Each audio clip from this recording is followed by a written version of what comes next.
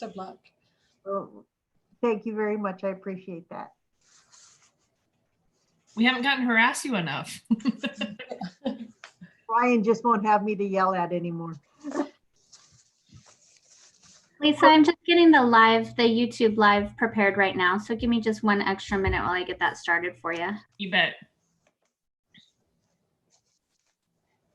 I can't remember. Are we missing Commissioner Casanelli tonight too? Or Commissioner Seal? Commissioner Seal said he would be here. Oh, he's there. I'm on. I just don't have my video on because I'm running a little late, and you don't want to have to watch me eat anything. And Commissioner Casanelli said he is traveling. Sounds like he might be busy at this time. Of course, like last time, he might try to call, but otherwise he'll be absent tonight. Okay, sounds good. And I'm ready to go when you are, Lisa. Perfect. Well, good evening, everybody tuning in. At this point in time, I'd like to call to order the regularly scheduled meeting of the Meridian Planning and Zoning Commission for the date of June 18th. And before we do roll call, I'm just going to run through kind of the format since some of you may be unfamiliar with what we're doing here. But we are obviously hosting this meeting via Zoom. And so on your screen, you should see the commissioners who are present for the evening's meeting. And on the call is also staff from the city attorney and the city clerk offices and staff from our planning and zoning department as well. Everybody else that is online on Zoom are just attendees. You're welcome to observe the meeting and we can see that you're there. However, your ability to talk and be seen will be muted. During the public testimony portion of the meeting, you'll be unmuted and able to comment. If you previously sent a presentation for the meeting, the city clerk's office will help bring that up and display it on the screen for you. And they can also assist with bring up a slide from another presentation if you need them to pull something open. So just ask it when you're up. And if you just want to tune in tonight to the meeting and don't really have a comment to make, we encourage you just to watch the streaming on the city's YouTube channel, which is at meridiancity.org/live. When the public testimony is open, the clerk will call the names of those who have signed up to testify on our website. They will unmute you at that time and we will call on you individually. So when you're called, state your name and address for the record and you'll have 3 minutes to address the commission. After that, we may ask you some questions for clarification, but once that's done, you'll be muted again and no longer have the ability to speak. Once all those who've signed up in advance are called, we'll invite anyone else who wishes to testify to do so.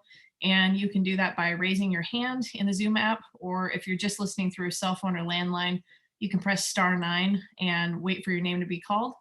If you're listening on multiple devices like a computer and a phone, make sure you mute those devices so that we don't have feedback and everybody will be able to hear you effectively. And note that we also cannot take questions until the public testimony portion of the hearing. So if you have a process question about anything, please feel free to email the city clerk, which is at cityclerk@meridiancity.org, and they will try to help you out as soon as they possibly can. So with that, Madam Clerk, would you mind taking roll for us? Absolutely. Thank you, Madam Chair. Commissioner Seal. Sure. Commissioner McCarville. Here. Commissioner Pitzer. Here. Commissioner Grove. Here. Commissioner Holland. Here. Absent are Commissioners Casanelli and Commissioner Fitzgerald. Great, thank you. So on tonight's agenda, we have one item that has requested a continuance, but otherwise everything pretty much stands. And that continuance is for the Gateway at 10 Mile application. So we'll open it up to allow the applicant to make that request to us, but otherwise we will not be opening it up for public testimony unless the commission decides we'd like to hear that tonight. So with that, the first item on the agenda is the adoption of the agenda. Can I get a motion to adopt the agenda as presented? So moved. So moved. Second. Got a motion and a second. All those in favor? Aye. Aye. Any opposed? Motion passes.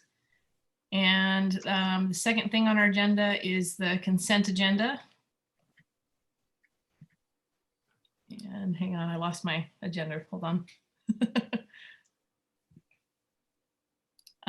Can I get a motion to approve the consent agenda, which has the minutes from June 4th Planning and Zoning Commission meeting, as well as the finding and facts conclusions of law for Gracie Fighting Academy? So moved. So moved. Second. Second. And third. I've got a motion, multiple motions and seconds. All those in favor? Aye. Any opposed? Motion passes. So we've already kind of gone through the public hearing process for tonight. Anybody wanting to testify will have their 3 minutes, and the applicant will have 15 minutes to make their presentation as well at the beginning.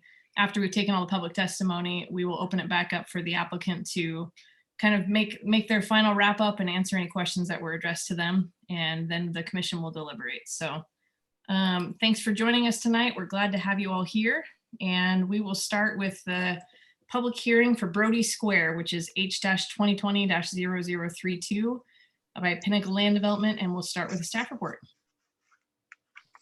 Good evening, commissioners. This is Alan Tiefenbach, Associate Planner with City of Meridian. Everybody hear me okay? Good, see nods.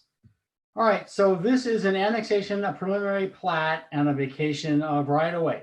The site consists of about 15 acres of land. It's currently zoned RUT within the county, and it's located at the northeast quadrant of North Black Cat Road and West McMillan Road. I'm trying to get my screen to work here. Let's see. There we go. So the future land use map designation for this is medium density residential. It's right, as I said, right now it's within the unincorporated county. And this would be an annexation and a rezoning to R8. It would be a preliminary plat for 65 building lots, and this includes a vacation of a portion of Daphne Street. Here is the preliminary plat, and I'm actually on the east here. I put the aerial just to kind of help give it a little bit of context. So this is Black Cat Road here, and McMillan is down here. Where my pointer is right now, this is a through street. This is Daphne Street. So this proposal includes vacating this portion here, which is about 275 feet. The purpose of that is because they're going to put their common open space and their amenity here. I want to clarify something in the staff report that I think isn't real clear. So there was 2 pre-apps that were completed on this property. The first pre-app looked at the southern 5 acres, which if you can see where my pointer is down here, this area is not in the subdivision anymore, but this area down here was initially included in this plat, and this area up here was not. This was going to be under separate ownership. At the time that we did that first pre-application meeting, staff made a recommendation that there would be a stub street to this up here. And the reason why is because this would have otherwise been landlocked. There was later a second pre-application meeting that was done, and the area that is down here was taken out, and this 5 acres was now brought into the subdivision. So now this 5 acres existed, and staff made a recommendation to stub to the east, which would be here. When the staff report was completed, there was an oversight on my part that there was 2 pre-apps that were done, and I kept the recommendation for the northern stub. I talked to the applicant a bit about this. He helped me understand that there was 2 pre-apps that were done, and I talked to ACHD about this. ACHD didn't have any issues with this proposal. They were happy with the eastern stub. So what I'm telling you, commissioners, is that I believe that the applicant does not want to do the northern stub. If the planning commissioners are okay with that, staff would not object if you decided not to add an additional stub to the north here. As I said, there's going to be a vacation of right-of-way that's being proposed. That's because there is a common open space area that they're doing. And so they would be, Daphne would now sort of curve around and then come back out Daphne like that. Right now, I believe it's about 24 feet of right-of-way, and it's not all developed. This part of Daphne and this part of Daphne would be developed to 33 feet, and it would have rolled curbs and sidewalk. It's important to mention that ACHD ultimately are the ones that would make the decision on this. So if ACHD decided that they did not support vacating this, this plat would have to be modified or changed. My understanding after talking to them and with their staff report, though, is that they do support this proposal. The one issue that I believe is still outstanding between staff and the applicant comes down to the open space and the amenity package. So the applicant is proposing approximately 11.5% qualified open space and amenities. There's about 70% that's a total open space, but 11% of that is what we call the usable open space. That consists of this pond here in the middle. They've got a corridor here that can be used, and these areas around in here. They're also counting this buffer. 50% of this can be accredited towards their qualified open space. But however, what staff's issue was, and I'm sure that the applicant is going to talk a little bit about this, is this pond that's in the middle is being required for their irrigation. So it would be likely that they would have to provide this pond whether or not they wanted to do the whether or not they wanted to provide this as an amenity. Now our code allows you to use a pond as an amenity. There's two things that it has to do. It has to have recirculated water, and it can't be a mosquito breeding area. But the applicant has told us that this pond is only going to be wet maybe 6 or 8 months out of the year. It's not going to be a pond through the whole year. The other thing that staff has some concerns about is that their amenity package includes a shade structure and some benches and a seating wall right down here where you see this pointer. There's also a trail that runs east-west here, and there's a trail that runs north-south here. Staff believe that these trails could connect. Now that we know that this pond may or may not be a seasonable pond and may not exist, we think it's even more important now that this connects, because otherwise this is gonna, we believe, be some sort of a no man's land or an area which is dry part of the year, and it's not particularly usable. I know that the applicant has suggested maybe they just take the trails out altogether, which we don't think is probably a very good option. Again, I think that the applicant is going to speak on this, and I'll defer this to them. But that aside, our recommendations are approval with the condition in the staff report.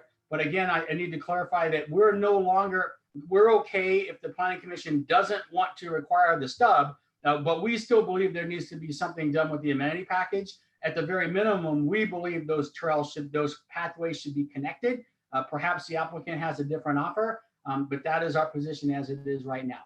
Is there any questions, commissioners? Madam Chair? Sorry, unmuting myself. Go ahead, Commissioner Steele. Just a question as to which, in the findings, where is the finding on the stub street? I'm trying to race through it and I'm not finding which one that is. Just trying to take a note here of it. Let's see here. I can give you that, but I'm going to have to get out of the screen because I have the staff report electronically. So I can give that to you. Okay, we can come back to that. It's something I want to make sure we have noted. Once I close this PowerPoint, I can get in there, but I can't do both at the same time. I can get that number for you, no problem. Okay, thank you. Any other questions for staff? Yes, Madam Chair. Go ahead, Commissioner Pitzer.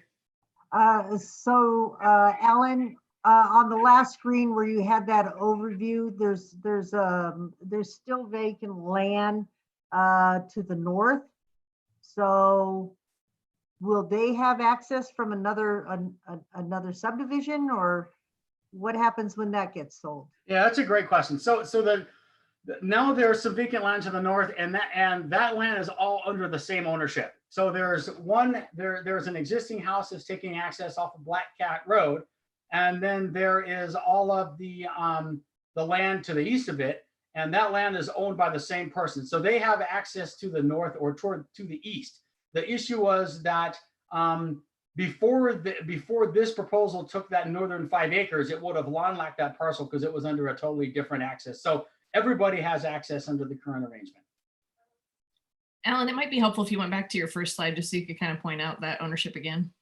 So this, right, there's 2 parcels here. I know this is kind of blurry. You can see the existing house. This existing house is taking access off of Black Cat. Now, if this developed, obviously we would not want to have access, including on the Black Cat, but you can see that there's an access here. This is all owned by the same person. So if it was owned by different entities, we'd be more concerned to make sure that one didn't landlock the other. But because this is all owned by the same entity, if and when this develops, we'll make sure that there's access provided to the north.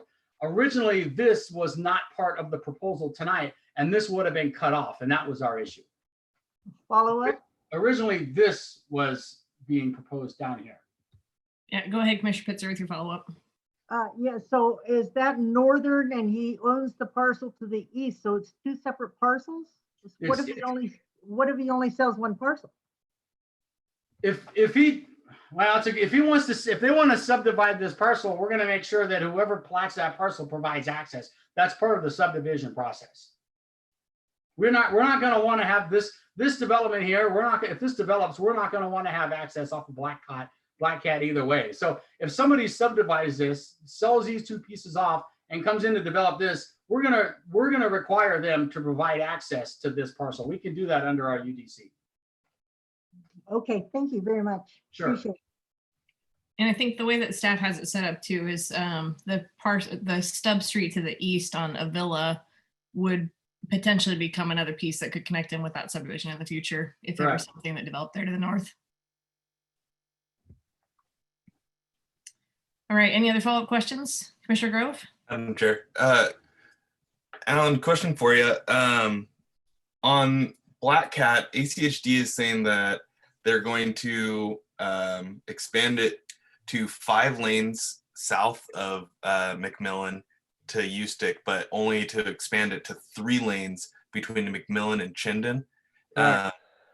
Do you know if that is like set in stone, or if they would actually end up keeping a sizable street all the way through to Chinden? Because I'm just wondering if that impacts the right of way on the western side of this development. My understanding at this point, based on my discussions in the staff report, is that they're only planning to expand that part of Black Cat to 3 lanes. They're not proposing to expand it to 5 lanes like it would be south of McMillan. Now, could that change? Sure, but based on the staff report and what ACHD gave me, and I believe that a link to that staff report was provided with my staff report. My understanding is that they're only providing 3 lanes. Okay. And I didn't see anything in the report, sorry, follow up, about the roundabout in this report, but it was in a future one. Is that my understanding is at that Black Cat McMillan intersection, a roundabout is to be put in at some point? That's correct. It is. Any other follow-up questions? All right, thanks, Alan. With that, I think we'll open it up for the applicants to come and speak with us. Madam Chair, I've gotten Keith Nichter into the meeting, and Keith, you can unmute yourself when you're ready. If you could let me know if there's anybody else that might be an attendee that you want me to bring over, I would appreciate it. Yes, hello, this is Keith. So Deb is going to be joining here shortly, if she's not already attempting to. Deborah Nelson with Gibbons Pursley. She'll be providing our presentation. She actually went down to City Hall and thought this one was in person, so she's racing back right now. But if no one from Gibbons Pursley is trying to attend right now, then I can go ahead and kind of give a little presentation if you don't see anyone else trying to get in. I don't see Deb yet, but I'll keep an eye out for her, and as soon as she gets there, I'll go ahead and get her into the meeting. Okay, hold on one sec. I think maybe they're calling me right now. Hello? If I can mention the question, this is Alan with staff. Go ahead, Alan. The plat note that you were referring to is number 4.1. If you look at the staff report, it says the plat shall be revised as follows prior to the submittal. The All right, I'm sorry. Sub sheet will be provided. So that would be the condition that the planning commission would want to discuss whether or not they would want to retain that. 4I in the findings. Sorry to interrupt. Jeff Bauer is the name that we'll need to let in, if you don't mind. Okay, I'll go ahead and get him over. I do have a phone number here too, so if anybody's on the phone, I just need the last 3 of their telephone number and I can admit them too. Oh, there's Deb Nelson. Hi, sorry for the delay. Nice to see all of you. I don't know how I got our wires crossed and thought that we were there in person this evening.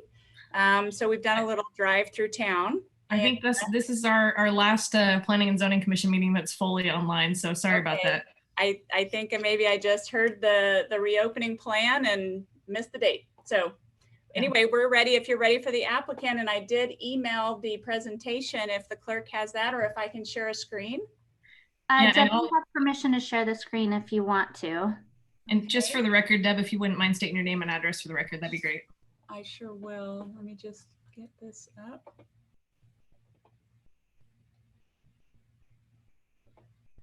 Is my screen, my PowerPoint shown? Can you see that? We can see it. Yep. Okay. Great. Well, Deborah Nelson with Givens Pursley.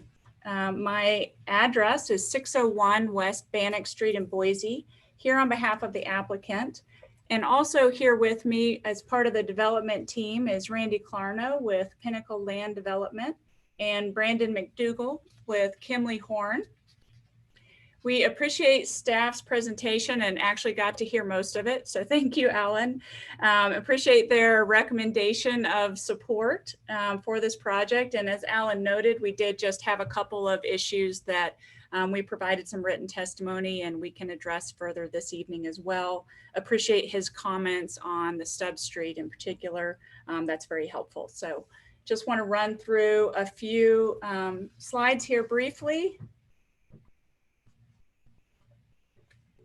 Did Jeff leave? I'm not seeing what you guys are seeing, so I just want to make sure you're able to see what I'm advancing.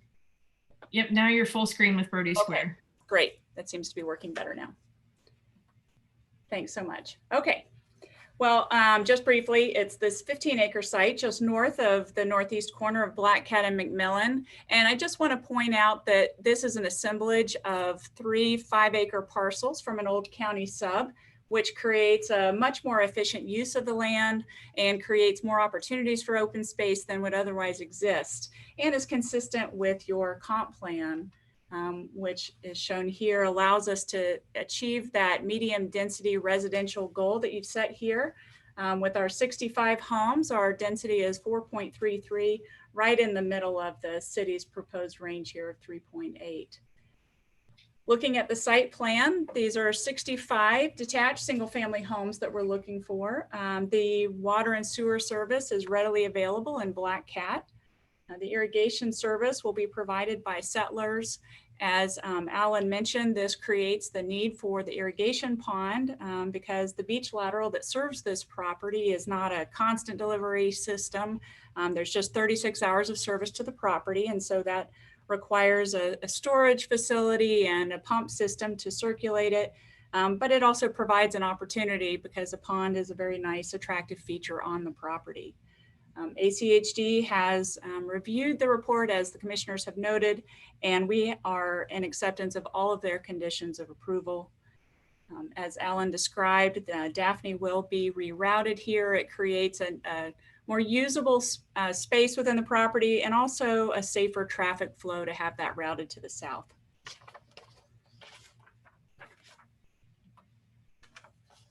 Since Alan has already gone through a fair amount about these substreets, I don't think I need to focus on these slides. We appreciate his support for what we've proposed here, which is consistent with what we were instructed to do at our pre-app where this full property was at issue. And so that northeast location that you can see here is our preferred location.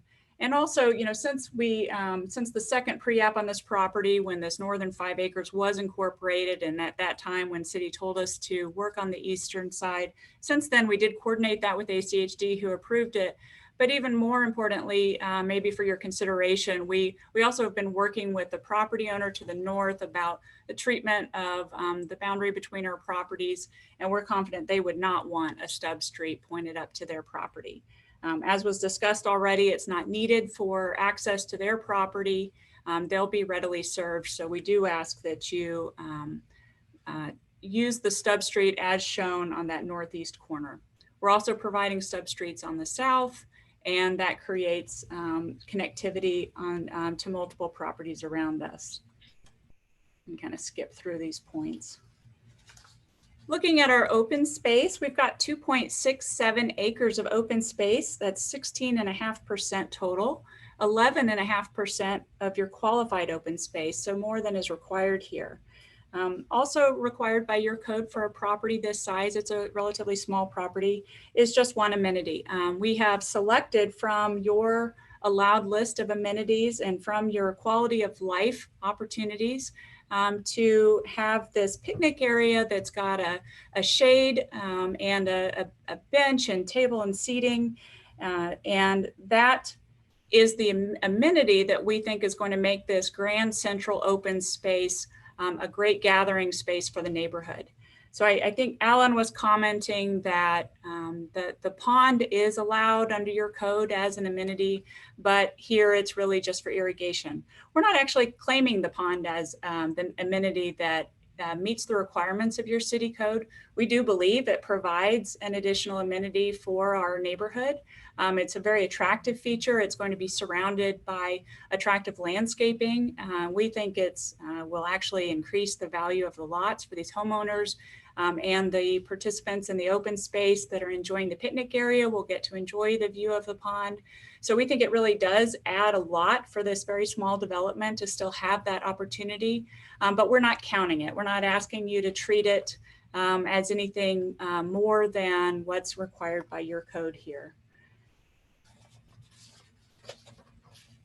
A couple other slides I'd like to show you about our open space, just so you can get a better idea of what our covered picnic area structure would look like.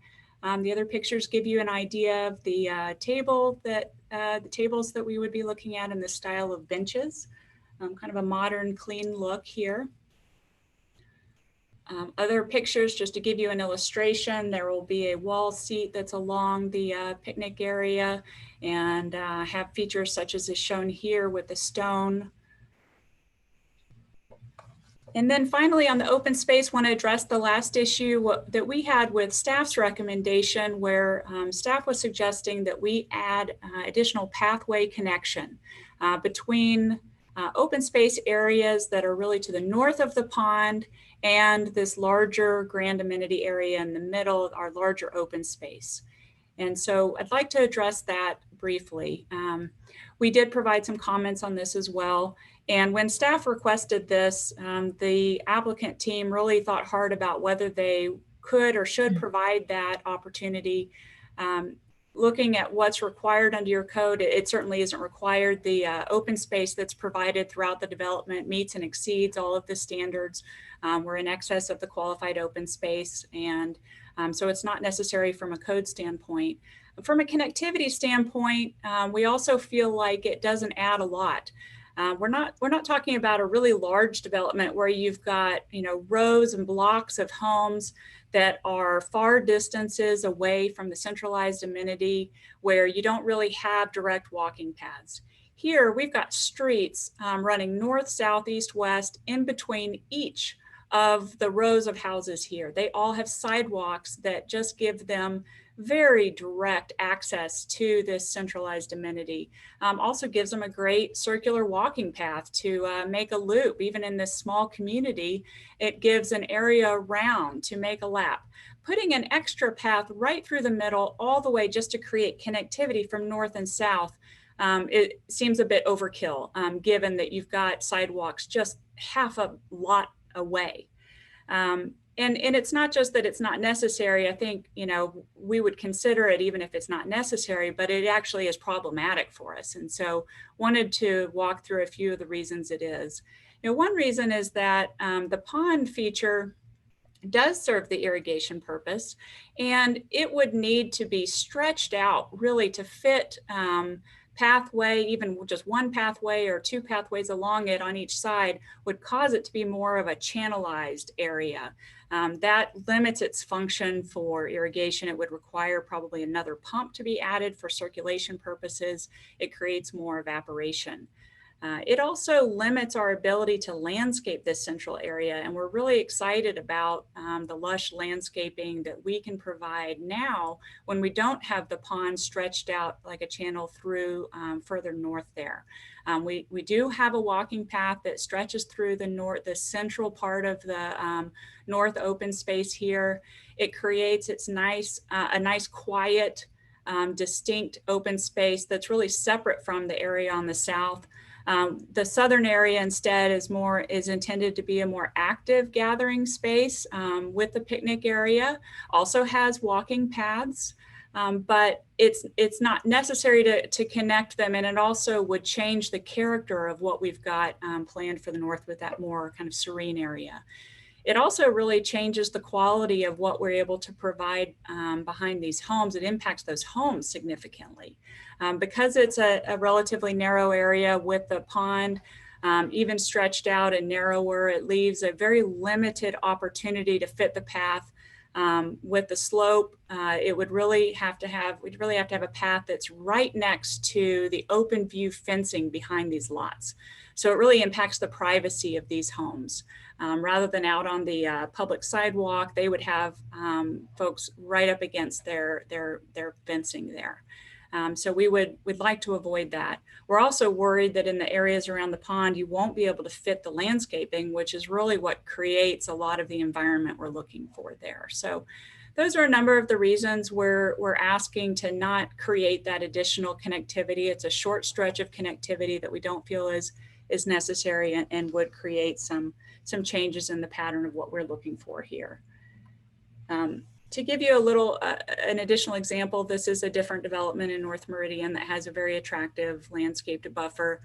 Even without a path, you can get a sense here of how attractive just having landscaping in an open area where you've got the open view fencing creates a really view homes that they can look out on this. It adds to the character of these homes and the quality of what they see, and shows that it would be pretty impactful if you had a pathway that was immediately adjacent to that kind of open fencing. Finally, I just want to end by showing you some of the quality homes here. The architectural style of the project will largely be a mix of contemporary forms and modern styles. Very elegant and plentiful blend of materials ranging from stone to stucco and board and batten siding materials. With stylish natural colors. The home sizes will range from 1,600 to 3,000 square feet. Similar quality to what you see in the neighborhood here. And also the same quality that you may have come to expect from this developer who's done other great successful residential development in the city of Meridian already with Kingsbridge and Shelburne. So with that, I stand for questions and may turn questions over to my colleagues as needed. Thank you so much. Thank you, Deb. I appreciate it. One question looking back at if you can go back one slide to the plat again so we can look at that with you, where the pond is. There you go, perfect. So I see why staff's asking for the connection of the pathways from the north into that bigger common area, just because if you're going for a walk and you walk down that block 3 between the homes and then you kind of just have to turn around and go back out, it's a lot nicer to have that connectivity. And I would commend you and your team's efforts here because I think it's a beautiful layout. I like that the common space is in the middle. I think it's a smart looking development overall. I always like water features and wish there were more of them in Meridian. So certainly some great amenities here. Couple of thoughts for you. I don't know if you considered having another maybe short pathway and sidewalk that went between a couple of lots to get out of that middle stretch as maybe a compromise. If you put a small pathway that went between lots 50 and 51 or something like that. So that way, if somebody was walking a loop, they wouldn't just get stuck and have to go back out. But that's just a thought for consideration. Wanted to see what you thought about something like that. Commissioner Holland, thanks for those comments and questions. And no, we're not really looking to separate those further. I guess, again, just focusing on the small size of this, that there really is already a strong east-west connection through this grand amenity area from, so to get pedestrian access through there. If you look at the limited number of lots that are in that central area along this amenity, another break point there doesn't add a lot for their walking around. You've got this circular path around all the sidewalks as it is. You can already do a nice lap without having another break in there. And so, you know, it also would again change the character of this northern area where we're looking for something that's a little quieter, a spot to go take your dog for a quick, quiet walk.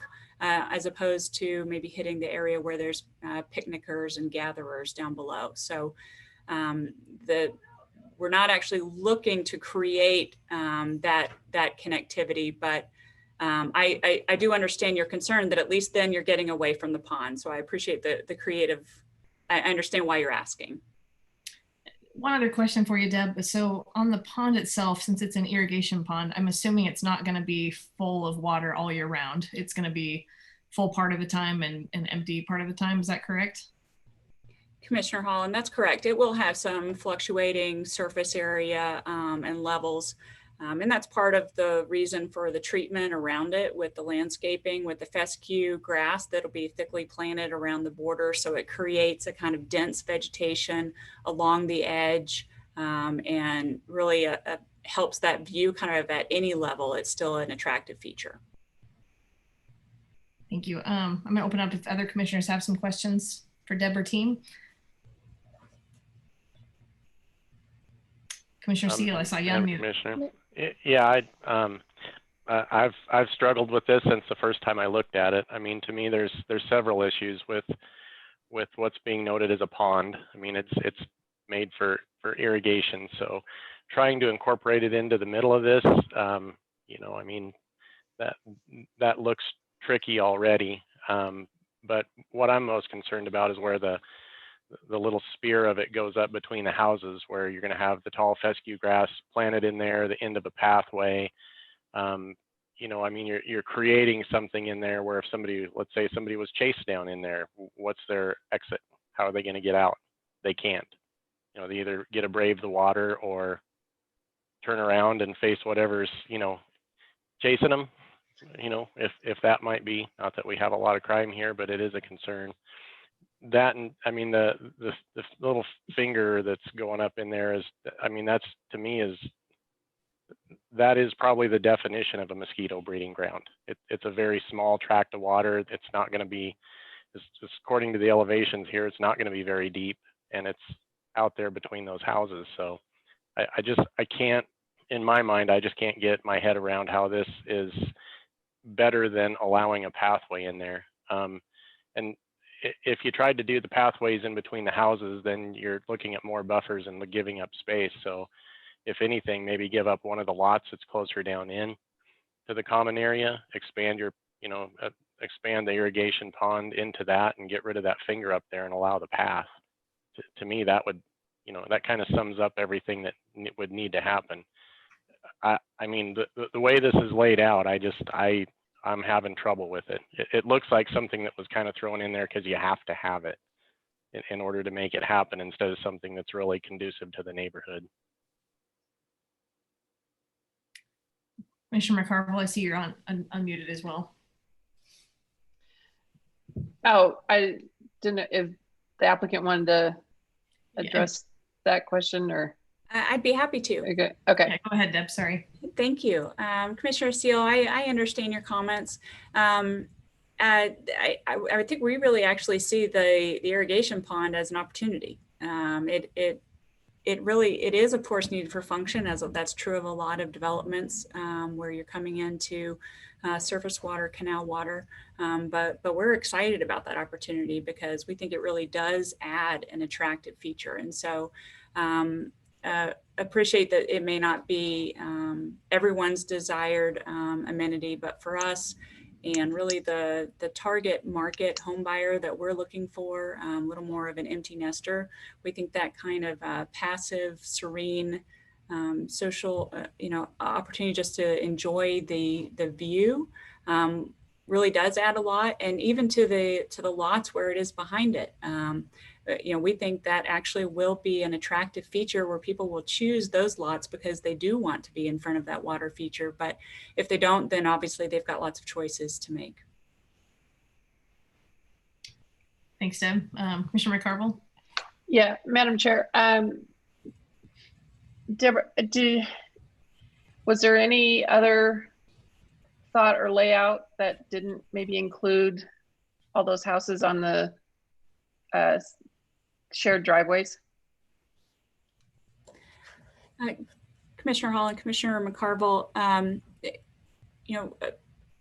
no, the shared driveways, we tried to limit it, but it's really the most efficient way to capture the corners. There's just 3 lots on them. It's a very short shared driveway, but it does provide a very efficient use of the land.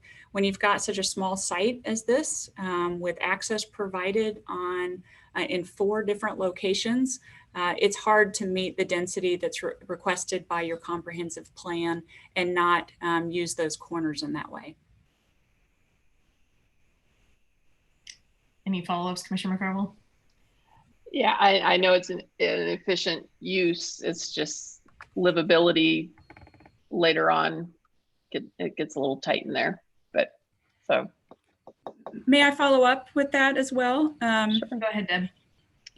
Commissioner McCarville, that's a great point. And what we've actually found and what this developer has experienced is that when they don't arrange them in that way, they're harder to sell. For example, an extended flag lot is not attractive to home buyers, but home buyers don't mind the shared driveway. And so between those choices, we've actually found that this is more palatable to the market as well. So just wanted to share that comment with you as well. Thanks, Deb. Thank you. Thank you. Commissioner Pitzer, you're unmuted. Do you have a comment? Thank you, Madam Chair.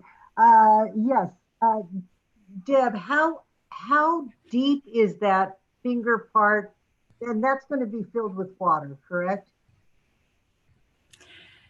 Commissioner Hall and Commissioner Pitzer. Yes, so the edge of the pond is actually going to have a bench that extends out several feet that'll just be a foot deep. In the deepest part of the pond, including out in the larger area, it's going to get up to 7 feet. So that the portion of the pond that's going up between to the north there, I mean, I have an irrigation pond in my neighborhood and we love it. I says, but this I've never seen one with this, and was that because it could not be narrowed at, widened? What's the purpose of that narrow 1 foot piece for the irrigation pond?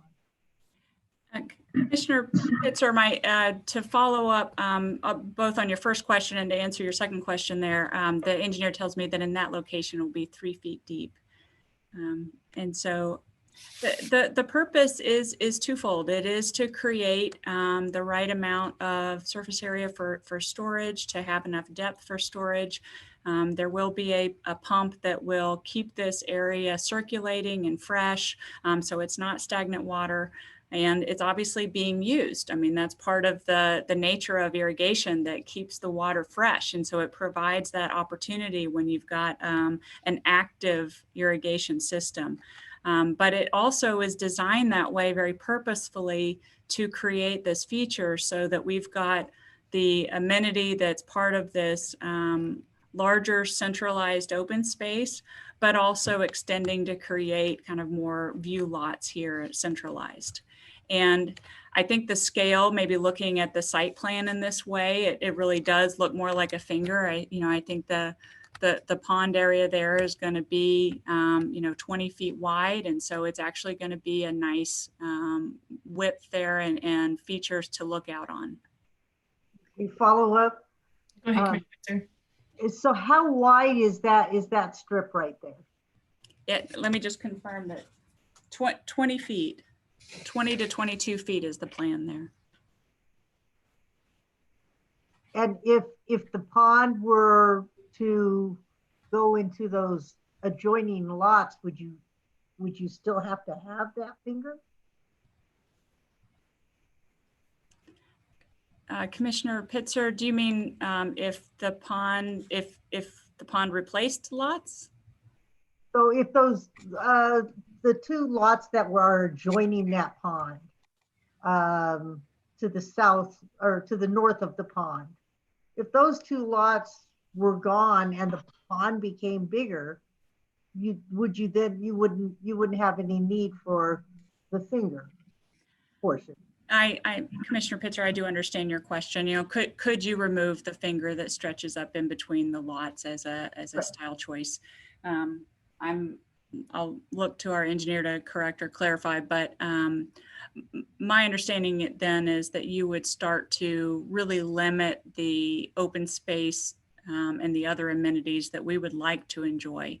So in addition to what I mentioned earlier about preferring it to be in that centralized landscape area as well, but also I think you'd really start to limit the picnic area and the green space that's around that pond. So I believe the answer is that it could be feasible, but it would change the quality and character of the rest of the amenity package that we're trying to provide.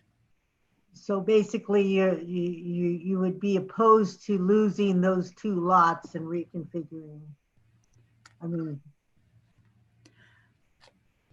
Commissioner Pitzer, no, we are not interested. We're not, we would like to keep our lot count. We think that this, you know, as we've already noted, we're actually meeting and exceeding the amount of qualified open space. So we don't want to lose residential lots to increase that open space further. We think that this is a nice quality and quantity for this development. okay, thank you very much. Any other Thank you for your questions? For Deb? Madam Chair, Go ahead, Commissioner Seal. question for staff, and it goes kind of along with what Commissioner Pitzer was saying there. If they lost lot 61, is that going to hurt is that going to put them under density for the zoning that they're requesting? Well, I'm looking specifically at lot 61. when you're saying it hurts them with their density, I mean, I think they're about 4.5 DUs per acre. That's within what the recommendations of the comprehensive plan are. They had to make the lots a little bigger. They could probably make a few lots a little bit smaller. And yes, and still be within their density. I think one thing that's been missed, you know, I question whether it's really qualified open space if the pond's not usable. The other thing I think it's important to mention is this is an annexation. So, you know, certainly the commission has the option of deciding whether they want to annex this property and what the development agreement should read if they find it acceptable. So it's not purely just based on code like a regular subdivision plat. They're asking to annex into the city. Understood. And that's kind of, I mean, we've, you know, there's been a little bit of talk about this pond and the layout and, you know, and again, I mean, if this isn't considered, as the applicant testified, this is not going to be something that has to be considered for an amenity. Therefore, it's not an amenity. So if it's not an amenity, I don't know that it qualifies for open space because you're trying to make it something it's not in my mind. If it's going to be a pond, make it a pond, put a feature in it, make it something that people can use. If you're not, then either move it somewhere else so you don't have that finger up in there and you can continue the pathway down in, or, you know, give up lot 61, reconfigure the pond and allow that throughput to come down in. You know, again, I mean, it's not that the rest of the subdivision isn't beautiful or this isn't going to be a remarkable place to go. It simply has to fit. I mean, it's something that has to fit into our city and not become something that people are going to fight in the future. So everybody has an opinion, and I mean, my opinion is that finger that goes up in there that's just a no-go for me. Thanks, Commissioner Madam Seal. Chair. Deb, did you have a comment you wanted to make back to that first?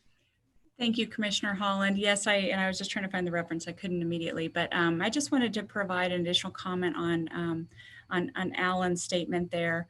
Our understanding is under your code, while we're not claiming the pond as an amenity, it does count under your code for qualified open space when it is adjacent to an amenity that is qualifying, such as your covered picnic area here. And so that's why that was counted under your qualified open space. It was part of the area that staff counted in their calculations as well, as my understanding. So I understand everybody's got a different aesthetic preference on that, but it does meet the code requirements for what you've asked for this subdivision size.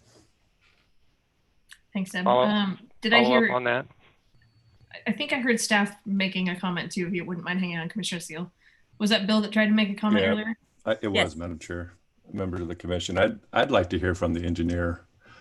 I've worked on some projects in that area there's some high groundwater out there. So I'm curious as to how this pond's going to work when there's high surface water out there. And to me, in some of my experience out there had to be slab on grade construction out there just because of the high groundwater. And to me, if you start digging down into that ground and they get 7 feet down, I know some of that groundwater out there is a foot from grade. And so it may not be a dry well, a pond, it may be a wet pond year round. So if Deb, if you have the engineer there, if you wouldn't mind allowing him to come testify as to what they've found with their geotech report out there and just share that information with the commission, I think that would please help us understand that pond feature a little bit more. Okay, thanks, Bill. Here's Brandon for you. And Brandon, if you wouldn't mind stating your full name for the record, that'd be great. Absolutely. Brandon McDougald with Kimley Horn and Associates. Address is 950 West Bannock Street, Suite 1100 in Boise. So to address the question there, the recent groundwater investigation that we did through the geotechnical investigation was 5.5 feet deep. So, and the deepest portion of the pond is 7 feet. So there is a potential for 1.5 feet of water to be present during, and I think the groundwater would recede a little bit during the winter months. So, and that groundwater depth was taken recently. So, but there is a chance for there to be standing water when the pond recedes due to the groundwater. While you're here, can you talk a little bit more to what everyone's referring to as the finger and why that's critical as the part of the layout of the pond instead of going another foot deeper or wider? Yeah, so the reason why we need that additional volume is to provide the irrigation that we need, the irrigation volume for the development.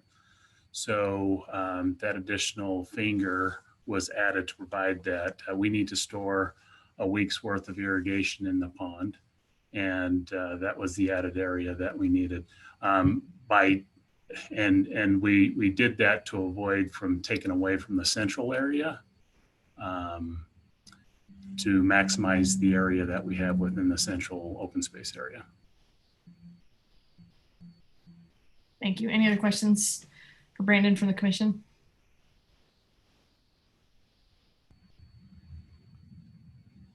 They let you off easy. I'm here if you have any other questions.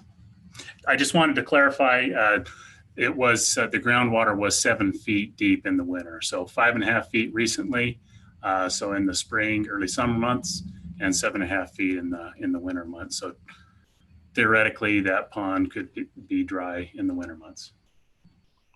Thank you. Appreciate it. Madam Chair? Commissioner Pitzer. Yes, for Brandon. I know he went and sat down, but. Yes. So, yes, so that finger portion isn't actually really necessary if you had the same surface area, say in a different configuration. Yeah, correct. Okay. So we needed that area to accommodate the volume of irrigation water required. Okay, thank you for the clarification. Yep.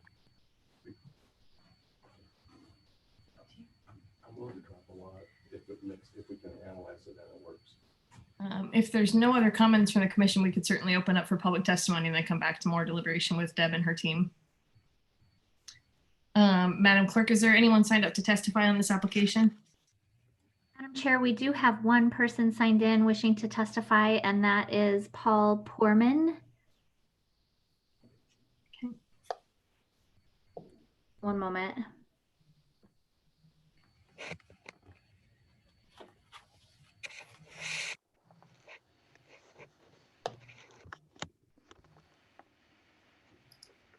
Paul, if you want to unmute yourself, you should have the ability to do so, and you can talk.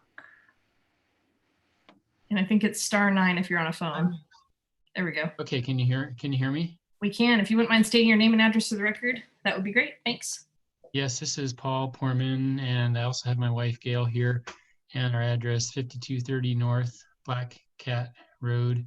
That's Meridian, and we're the property just to the north of this development. Great. Go ahead, Paul. So how much time do I have? We usually allow about 3 minutes. Okay. So I guess I just wanted to thank Randy for meeting with us in person a couple weeks ago. And he took time out of his busy schedule and came over and just asked us what our concerns were. And we had 3 concerns, and I think he answered them quite readily. But I just, for the record, wanted to say what they were and what Randy had offered to do. So the 3 concerns that we had was number 1 was a privacy issue. Our house looks straight out to the south at this development. And if they have tall houses looking over a short fence, they're going to basically be looking in our bedroom windows. So that was the first concern. The second concern was drainage, and our property is a little bit higher than this property. And we count on in high rains like we had last week that the water drains off going to the south to this development. And the third one was the material that any fences, any border fences might be made of. And we've had issues in the past when we still irrigate and clean our irrigation ditches. And usually the way we do that is by burning them. And if there's a vinyl fence right next to the ditch when we're burning, it can very easily melt or damage or blacken the vinyl fence. So what Randy said, he was very gracious, and he said as far as the privacy issue, he would state that the 3 lots that faced our house would have homes that were only single story. So they wouldn't have they wouldn't have 2nd story windows looking in on us. The second thing that he committed to was either a 7 or an 8 foot high fence or wall in between the properties. And likely we would go in together with the developer and have a concrete type wall rather than a vinyl fence.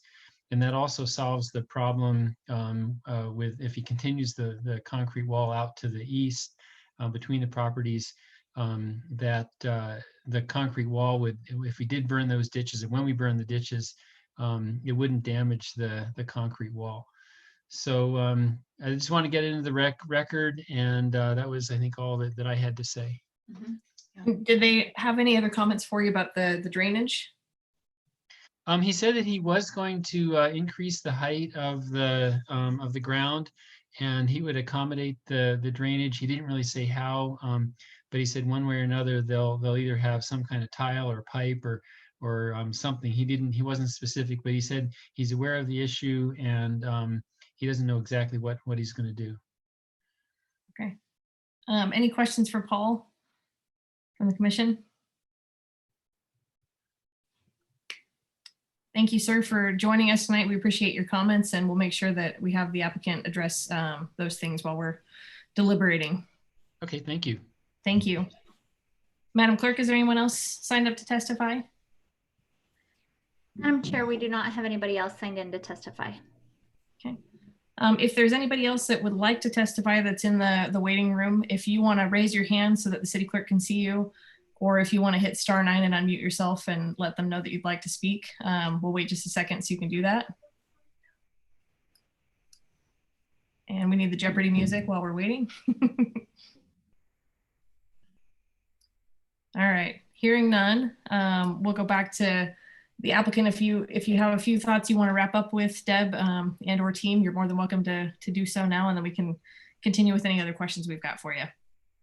Thank you, Commissioner Holland. We'll be very brief. Appreciate the comments from Paul there. Yes, the developer agrees to provide all of those features. Just a clarification on the fence or wall and the concrete materials. You know, I believe 6 foot probably is the max that the city will allow. We'll provide whatever the max is that the city will allow us to do in height there. But as far as the materials he requested, we are happy to do that. For drainage, yes, we will do what we need to do to keep our drainage and stormwater runoff on site to make sure that that's not creating any problems for him. And yes, we do accept the single story on those 3 lots, as he mentioned. So I appreciate his comments. And then finally, I just want to briefly say that in response to several commissioners, in particular Commissioner Pitzer and Seal, you were asking about whether the developer would be willing to lose a lot there, and he has said he would.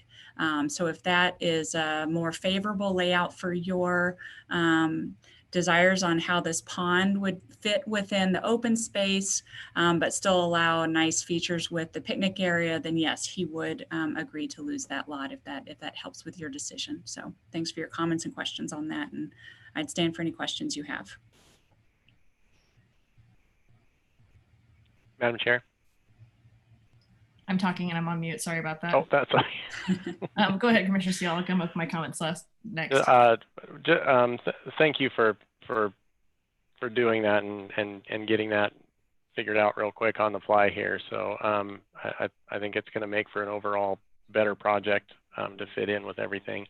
And what I was looking at is specifically that lot 61, and still incorporating the staff's requirements in here to connect to have the path connectivity completed in there as part of that. Commissioner Holland, Commissioner Seal, you drive a hard bargain, but the developer is nodding his head. So I think he's willing to do that for you. Thank you, Deb. That was my same question, was if you get the pathway extended down if we move that pond a little bit. Yeah, we appreciate your interest and questions in it. So yes, we're willing to make those changes. Great. Any other questions for Deb or staff or her team? Madam Chair, Commissioner Grove. I just had a quick question so I can clarify in my head where we're talking about with the lots the neighbor to the north mentioned. You said the single story on 3 of the lots. Is that correct? 42, 41, and 40. Is that where I'm kind of guessing? It was 42, 41, 40. Those the right numbers? These 3, not the corner. Yeah, okay. Commissioner Grove, lots 44, 43, and 42 are the 3 that are right in front of their home. Okay. So it's not directly in that northwest corner. It's one off where it begins. And then the ones around it would be 2-story. Is that the plan? There'll be a mix of 1 and 2 story throughout the development. Okay. Thank you. Thanks, Deb. Any last thoughts? Seeing no one unmuting. Deb, thank you for your time and for having your team here. We really appreciate it. And thank you. At this point in time, I'd be happy to take a motion to close the public hearing so we can move to deliberation. Madam Chair, so moved. Do I have a second? Second. Motion and a second to close public hearing. All those in favor? Aye. Aye. Aye. None opposed. The floor is ours for deliberation. I'll kick it off. I think it's very generous of the applicant to work with us so quickly to make some of those modifications and being willing to lose a lot so that they can reconfigure that pond a little bit. I think that eases a lot of my concerns if the pathway continues down and that pond can be a little bit look more like an amenity instead of that it's encroaching on what could have been a pathway. So I really appreciate them working with us, and looks like a beautiful development, lots of nice landscaping and amenities, and certainly a place that will be desirable for living. I don't see an issue with, I think the few things that we've need to condition is allowing for the removal of that northern access from the staff requirement, since that was part of a preliminary conversation from before. And I believe they told us that was item 4I. And then the privacy issues that we would condition there'd be single story homes on the lots 42 through 44. And question for staff on the fence height. Are we only allowed to condition a 6-foot fence? Yeah, Madam Chair, members of the commission, Deb is correct on that. The applicant's representative's correct. It's 6 feet is the maximum in a residential district.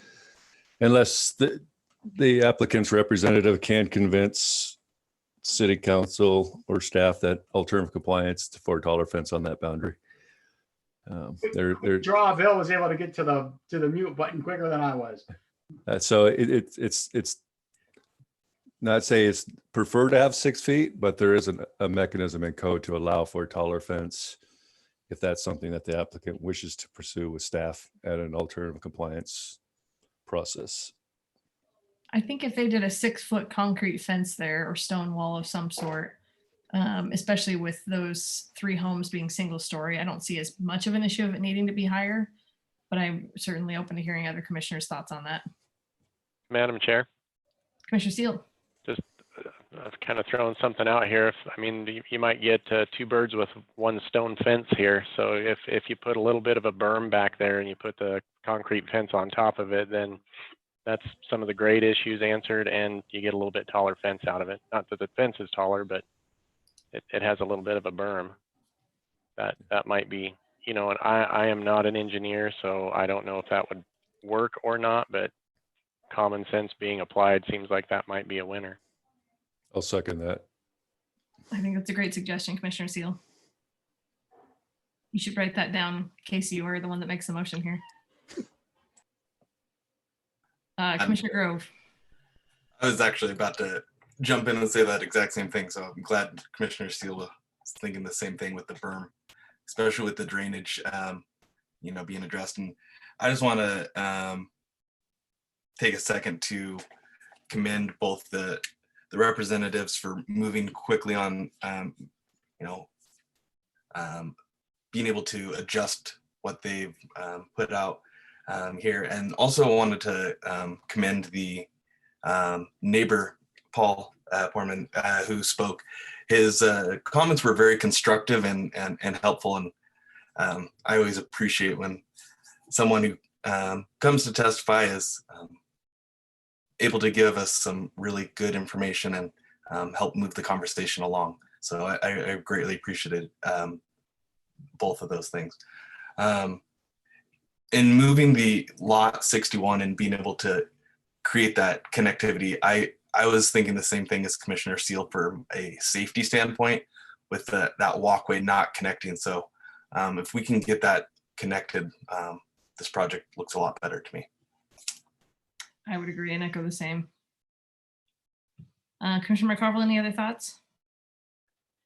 I'll keep them short before I start coughing again.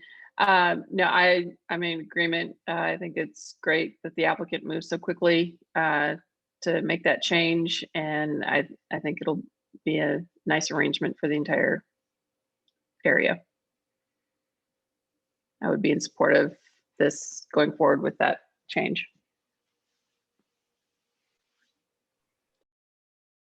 Madam Chair?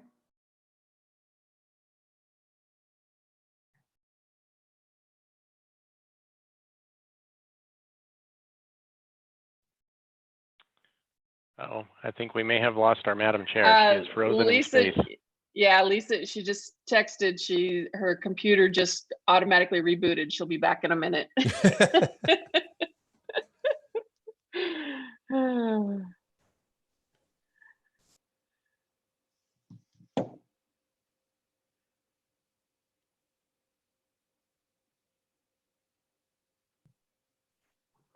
Now we really need the Jeopardy music. I could sing, but you wouldn't like it.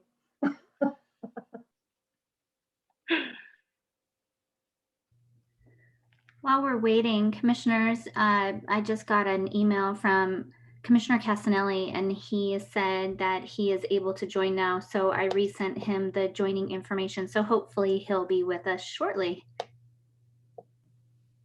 Oh, there he is. We're going to bring him in now. And get him joined on with you guys. So let the record note that Commissioner Casanelli has joined us at 7:09 p.m.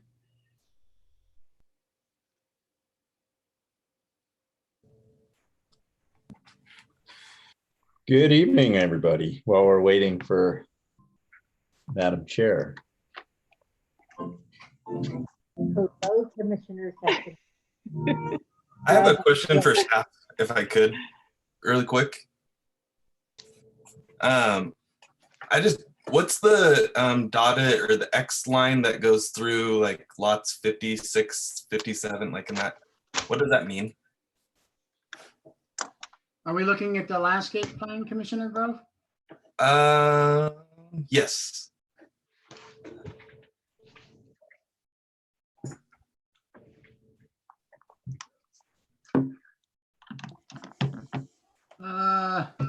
It looks like existing vegetation like shrubs. Okay. They're kind of bubbling out where it is. If you Okay. look really, really closely between 32 and 33, you can see little shrubs and vegetation shown in that area. Thank you.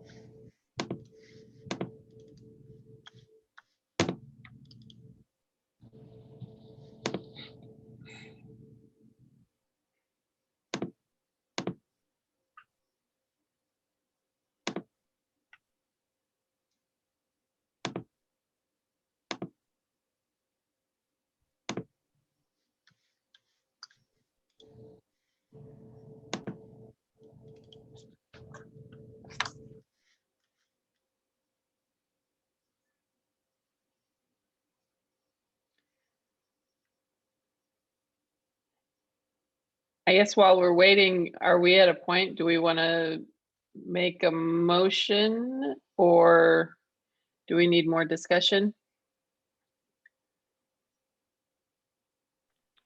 I was I guess, gonna try and end the discussion and do a motion, but yeah, I think if we find the vote is close, maybe we can redo the motion once Lisa gets on, but if we're in agreement,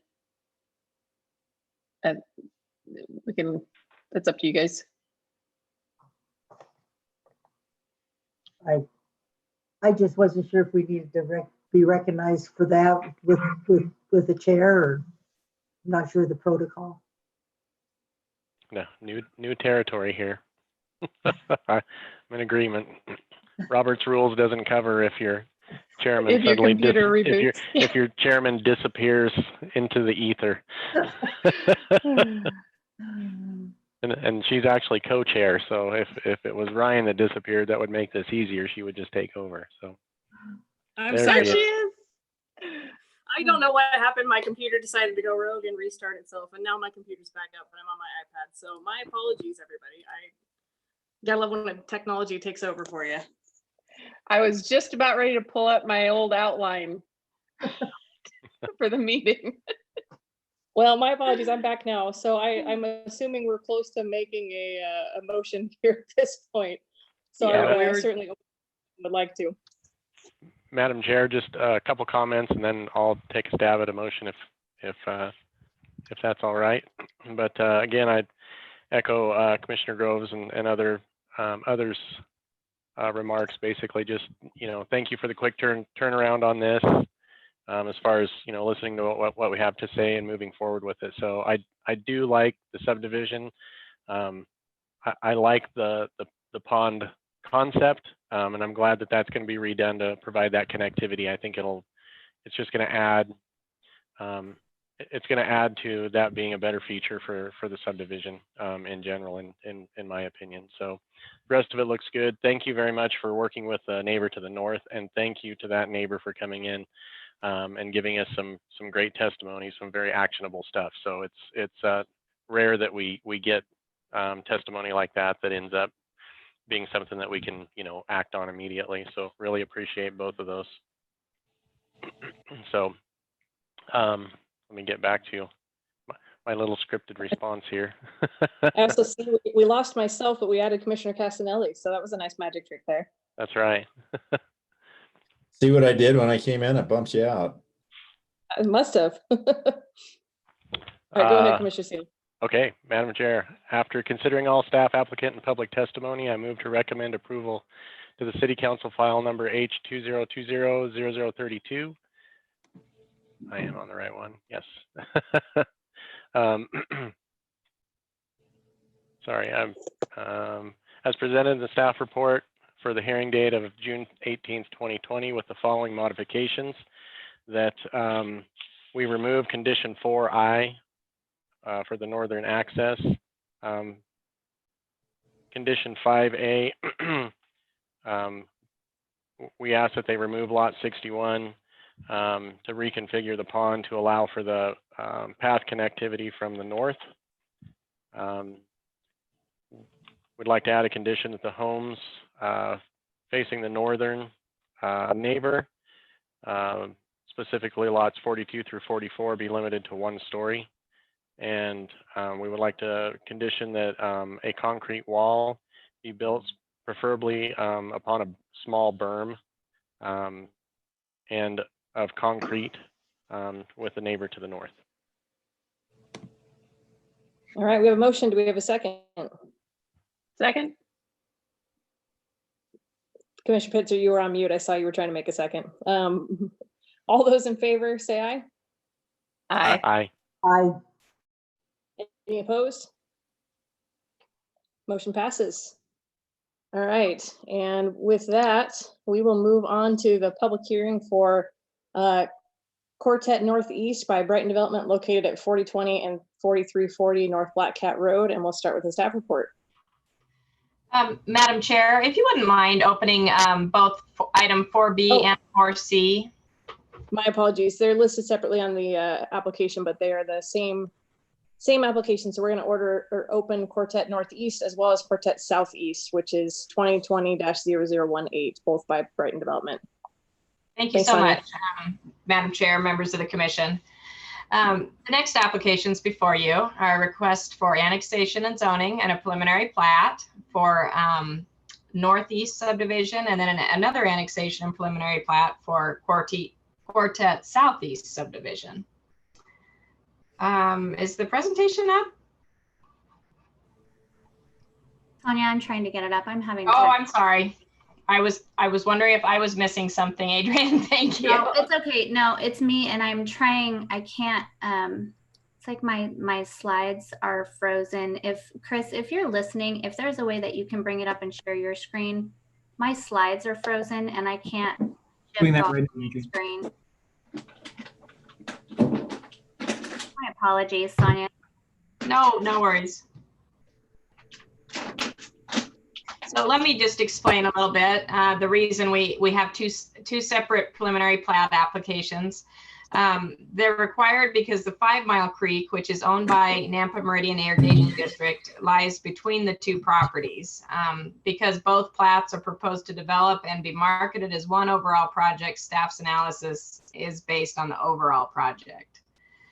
This is because the Ada County Surveyor required separate plats when you have right-of-way or like a irrigation facility that separates the property, if they don't want to be part of the plat. And in this case, NMID did not wish to be part of the plat. So that's why you have 2 plats before you. And then there is, thank you, Adrian. You'll notice the boundary of the property actually includes extra area clear down to Eustick Road, which is not actually it's part of the current parcel configuration. There is a property boundary adjustment application that's currently in process in Ada County to adjust the boundaries of the 2 existing parcels south of the creek in Quartet Southeast subdivision. And it is anticipated to be finalized prior to the city council hearing for this project. So the boundary of the proposed annexation and plat is based on the record of survey shown there on your right. So this site consists of 86.44 acres of land. Madam Chair, this is Chris. Go ahead, Chris. And Sonia, I apologize. I just want to tell the applicant, Mr. Wardle, that we are aware he's in the room and we'll bring him in once your presentation's concluded, Sonia. Oh, okay. Thank you, Chris.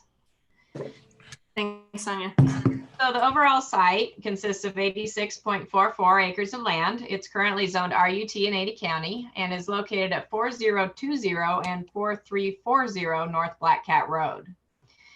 This property is largely surrounded by agricultural land zoned RUT in Ada County. The city's wastewater facilities zoned IL, and some R8 zone property currently in the development process with single-family residential homes.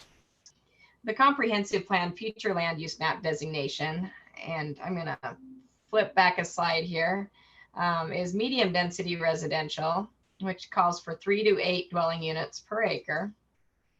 And that's approximately 50 acres of the site. And mixed use non-residential, which is approximately 41 acres of the site. A city park is also designated on the future land use map in this general area. So the brown area here on the first map here you're looking at is the mixed use non-residential, and then the yellow is the medium density residential. The applicant is proposing to annex a total of 90.99 acres of land between the two subdivisions with R8 zoning, which consists of approximately 71 acres of land, and CG, which is approximately 20 acres, and develop 186 single-family residential detached homes at a gross density of 2.8 units per acre, and non-residential commercial uses on this site. The eastern 18-acre residential portion of Quartet Northeast is located within the mixed-use non-residential designated area, which is a non-residential designated area that provides approximately a quarter-mile separation and buffer to the city's wastewater treatment facility. Because the future land use map is not parcel specific, the applicant is requesting the medium density designation on the western portion of the property is extended to the Collector Street, North Joy Way, which bisects the eastern portion of the property. The portion of the property east of the Collector Street is proposed to be zoned CG and developed with non-residential or commercial uses in accord with mixed use non-residential designation. At the request of the city, the applicant included the 0.97 acre out parcel at the southwest corner of Quartet Northeast subdivision. I'm not sure if you can see my pointer or not, but right there, where a sewer lift station is located in the annexation boundary. A conceptual development plan was not submitted for the non-residential commercial lot proposed to be zoned CG. The applicant states this lot will be the subject of future discussion with the city regarding a potential park site as depicted on the future land use map, or consideration of other potential buffer uses determined by the results of the Public Works noise and odor study, which is planned to take place later this year. Although some residential uses are allowed in the CG zone, per the UDC, staff recommends as a provision of the development agreement that no residential uses be developed on that lot unless a subsequent noise and odor study conducted by the city determines that residential uses are appropriate in that area. 2 preliminary plats are proposed. Switch slides here. Looks like I'm ahead of myself. Let's see, there we go. Containing an overall total of 186 residential building lots, 1 commercial building lot, 29 common lots, and 2 other lots. The plat is proposed to develop in 3 phases, with the first 2 phases located along North Black Cat Road, and the third and final phase on the eastern portion of the site.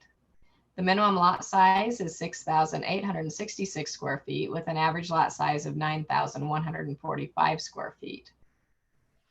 There are 2 existing homes, one within each of the preliminary plat boundaries, that are proposed to remain on lots in the proposed subdivision. These homes are required to hook up to city water and sewer service within 60 days of services becoming available. Access is proposed via 1 collector and 1 local street from Black Cat Road. The collector street is proposed to extend over the 5 Mile Creek and through the site to the north boundary for future extension to McMillan Road, consistent with the master street map. A 25-foot wide landscape street buffer is required along Black Cat Road, and a 20-foot wide buffer is required along the Collector Street. A multi-use pathway is proposed off-site along the north side of the 5 Mile Creek and adjacent to the southern boundary of Quartet Northeast subdivision, and along the east side of the Collector Street, north of the creek to the north boundary in accord with the pathway's master plan. If Nampa Meridian Irrigation District does not allow the pathway and associated landscaping to be located on their property, the pathway should be provided within a minimum 20-foot wide common lot along the southern boundary of Quartet Northeast subdivision. A minimum of 10% qualified open space is required to be provided in each subdivision. 6.65 acres is required in Quartet Northeast. A total of 7.6 acres or 11.5% is proposed. And 1.99 acres is required in Quartet Southeast. A total of 3.4 acres or 17% is proposed, which exceeds UDC standards. Open space consists of half the street buffer along the arterial street, the entire street buffer along the Collector Street, linear open spaces, and common areas exceeding 50 feet by 100 feet in area. A minimum of 1 qualified site amenity is required for developments over 5 acres in size, with an additional amenity required for each additional 20 acres of land being developed. Based on 66.52 acres, a minimum of 3 amenities are required in Quartet Northeast, and based on 19.92 acres, a minimum of 1 amenity is required in Quartet Southeast, for a minimum of 4 amenities overall. A community swimming pool, a tot lot with children's play equipment, segments of the city's multi-use pathway system, and 1 acre of qualified open space beyond the minimum required are proposed as amenities in Quartet Northeast. And an additional 1.41 acres of qualified open space beyond the minimum required is proposed as an amenity in Quartet Southeast, meeting the minimum standards. The Preson Lateral runs along the eastern portion of the north boundary, and that is that green area here on the open space exhibit, within a 40-foot wide easement in a common lot, and is proposed to be left open. The 5 Mile Creek, which lies between the 2 plats, is required to be protected during construction. A portion of the site is within the 5 Mile Creek floodplain. A floodplain permit will be required prior to any development in that area. Conceptual building elevations were submitted for the single-family detached homes as shown. Homes are a mix of 1- and 2-story units with building materials consisting of a variety of siding styles with stone and brick veneer accents. No elevations were submitted for the non-residential commercial portion of the development, as no development is proposed at this time. Written testimony has been received from Mike Wardle, Brighton Corporation, the applicant's representative, in agreement with the staff report. Staff is recommending approval with the requirement of a development agreement per the provisions in the staff report. Staff is recommending 1 change to condition number B12 to modify the requirement for the water main in North Joy Way, the Collector Street, to continue south through Quartet Southeast to provide a second connection out to Black Cat with the second phase of development rather than the first phase. So staff would like Commission's direction on adding that into the recommendation to council. Staff will stand for any questions. Thanks, Sonia. Any questions for staff? Madam Chair. Mr. Casanelli. Casanelli. Sonia, the gross density figure, I have to scroll back up, it was 2 point something. Is that taking into account the commercial, the CG parcel, or is that strictly based on the residential portion?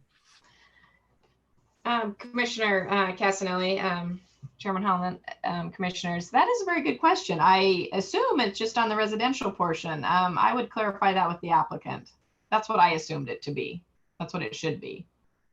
Okay. And I've got 2 more questions, if I could, Commissioner or Madam Chair. Go ahead, Commissioner Casanelli.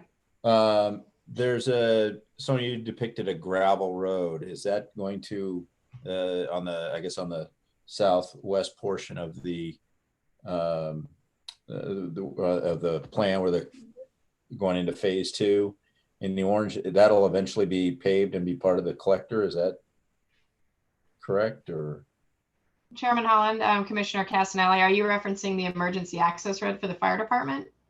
yeah. Yes, that will be the collector street eventually. Yes. That will be Okay, so gravel to start with, emergency access, but that ultimately will become the collector. Yes. Okay. And then one follow-on question, if I may. Go ahead.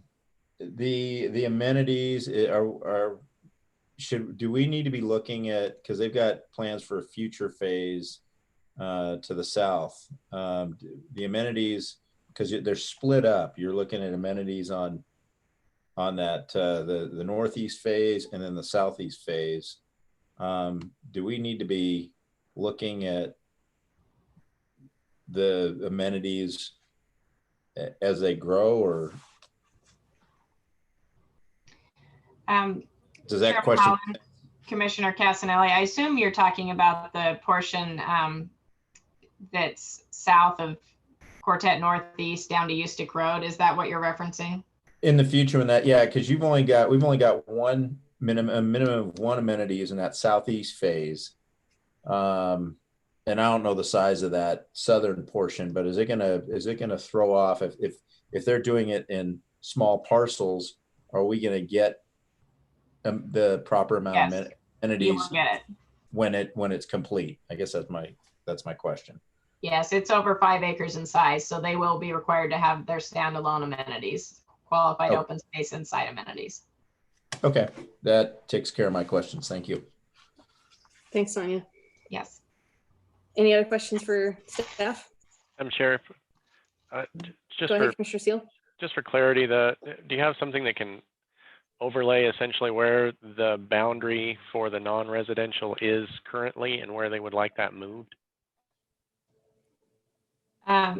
Chairman Holland, Commissioner Seal, commissioners, basically can you see my cursor? Yes. Okay, it's straight up from this parcel line right here. This is all mixed use non-residential to the right of my cursor. Okay, So they're asking for the medium density residential to extend to this entire area right here. Okay, so it makes it larger, not smaller, is what I wanted to ensure. And it makes the medium density And larger. Sonia, if you wouldn't mind, since you got your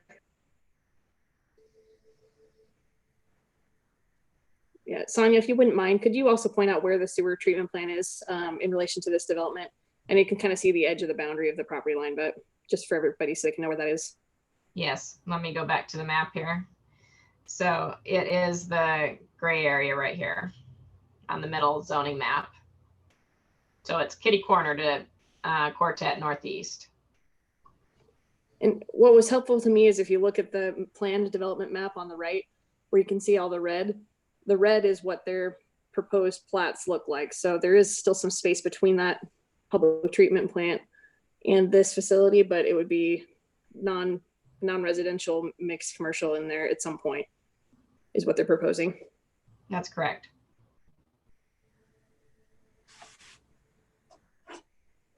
Madam Chair. Go ahead. Sorry, Commissioner Grove. Sonia, I had a question just from this picture right here. Just to clarify in my head, the light blue line is the project location, but that seems to encompass more than what we're discussing. What does that relate, or what is that, I guess?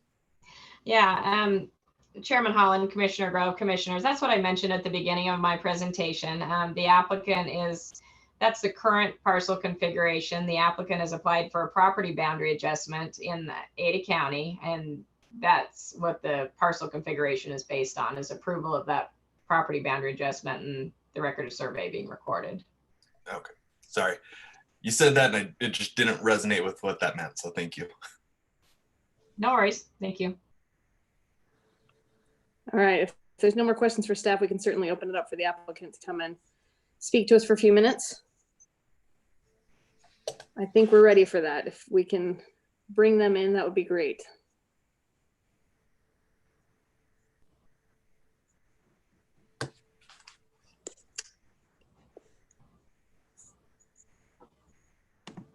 Is it Mr. Wardle joining us?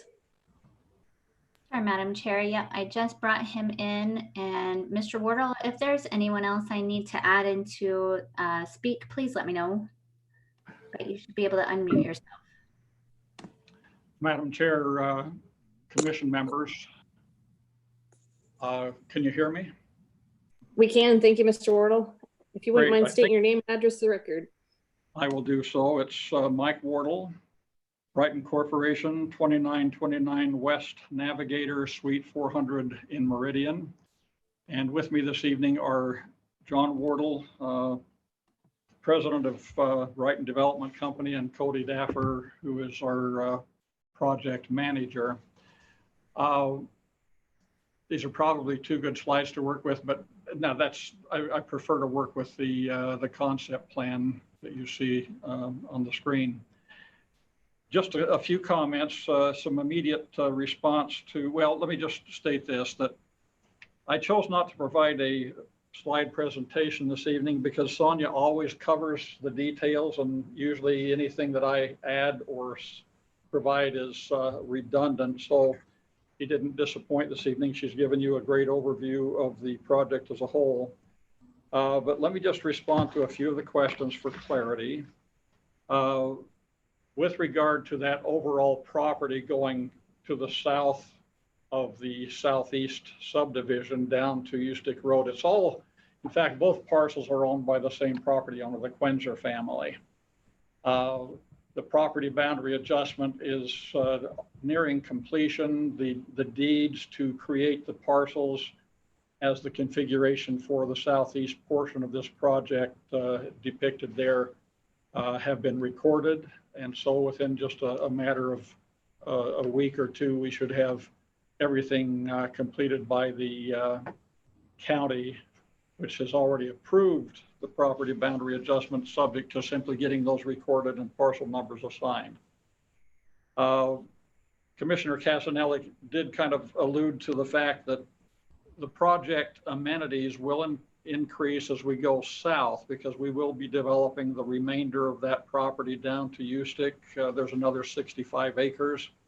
And so when we bring in that preliminary plat, it obviously will be mirroring some of the amenities that are provided in the northeast sub, where there will be initially a community center and some tot lot facilities, but we will be adding those to the south. Gross density question that Commissioner Casanelli brought up, it does, yes, it applies only to the residential portion. And that's skewed somewhat because of that large parcel at the northwest corner, which is being retained by the property owner. They have a home there and it will be incorporated into the subdivision, but it obviously is an estate lot that skews the gross density numbers. Commissioner Seal asked about the mixed use non-residential. When we first had meetings with staff, knowing that east half of the northeast area was part of that mixed use non-residential, it was concluded, and the Public Works has basically agreed that cutting across the diagonal there does give the kind of buffering that they're looking for. And that non-residential parcel, if the Parks Department does want a park there in the future, which is designated in the comprehensive plan, it's preserved for that purpose. If the city simply determines that they want a buffer there, as I believe they have purchased some property recently to the east of this, if they want to buffer it by acquiring that property, it's available for that purpose. And if neither of those occurs, then there could be some, I'm not talking about the kind of retail uses, but some other commercial type uses that would be potentially proposed to, again, provide a use, but also a buffer. So that's a future decision, and it does relate to the study that Sonia noted earlier, a noise and odor study that the city is going to conduct this year. Just comment a little bit about the amenities in the project. There are, in fact, even though we noted 4 in the combined project, and we look at this as one project. yes, it's separated by the Nampa Meridian Irrigation fee-owned property of the 5 Mile Creek, but it's one project to us. And so the amenities that we are providing are first a pathway, a regional pathway along the north side of 5 Mile Creek, which is consistent with pathways that have recently been completed west of Black Cat. And when you get into the residential areas east of the wastewater treatment plant, again, it continues that system. How the city connects through and around the wastewater treatment plant is an issue for the city to determine in the future.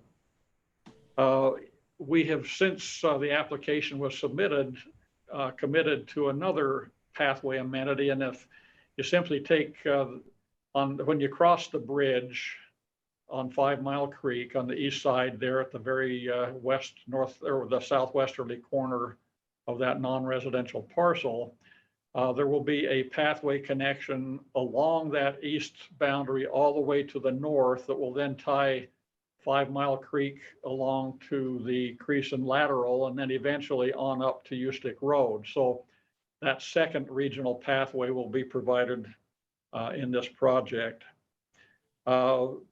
You can see in that just south of that northeast tag, there's a large common area that will include a community pool and park, as well as a tot lot. So Commissioner Casanelli was correct that there's a little bit deficient in terms of amenities at the moment for the southeast portion, but there will be additional amenities and area provided when that additional 65 acres comes into a project in the future.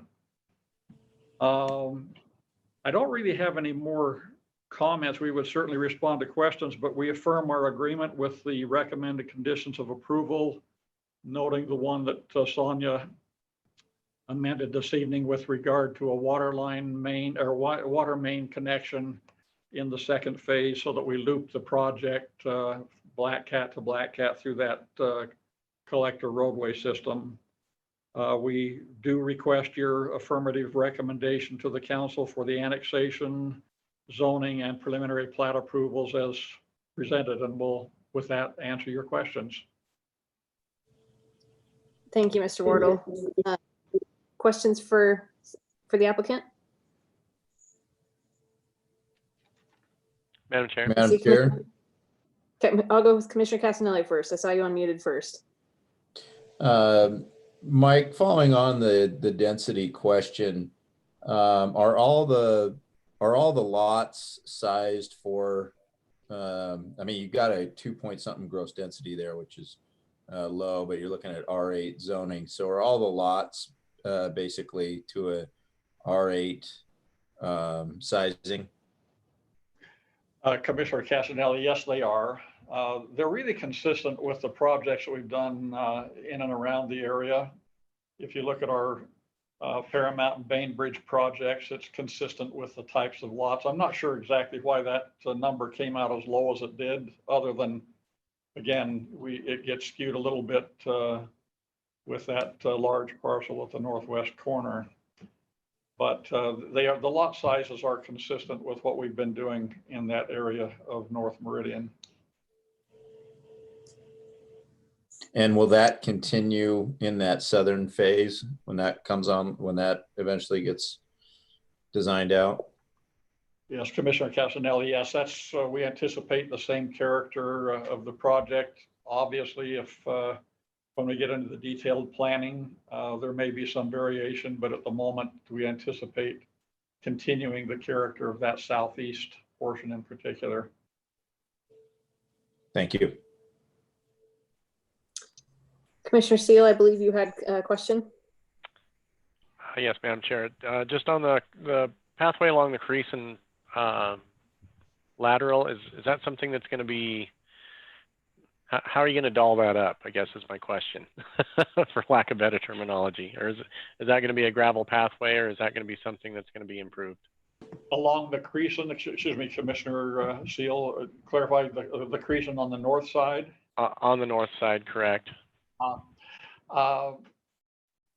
Obviously, we don't have it here, but if you were to look at the city's pathway master plan, you would see that the pathway system that we've already proposed along the 5 Mile Creek on the north side is where they propose to do that.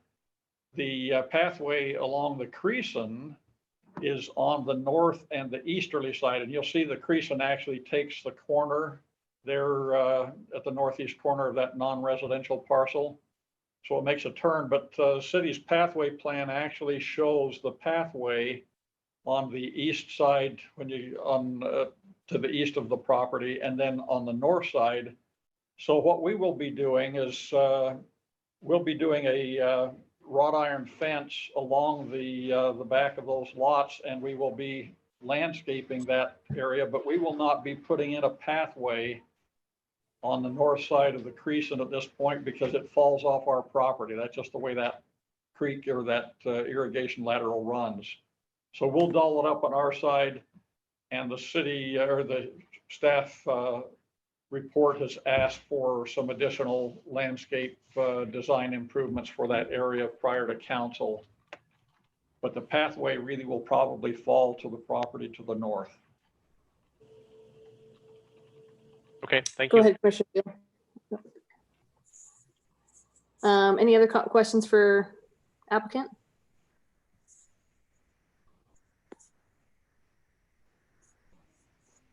Madam Seeing Chair. none. Oh, go Madam ahead, Chair. Commissioner Cass. Sure. Sorry, Mike, on the phases, can you kind of give us a timeline of when you expect occupancy in phase 1, phase 2, phase 3? Madam Chair and Commissioner Castanelli, I'm going to have John Wardle respond to that since he's the one that will physically develop it. Go ahead, John.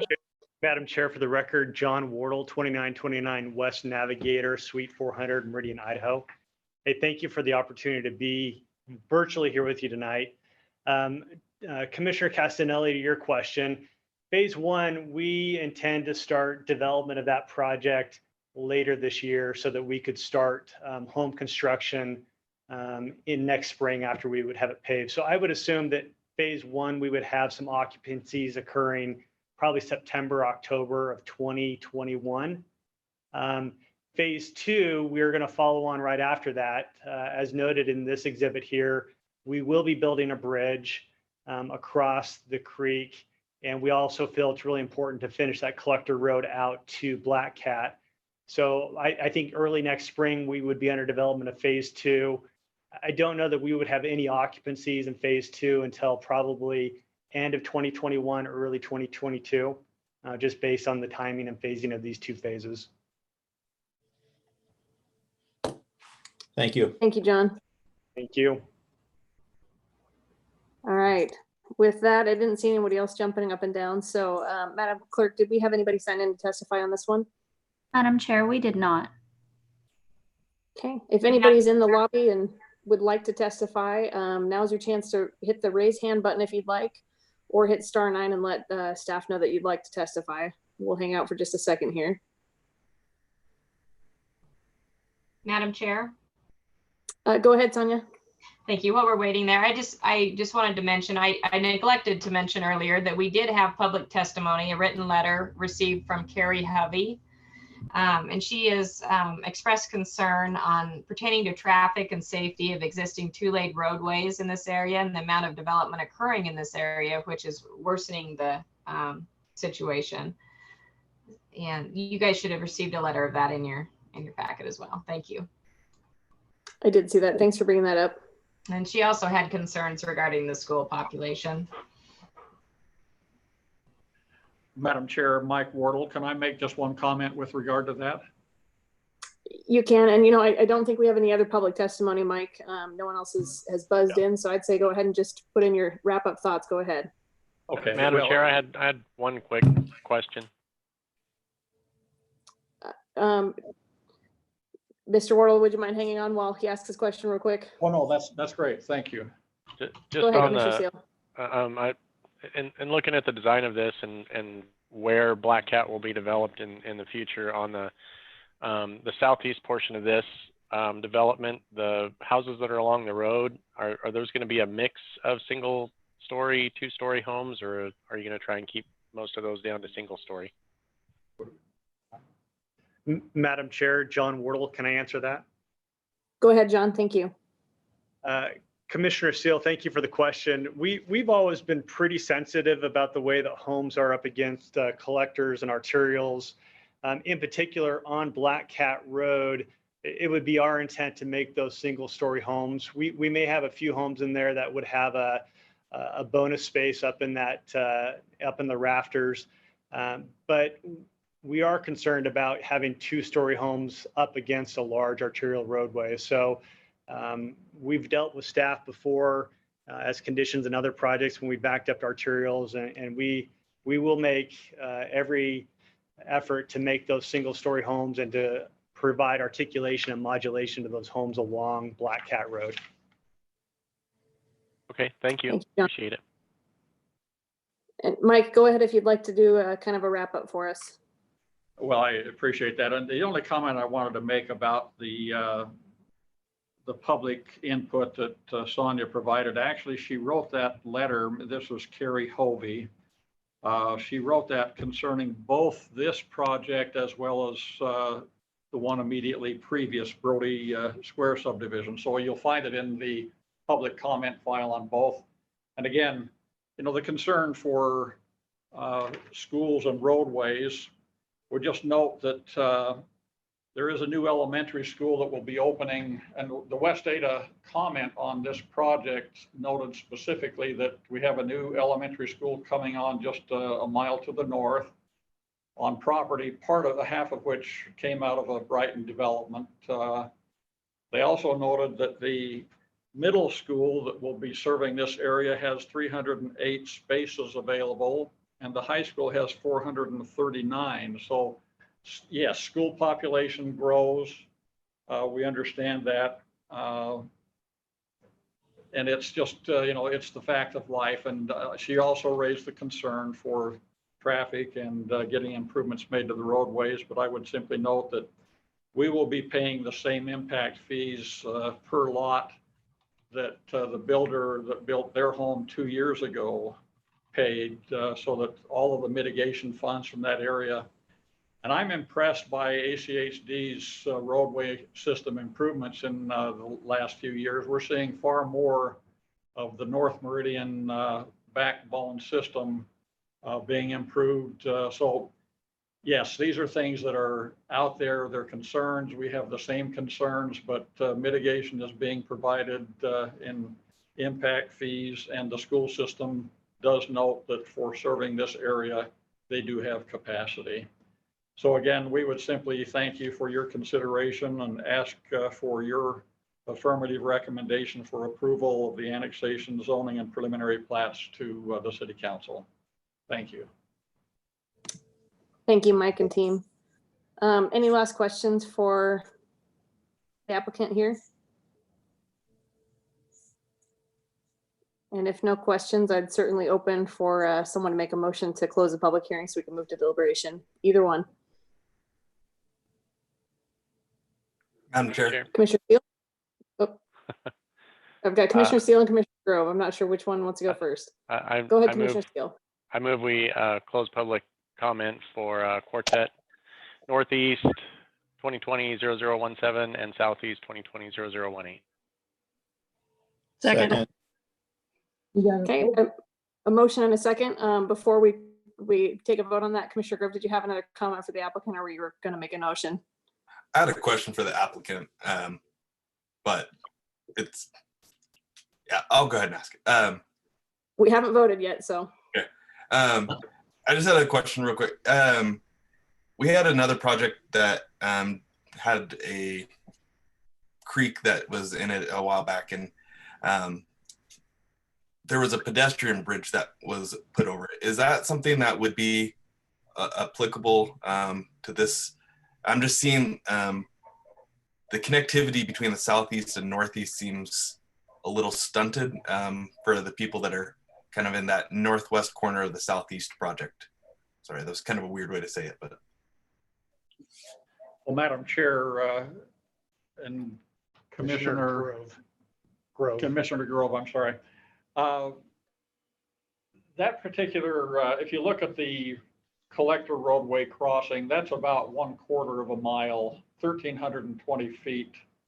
And granted, there, what will happen is you can see that common area between the cul-de-sac and that elbow of the street that abuts the creek. There will be a connection from those streets to that pathway, but that pathway then is only about 700 feet to Black Cat Road and about 500 feet or so just to the east to get to the other crossing. So if you look at the size of that facility, and you kind of get an idea of the challenge of providing a crossing of a creek like that, if you've been driving at all down 10 Mile Road where they're building that new roadway crossing just to the east of the wastewater treatment plant, it's a significant expense. So even a pedestrian facility is significant. The roadway that we're going to be building across there, that bridge is going to be significant. So we acknowledge it would be really nice, but we're not talking about long distances. And there certainly is connectivity from the internal portion of that north phase to that pathway, and then not too far to get to the southeast portion as well. So grateful for the question, but I think we will utilize the system as we've proposed it for that purpose. Thank you, Mike. If there's no more questions, we still have a motion and a second out there. So I'm going to call to take a vote. All those in favor of closing the public hearing? Aye. Aye. Aye. Any? All right. Thank you to the Brighton team. We will deliberate, and we appreciate you being here tonight. All right, team, the floor is ours. I think the major consideration and the major question here is really about floating the medium density into the non-residential future land use map, and if we're okay with that. The reason that they'd given that buffer was because they hadn't done the odor study yet, and they hadn't done the noise testing. So they were concerned with how much of a buffer they would need. I think that the amount of buffer that we preserved in the future land use map was more than sufficient. So I don't see a huge concern with where they're requesting this to be residential and retaining the rest of it to be non-residential development of some sort in the future. But certainly would like to hear everyone's thoughts on that. And no problems with the staff recommendation of the change they wanted to be B12. Overall, I mean, I think Brighton builds a nice product. Seen several of their subdivisions. They do nice landscaping, nice pathways, nice sidewalks. I'm sure that their amenity will be nice where the pool and the tot lot is. I do wish that there was a little bit more in the southeast section to start, because it's rough when, you know, there will be another development that comes south of the southeast project at some point, but they don't have as much green space as the northeast. At the same time, as Mr. Wardle just said, it's not a huge block length to get to the northeast, so they still have access through that eastern crossing that they're going to be building with that collector road, and also on the sidewalks on Black Cat. But that's where I'll start. Who wants to go next? Madam Chair. Go ahead, Commissioner McCarville. I think, do we have it stated correctly? I just, for future motion making, I think is it stated correctly in the staff report that if that odor testing comes back, that they automatically come back and have to redo this, right? Or at least phase 3. We can have staff clarify, but my understanding was that they wouldn't be able to do anything else with the non-residential part. They would be able to move forward with this plat if we move forward recommending approval, unless we put a condition that any lots in the future land use map section for non-residential would be paused until the point. I mean, we could say phase 3 can't develop unless that noise and abatement study comes back. Okay. I guess, and other than Chair. Yeah, go ahead, Sonia. I was just going to say I probably blundered that. So just to, I'm not sure if I caught entirely what you said. You may have been correct, Chairman Holland. But the DA provision says that no residential uses shall be developed on the non-residential commercial CG zone lot on the east side of the collector street. including but not limited to multifamily development, a vertically integrated residential project, and or nursing residential care facility, unless a subsequent noise and odor study conducted by the city determines residential uses are appropriate in that area. So it's only the portion on the plan before you that says non-residential lot that's green on the right. That's it. Okay. Thank you. I think I said it right, but you said it much more eloquently. Thanks, Sonia. Yeah, I mean, and I guess other than that, I would be, in support of this. I love seeing the layout with the very, very limited use of the common driveways, with only, the one or two houses on that. I think it looks like a beautiful layout, and I think that crossing on the 5 Mile Creek is going to be plenty. I think, there's some people that don't want to be right on top of the amenities, that want just a little more privacy. Thanks, Commissioner McCarville. Commissioner Casanelli, you're unmuted, so I'm going to call you next. Oh, okay. I just haven't muted. I share the comments, the concerns about traffic and overcrowding. It's why I asked the question about when the phases would anticipate to be occupied, and looking at ACHD's upgrades. I think that, it's still going to overtax the system because a lot of this is going to be coming online when ACHD will probably be breaking ground to do it. But by the time we get to about 2025, we're probably looking at, a lot of those road improvements taken care of. So it's going to be, it'll be a couple of years of a lot of congestion, construction while these homes are going in. But eventually it'll be, we continue to sort of get in front of our infrastructure in Meridian, and it would be nice to see if it was the other way, but I know they need they need the impact fees to, one goes to the other. So it's a tough deal. And then schools,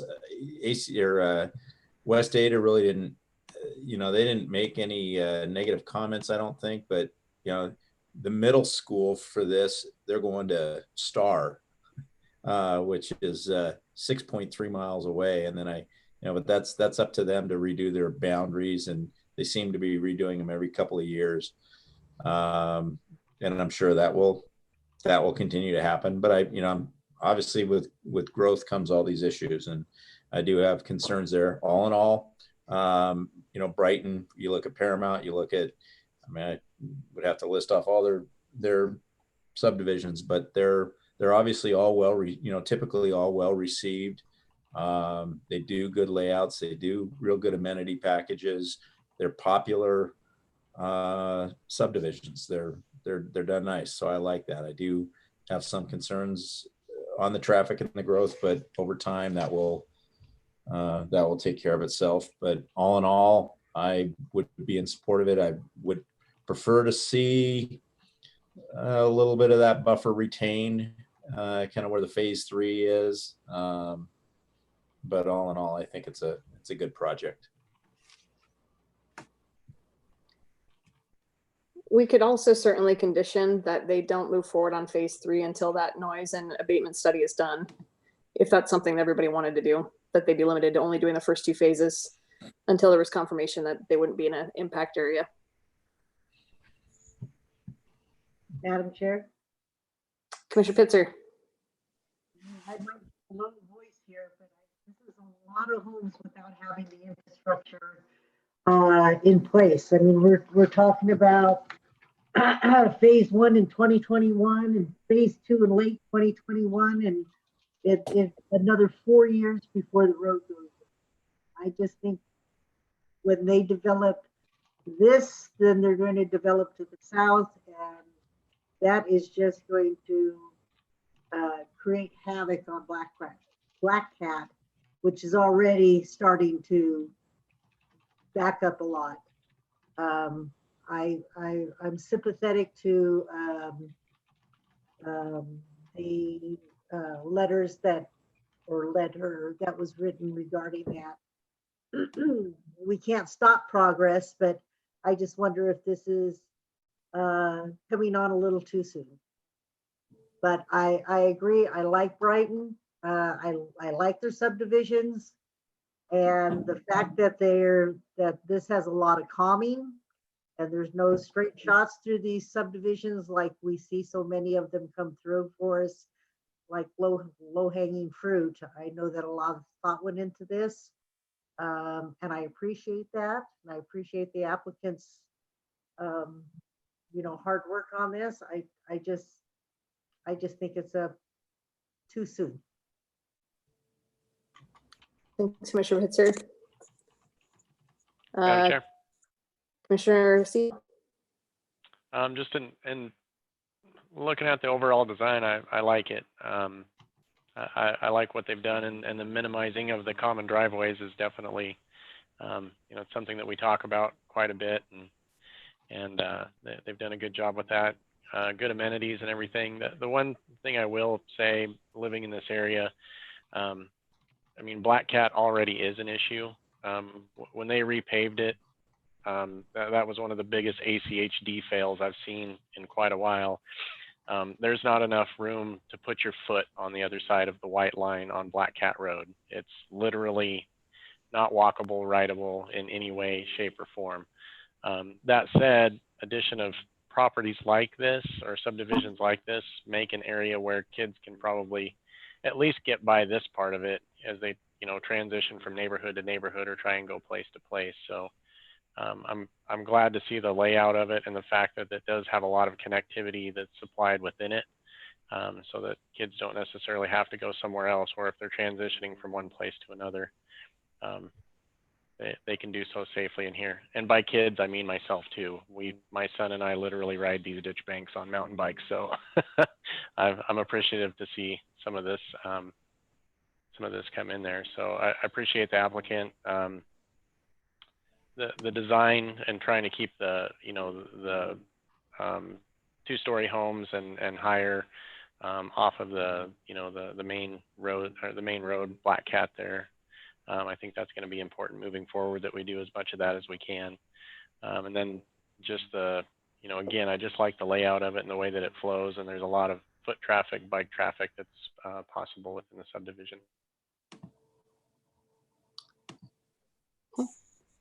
Commissioner Grove or Commissioner McCarville, any comments? I'm Chair. Go ahead, Commissioner Grove. I'll keep it short. I like the layout. It seems well thought out, and echoing a lot of what people have said with the limiting the common drives, and they're a lot smaller than some of the other ones, and kind of look like they give more room to that corner spaces. I like the use of the cul-de-sacs. I think, kind of echoing Commissioner Seal, with adding this development, it does give us sidewalks in this area that are not currently there along Black Cat, which, is not going to solve all of it at once, but it's a piece of the puzzle to start piecing this together. It's going to be hard to get everything in getting everything that we need up front. So whatever we can get to make it better is good in my books. And I like the connectivity with the pedestrian and biking. Yeah. Thanks, Commissioner Grove. Commissioner McCarville? Yeah, Madam Chair, I understand everybody's, the roads catching up with the subdivisions and stuff. And I just guess, I lived off Overland when it was still a 2-lane road. And the subdivisions came in, and, you have a couple of years of, man, I can't wait till this till they decide to widen this. And then it happens, and you don't even really remember that, how it was a little inconvenient for a couple of years. You've got a lifetime of a nice subdivision then, and just a little bit of growing pains in the beginning. I agree. You got to have the rooftops to get the development going, so of the roads going. So I would be in support of it as is, and then with the odor studies coming. Commissioner McCarville, do you want to clarify on the odor studies coming just for the non-residential piece, or are you Is it- talking about phase 3? Oh, well, I think phase 3, I mean, it looks like it's far enough away. I think it's the non-residential, I guess. I would echo your comments. It's always tough trying to figure out chicken and egg and which comes first. But when you're looking at this piece, I think there will be a little bit of pain, obviously, as development happens with roadways catching up, but they are paying into ACHD. Their first phase is only 72 lots. They could have put a lot more density in here than they did. And I appreciate that they didn't maximize what they could do here because I think it's a very smart, thoughtful laid out plan. And the city has to work on a 5-year recommendation or they work with ACHD on the 5-year plan for what roadways to improve next. And I think if Black Cat starts seeing more congestion, it could be moved up on that timeline too.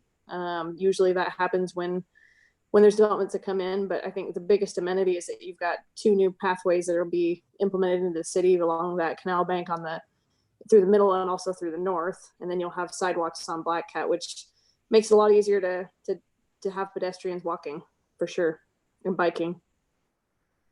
So with that, I would be open to taking a motion if somebody wants to attempt one. Madam Chair, Commissioner Seal. just real quick. I mean, I know we've talked about it a little bit, but the noise and odor study, I think that's covered pretty well in the staff report as far as phase 3. So I'm more than happy to make a motion, but it won't have that in there. I just wanted to make sure nobody was going to stand on their head about it. No, I'm not too concerned about it. Phase 3 would be able to go forward if we make the approval tonight, regardless of what that noise study and the abatement study shows. It's just the non-residential piece that would not be able to develop with any other residential uses. Right. So just to clarify that, but I think there's enough of a buffer. I'm comfortable letting them float that designation. Okay. Madam Chair. Go ahead. After considering all staff, applicant, and public testimony, I move to recommend approval of City Council file numbers H2020-0017 and H2020-018 as presented in the staff report for the hearing date of June 18th, 2020, with the following modifications. The condition B12 be modified for the requirement for the water main in North Joyway to continue south through Quartet Southeast to provide a second connection out to Black Cat Road with the second phase of the development instead of the first phase. Second. I've got a motion and a second. All those in favor? Aye. Aye. Any opposed? I didn't get unmuted fast enough to talk about that. This is Commissioner Casanelli. I'm a nay on that because I was more in favor of having that noise, and just for the record, the noise and the odor done first. Okay. So I'm a nay. We might do a roll call on that just to go back and just make sure that will. Madam. I'll go ahead and call the roll. Commissioner Seal. Aye. Commissioner McCarville. Aye. Commissioner Pitzer. Nay. Commissioner Grove. Aye. Commissioner Casanelli. Nay. Commissioner Holland. Aye. So it sounds like we've got a 4-2 vote, so it passes. All right, thanks everybody. And we will move on to item D, which is the public hearing for Gateway at 10 Mile. The applicant has requested a continuance on this project, and I believe they were looking for the date of August 6th. And if there's 2 other hearings, I believe, is what staff told me scheduled for that date, or September. I don't know if staff would like to make a couple of comments or if we'd like to hear from the applicant. Staff is prepared to make a presentation if we want to hear this application tonight, or we can vote to continue it to allow them to work with staff on some of the challenges that they had. Staff, I'll open it up to you if you want to make a couple comments here first. Good evening, commissioners. Thank you for having me. Yeah, I can make any comments you guys need. It's up to you guys to continue it to August 6th or any other date that you do seem, deem necessary. I will say that the August 20th meeting, I am planning on not attending because I'm getting married the week before. So I'm hoping I will not be here for that. I mean, we throw fun parties, but Thank you. do we want to see if the applicant's available to make the request formally to us? Madam Clerk? Madam Chair, I believe Stephanie Leonard is representing the applicant tonight. I've moved her over. So Stephanie, if you'd like to speak, you should be able to unmute yourself and go for it. Sure. Can you hear me? We can. Hi, Stephanie. Okay. Good evening. How's everyone doing? Stephanie Leonard, 9233 West State, Boise 83714. Good evening, and thank you for allowing me to attend this meeting. And it's kind of fun to do it virtually. Also, congratulations, Joseph. I didn't know you're getting married. That's awesome.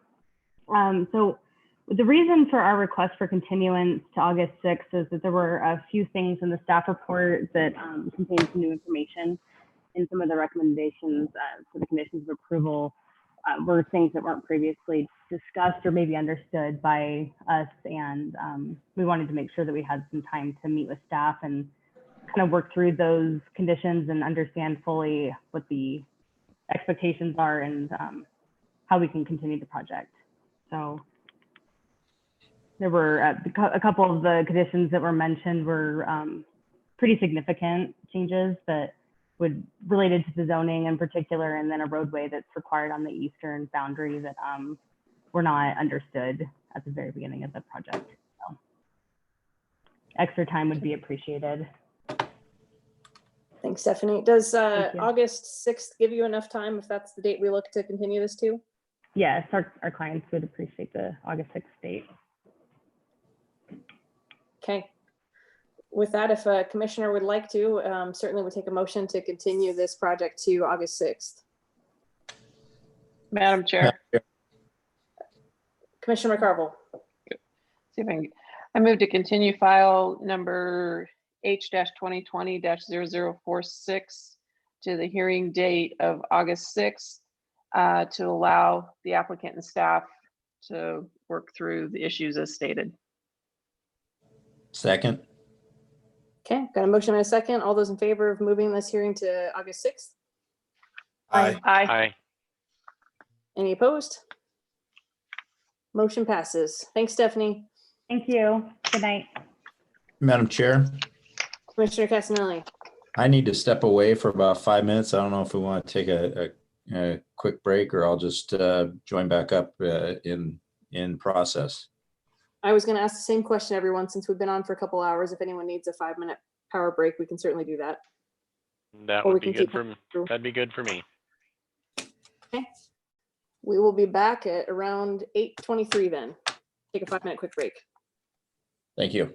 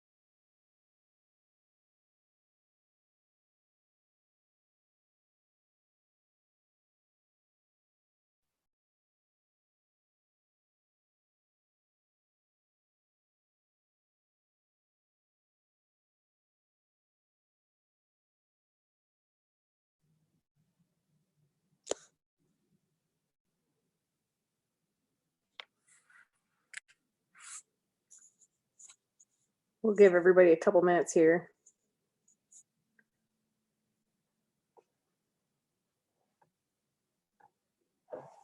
Slowly, we all trickle back in.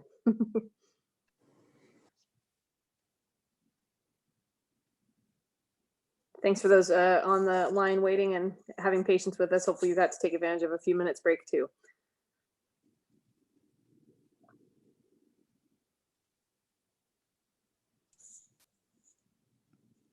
Looks like we're still waiting for 3 of our commissioners, so we'll just give them just another minute.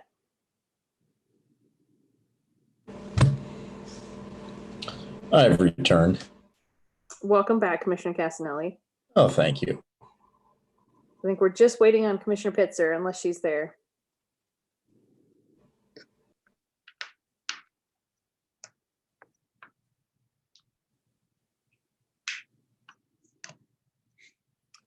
We only got 3 more applications to go. I'm sure we can power through them here.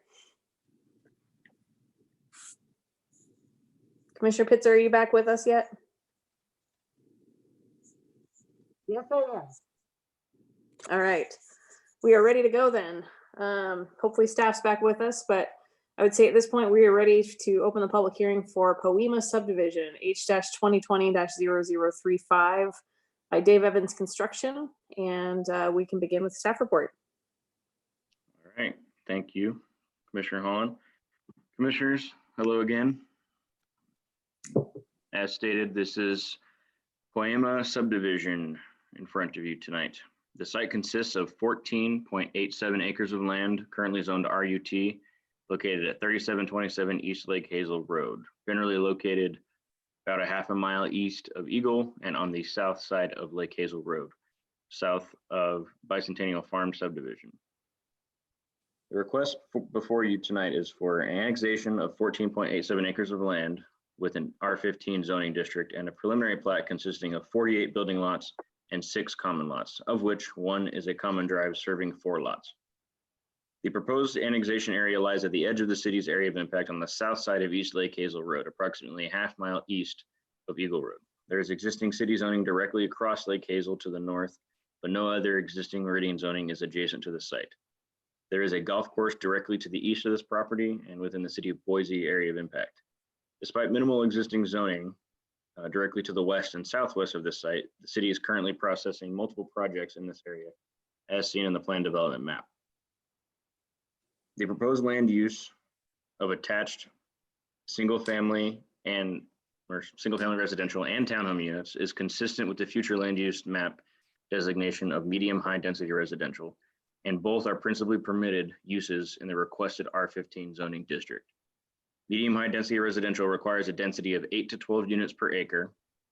The applicant has proposed a project with 7.5 DU per acre with their updated plat, and the comprehensive plan allows for rounding of densities. Because of the proposed product type being 2 different product types and the difficult shape of the property to begin with, staff supports rounding the proposed density of 7.5 DU per acre to the required 8 dwelling units per acre, per the provisions in the comp plan. In addition to the proposed residential portion of this site, the applicant is reserving a large building lot for a future church site, and the church itself will be a conditional use permit within the proposed R15 zoning district. The residential portion of the site consists of approximately 7.5 acres, including the right-of-way, and the future church lot is approximately 7 acres. The application does not include the conditional use permit application for the church lot. That use will be analyzed with the future conditional use permit application at a future date. The applicant has submitted sample elevations of the attached single-family homes for this project, but not the proposed townhome units.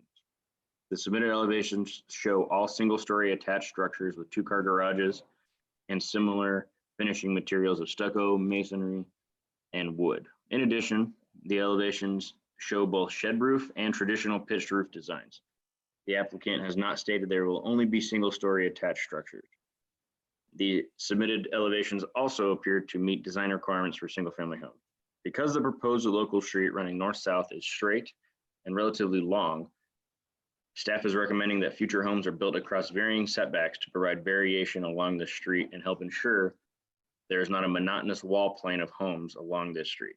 Attached single-family and townhome single-family residential require design review approval prior to building permit submittal. This requirement gives staff the opportunity to review the site plan overall and ensure compliance with this recommendation. All proposed lots, shown on submitted plat appear to meet all UDC dimensional standards. This includes property sizes, street frontages, and road widths. Access to this development is proposed via a new local street into this development from East Lake Hazel Road. The applicant is also proposing a stub street to the west for future local street connectivity that is required to have a temporary turnaround constructed at its terminus until it is extended in the future. The proposed street sections, which are 33 feet wide, can accommodate parking on both sides of the street where no driveways exist, and they are proposed with 5-foot attached sidewalks. Because the stub street to the west will likely lead to nowhere at the time of this development, the applicant is required to provide an emergency-only access or the development will be limited to no more than 30 homes. On their master plan, the applicant is showing a 20-foot wide emergency-only access from the western stub street and runs along the western property boundary and connects to East Lake Hazel, as you can see here, if you guys can see my pointer. I have no idea if you guys can see that, but runs along their property boundary on their west. North is to the left here. ACHD and Meridian Fire Department have granted their approval of this emergency access. Staff is recommending the emergency access be built prior to the applicant receiving any building permit approval.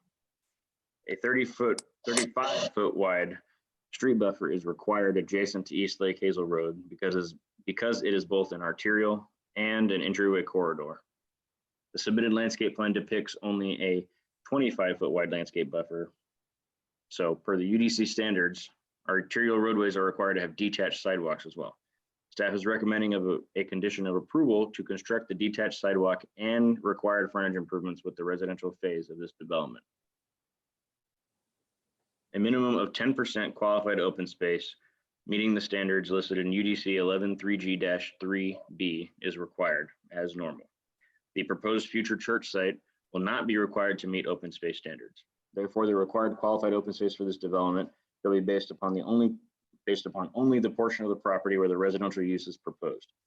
According to the applicant, the residential area is approximately 6 acres. Based on this size, the applicant should supply at least 0.6 acres of qualified open space, or approximately 26,000 square feet. The applicant is proposing 1.088 acres of open space, of which 3/4 of an acre is proposed as qualifying open space. The largest common lot of open space is approximately 15,000 square feet and is centrally located in the plat. It sits between the proposed residences and the future church site. It is the intention of the applicant that this open space lot serve as open space for both the residential development, I lost my place there, and for the children attending the future church site, even though the church site will not be required to meet any certain open space requirements. Staff is concerned that if this open space lot is owned by the church and not the HOA, the church could later decide to subdivide their parcel further, including this open space lot, and then the residential development would lose much of their open space. Another area of qualified open space is located around the cul-de-sac, this 10,000 square foot area here, and includes a very nice water feature and seating area for future residences. The open space exhibit also shows an open space area between the proposed alley and the local street that is less than 5,000 square feet, this area right here. This open space does not appear to qualify per UDC standards and should be removed from the open space calculations. With this area removed, the qualified open space is reduced to 0.64 acres or approximately 10.57%. Therefore, the overall open space still meets the minimum required open space. This area runs along the 10-mile creek easement, but the creek itself is not on the property. This area, as you can see along here, that is labeled as non-qualified open space for some portions, creates a kind of greenway and can offer great green space for the proposed townhomes to front on. However, part of this easement also runs into the southernmost corner of the site and is not visible from a public street. I'm referring to this area here. It offers potential safety and crime issues because of its lack of visibility. Because of this, staff is recommending a condition of approval to add this area as part of the buildable lot that abuts it, lot 34, block 1. Code dictates that this area be included in a common lot because it is open space and resides in an easement. However, city council can waive that requirement if they see fit. Staff is recommending that they do so. The applicant responded to the staff report and is requesting a few modifications. So that I do not misspeak for them, I will let them discuss those with you guys. No other written testimony was submitted. With the conditions listed in my staff report, staff does recommend approval of the requested annexation and preliminary plat. And I will stand for questions. Thank you. Thank you, Joe. One other comment, so a couple of options that they might have for the 15,000 square feet of open space. If they didn't have the HOA maintain that and the church held onto that, potentially they could just put a note on the plat that says it's undevelopable, or it's a non-buildable lot in perpetuity, or that it stays within the HOA as a common lot, open space, non-buildable lot. Is there a preference from staff on which way makes more sense, whether it stays with the HOA or the church?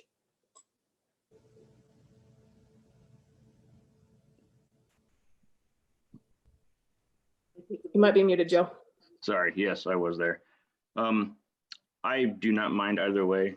If the applicant did request to have my condition of it being owned and maintained by the HOA removed. So if it's amenable to them, I am amenable to just, instead of having that condition, change it to say that it will be deed restricted and it will be a non-buildable lot. I am perfectly fine with that. I just want it to satisfy my fear of the church site potentially developing it and removing it from the residential area. Great, thanks, Joe. Any other questions for staff before we bring the applicant in? Seeing no one jump. Madam Clerk, do we have the applicant in? It looks like they are joining us now. So if you want to unmute and state your name and address for the record, we are ready to hear from you. All right, Madam Chair, my name's Tamara Thompson. I'm with the Land Group, and I will be, my address is 462 East Shore Drive in Eagle, and I'm representing the applicant on this subdivision. I do have a slideshow for you. If I sent it earlier, but it might be easier than I can run it if I can just share my screen. Tamara, you know what? I would love to give you permission. I seem to be having PowerPoint presentation issues tonight, so you should have free reign to go ahead and get your presentation up.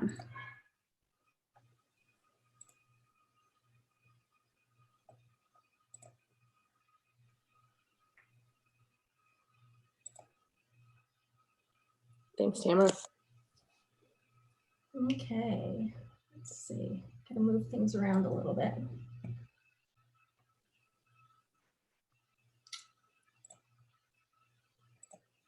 Okay, so since this word was new to me, I figured it might be new to you all too. So I thought we'd just go through what the definition is. It is pronounced poema, and it is of Greek origin, and it means piece, poem, or work of art.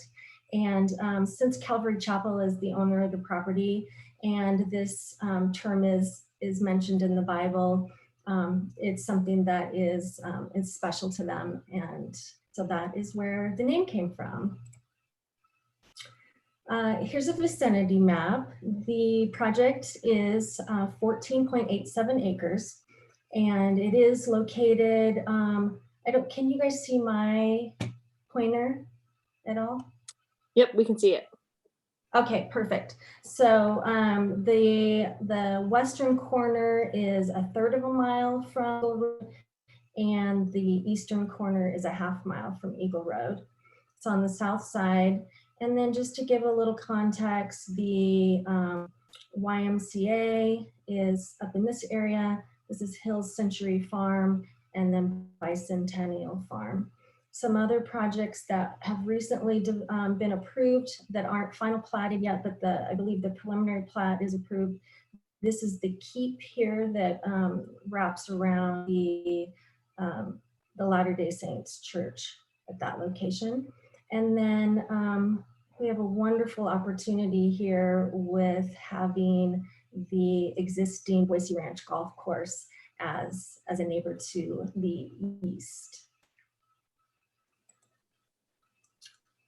The property currently consists of one parcel. It's vacant. It is zoned RUT in Ada County, and Mile Creek runs along the west property line, and then the east is Boise Ranch Golf Course. And developing a triangle is always a challenge, so keep that in mind for the density and the layout. Even though this 10 Mile Creek is not on the property, the easement for 10 Mile Creek is 100 feet wide, and so there are portions of that easement that encroach onto the property.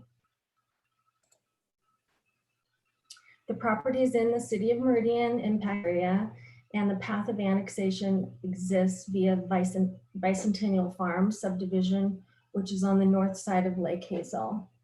The property has a comprehensive plan, future land use map designation of medium high density residential, which is defined as single family, detached residential units, townhouses, condominiums, and multifamily all fit in that.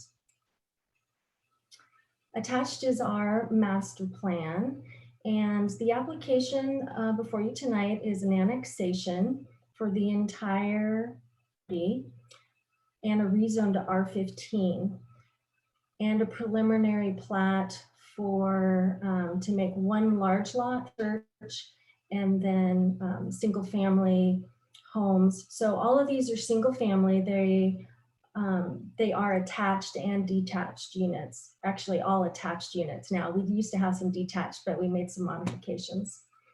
A conditional use permit for the church will be submitted separately. And the reason for that is ACHD required a distribution study for Sundays for the church operations. And due to the quarantine and the shutdown, we haven't been able to get that traffic study. Although ACHD just released us to start that. And so we are hoping within the next 30 days that you'll see the conditional use permit for the church. So it's following just a little bit behind. The proposed annexation and R15 zoning designation complies with the city's comprehensive plan.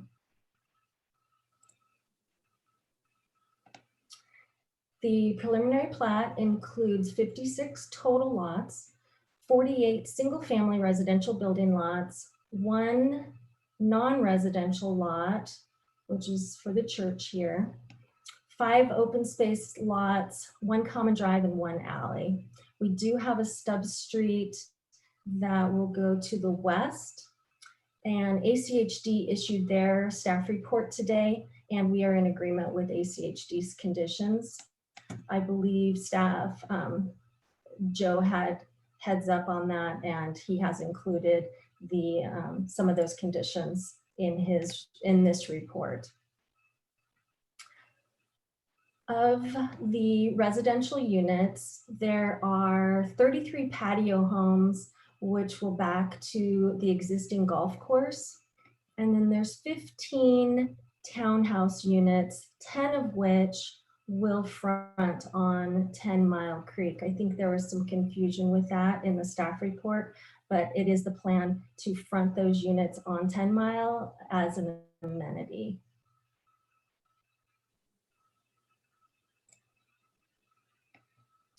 The residential area, for just the land area, if you take out the right-of-way, equals 4 acres. We have approximately 12% open space. And of that, we have a nice plaza with a water feature or fountain. And there's kind of a representation here of what that would look like.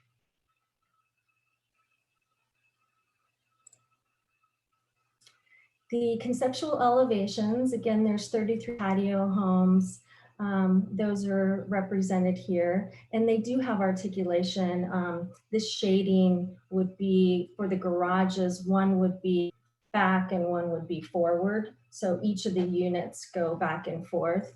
All of these are showing in single story, but there could be 2-story units or 1.5 story. And then we did not have the townhouse units, but I am showing them here.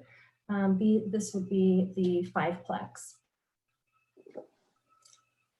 And we would still need to go through design review. So don't look at the colors too much because those might change. They're just representative of the elevations. So we've read the staff report and we agree with staff's analysis with the following modifications. And I listed all those here. That's the same as what we gave you in an email. And I'll go through each one of those separately. So the first one is condition 1.d, and that is the residential subdivision meets and exceeds the open space requirements without this frontage.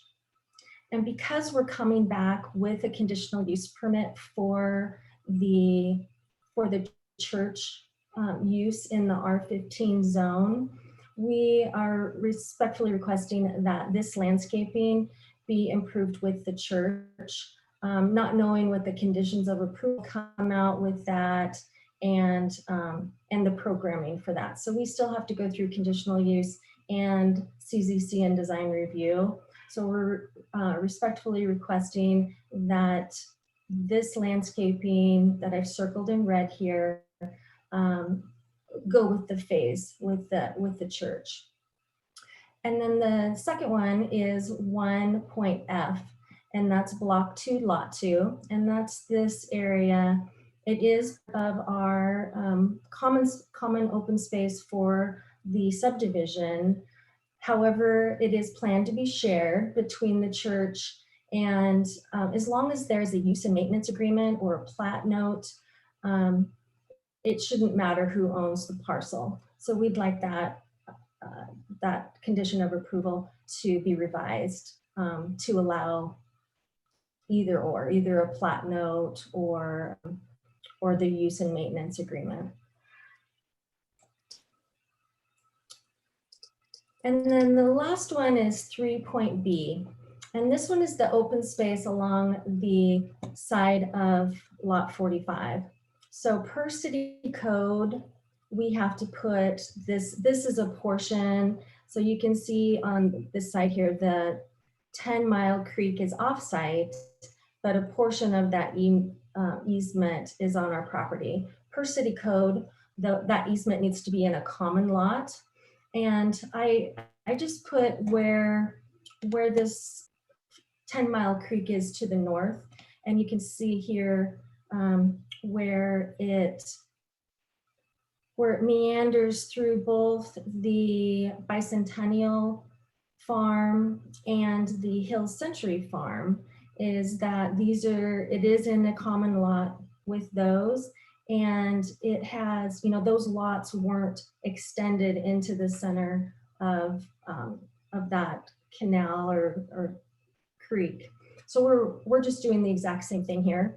And I will add that there is a pathway that exists on the west side of 10 Mile Creek, and that would continue on the west side of 10 Mile Creek with the development of the properties to the west of this one. And they are in the process of doing their traffic study right now as well in order to get that submitted to the city of Meridian. So it will be the same situation as the properties to the north. So we're requesting that condition be removed.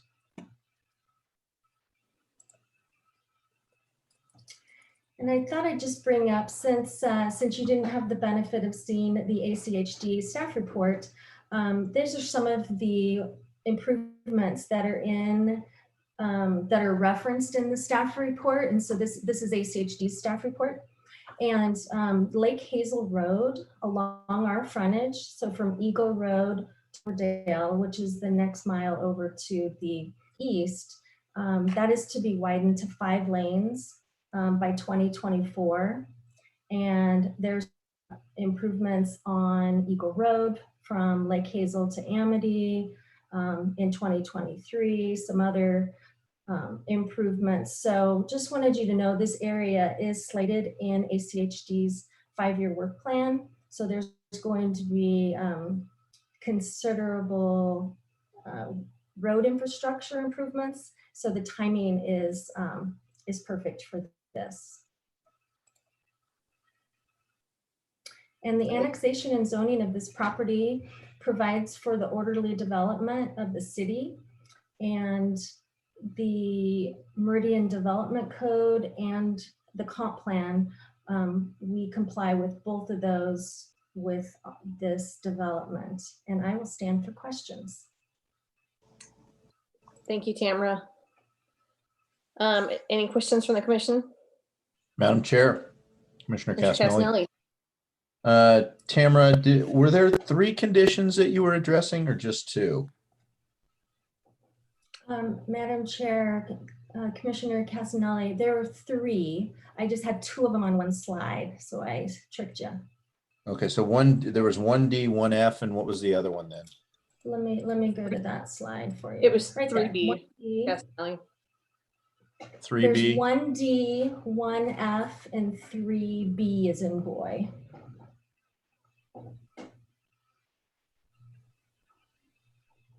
Okay, thank you.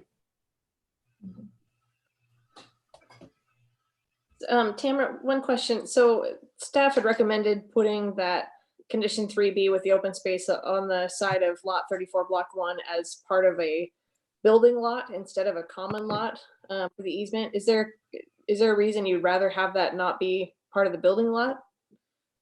I mean, I know you just kind of explained some of it, but could you go into that a little more detail? Madam Chair, well, I mean, it's against city code currently. I guess city council has an option to modify that, but that's not something that we could not submit it that way. And it just makes more sense. It's been that way it's consistent with the development that's already happened in the area. But this area, and it wouldn't be exactly, it's not necessarily where you could walk back in there. It's in the creek easement. But I mean, we could do either one, but we would prefer to keep it consistent because it is open space along this side. So this is a building lot. It would need to have the lower visibility fence in that area. So it wouldn't just be blocked off from that home's view. And one more follow-up question for you too. So if you follow that easement strip down and you mentioned that those townhomes will face 10 Mile Creek, is there any sort of pathway in front of those homes that they'll be opened up into from their front doors, or is it just basically the grassy area and the creek on that side? Madam Chair, there would be a pathway that walks through here. What you're seeing is the parcel lines, but there would be a pathway to get to the front doors. Thank you for clarifying that. Any other questions for Tamara before we open up for public testimony? Madam Chair? Go ahead, Commissioner Casanelli. Tamara, just with regards to that condition 3B, you said that is not accessible. I'm assuming if it is held in a common lot, it will be accessible for maintenance from the HOA, mowing and that sort of thing. Is that correct?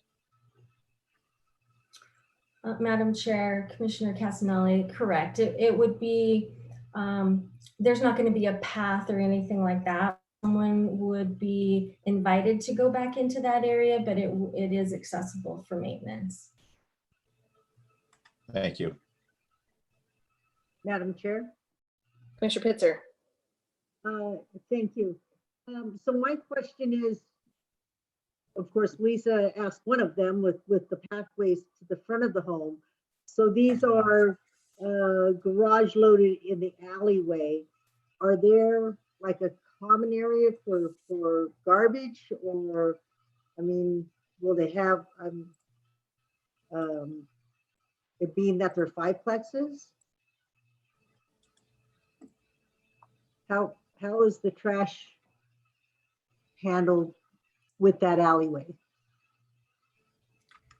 Yeah, Madam Chair, Commissioner Pitzer, on these alleys and for single family homes, typically the trash is in your garage. So these are the garages. So this is an alley that runs through here, and each of the units would have their standard minimum of 20-foot pad out in front of their garage. And then the garage would be here in the building. And typically for single family, so this isn't multifamily per se, that typically you have those, the trash, you'd have your receptacles that you pull out into the alley, and Republic would pick those up in the center, in the alleyway. So we don't have a trash enclosure. Is that what you're asking? Well, yeah, I was just curious. I mean, if you have trash cans lining both sides of the street, if Republic is having enough room, I'm concerned about parking with so many trash receptacles coming out down that alley. Same thing with the end of the court, where you have the 4 homes at the end of the court. Just looks like it's so Madam Chair, Commissioner Pitzer, this is a very typical application with a common drive and with this alley. And in fact, these 5-plexes are constructed in the Eagle River area. And there's quite a bit of room. You can see how big this area is, and there really is quite a bit of room that there isn't any trouble picking up trash. Okay, thank you. Madam Chair.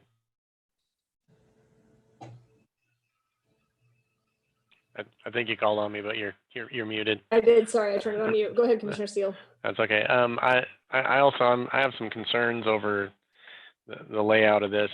One from the townhome, the 5-plexes here. And when people come over to visit folks in there, where are they going to park? Because they can't park in the alley.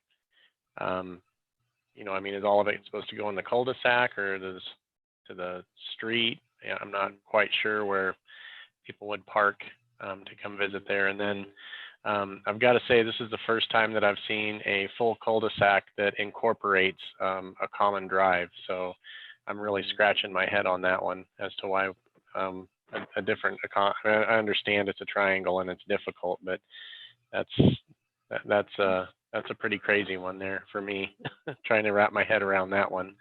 And then the common area there, I mean, is there any reason that this, you know, it looks like this common area is going to be developed in the first part of it. Is there any reason that wouldn't come down all the way to the street? And I mean, is there a reason that that's only going to be that big? Because to me, that kind of looks like we're just trying to hit a minimum here, and that this right here was carved out to hit the minimum. Madam Chair, Commissioner Steele, I'm not sure I understand the last part of your question, but let me answer the first ones first. As far as park, there's basically each unit has area for four cars to park. So they have their garage, plus they have their garage apron. There is parking along the streets on both sides of the streets. This one will be a little difficult because you'll have the garages there and their own driveways. But on both sides of the streets, there are parking. And then there's also going to be overflow parking at the church where they have their on Sundays and and some during the days for funerals and those types of things. But otherwise, the church has said that their overflow parking is fine for residents to use. So, and then, okay, so, and then help me explain what you were asking. And maybe if I go to the. Kim, I'd say if you went to space. the master plan that you've got, I think that would help too. Oh, okay, perfect. Oops, flew by it. There we go. So I think Yeah, I'm just Commissioner. the Go ahead, common Commissioner area Gill. there. Yeah, lot 2, block 2, where it's just notched out. Is there any reason that wouldn't come all the way out to the to essentially, you know, down to where the road's going to come in there? Or I guess, I mean, to me, it just looks like it's a slice that was put in there in order to meet the minimums. So why not develop that more to, you know, as a more usable common area instead of just a big piece of grass that meets the minimum requirements? Madam Chair, Commissioner Seal, okay, I do understand now. This is the first phase of build out for Calvary Chapel. And with the CUP, we'll have an expansion plan as well. So with that expansion plan, the building expands into this area, parking expands into this. And so we needed that. If you saw the full expansion plan, it would make more sense. And I apologize, I should have attached that one. But this area does have some parking in it. And this park is planned for some programming. You know, there'll be some amenities in here that will be shared. Can you give any more description of what type of amenities, Tamara, they're looking at? You know, we haven't decided. We needed one amenity for the residential portion, and they really wanted to do this nice water feature as a focal point. And so we spent the time on this area, and we'll be working with the church on what that amenity will look like.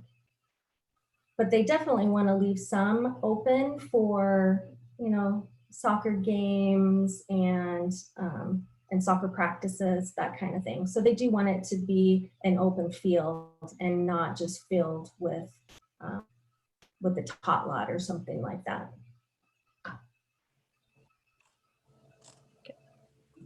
Hey, I've got one other question. So being located next to Boise Ranch Golf Club, if you golf like I do, it can be a challenge when you're next to a residential strip, and especially since all of these homes are all in a row. Is there any plans for, I don't know if there's netting or something to kind of protect the back windows of some of these homes from getting hit with golf balls?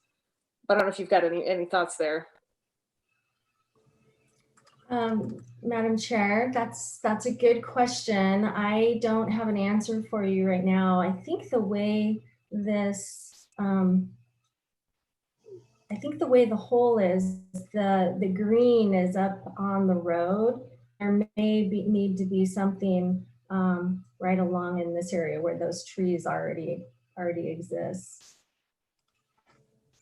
That's yeah, it's just more of a area, but consideration. We'll have to look closer into that for sure.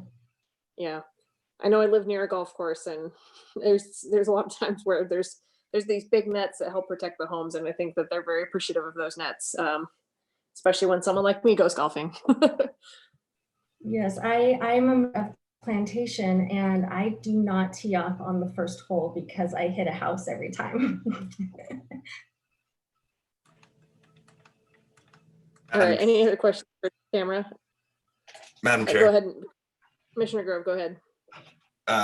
Good call on the netting, by the way, because my hook would definitely hit at least one of those. I had a question for your Tamara. With lot 34 having such a weird configuration in there, what is that? Is that planned to be a unit that's similar to all the others, or is it going to be different in its build out because it is such a bigger lot in comparison to the other lots? Madam Chair, Commissioner Grove, the building, the home in that could be a little larger because of the area. And I wish I could have given you probably 20 different layouts that we did. You know, we tried to pull this cul-de-sac down into here, and cul-de-sacs frankly take up a ton of room, and they are very, very difficult. But we, so we've looked at it, we've looked at flipping this thing around, we looked at all kinds of different ways, and this is the most efficient for the lots. We needed to keep the lot for the comp plan, and but this lot will probably be unique. It won't look exactly like these others because it is a larger lot. So follow-up question for you. Was that considered as open space? I'm just looking at it as in terms of you have that easement that's down there already, and now you have a large lot that's coming off of a cul-de-sac and a shared drive. It just seems like an opportunity to use as an open lot. So was that considered? Madam Chair, Commissioner Grove, it most definitely was. In fact, that was one of our first layouts that we had a pre-app with, and the fire department or the police department did not like that because it gets back there where they can't see it very well. And so we rearranged some things and had to reconfigure open space to be more visible. Tamara, did you consider losing either one of the 31, 32, or 33 and just making a couple of bigger parcels there instead of doing 4 lots there? I think all of us. Chair, we've had, you know, we've been going round and round. We had a different layout that we initially submitted, and we weren't meeting the minimum for the comprehensive plan. And so these center lots were more of these patio homes, and we had to change those in order to get more density. So we really can't lose lots and be consistent with Meridian's comprehensive plan. Thanks, Tamara. Any other questions for Tamara right now? I know we'll come back to her. Let's take a break here and see if there's anyone signed up for public testimony. Madam Clerk, is there anyone signed in for public testimony tonight? Madam Chair, there is not. Okay, we'll pause a second. If anybody would like to speak tonight, raise your hand on the Zoom app or hit *9 and we'll buzz you in. Madam Chair, it looks like there's one person that has raised their hand thus far. It is Daryl Zachman, and I am getting Daryl over for permission to speak. Daryl, you're on mute, but you should be able to unmute yourself, and the floor is yours, sir. Okay, I'm the pastor of the church. Hey, Daryl, I'm sorry to cut you off. If you wouldn't mind stating your name and address for the record, that'd be great. We'd appreciate it. I'm sorry, Madam Chair. Daryl Zachman. My address is 12596 West McCumbo Street in Boise, Idaho, which is very close to this. And I'm the pastor of the church. And just to speak to the concern about why that area where the turnabout is temporarily put on that Street B, you know, as it will stub up to the creek. Eventually, as we build this out, we would like to look at that being a driveway into the church. So there's another access point so that the traffic, especially with the subdivisions that are going to be west of the property, you know, it would give them access to the church as well. And that's one of the reasons why, you know, we want to keep that space not a common area, not a grassy area. What we had talked about is doing probably a playground or something in that whole common area, as well as a grassy field. So that's, that's why that's the case. And also, ACHD, I mean, the staff said that ACHD wants us to maintain an emergency access on the west side of the property for, emergency vehicles. And so, I guess that's not so much the issue, but that was mainly the issue with the turnabout. And that turnabout that they're requiring, that would go away when the subdivision to the west is, completed. So that's all I wanted to share. Thank you. We appreciate you joining us. Thank you. Appreciate the opportunity. Thanks. All right, and I think if there's no one else signed up to testify, we're back to Tamara. If you have a few more closing thoughts you'd like to make, or we can certainly just keep hammering more questions at you if you'd like. Thank you, Madam Chair. I'll just wrap up real quick. We appreciate your time tonight and your consideration. We respectfully request your approval tonight. And again, with the 3 modifications to the staff report that I'll put here on the screen, 1.D, 1.F, and 3.B, with the modifications that I described before. Again, the project complies with the city's comprehensive plan and the R15 zone, and we respectfully request your approval tonight. Thank you. Thanks, Tamara. Any other final questions for Tamara before we move to deliberate? Madam Chair, Commissioner Seal? just for clarification, does the church own the entire parcel, or is the church a tenant?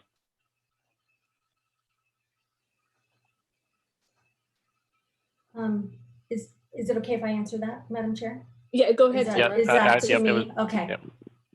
Okay, I wasn't sure if it was Madam Chair, Commissioner. I didn't see who asked that. It was Commissioner. The Calvary Chapel of Treasure Valley owns the entire property, and they are partnering with a developer to develop the residential portion, and then they will, and those will be for sale product, and then they'll retain their parcel for their church. Okay, thank you.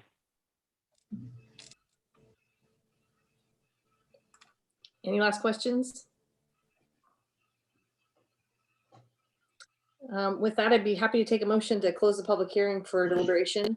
If anyone would like to make that motion. Madam Chair. Commissioner Casanelli. Sorry, this is Joe. Oh, sorry, Joe. Hi. Sorry, it sounded like Before Commissioner Casanelli. No worries. I just wanted to clarify a couple of things before we close the public hearing regarding code and a couple of the requests by the applicant for the provision 1D. This project is not phased, and code dictates that when a project is annexed that the frontage improvements are required. And because of that, that is why I put in the condition to require the frontage, regardless of the church site having, coming in a month or 2 months. Because this isn't a phased project overall for the parcel being annexed, it is going to be required by code. So it's not something that I could request differently. Secondly, open space in our code also is required to be in a common lot maintained by the HOA in 113G-3. Can't remember the specific portion, but it's towards the bottom of it. I know that. So that is also for this 1F. That's why I put that in there as well. And to ensure that it stays with the HOA and not the church site. Just wanted to clarify those things before we close the public hearing. Thanks, Joe.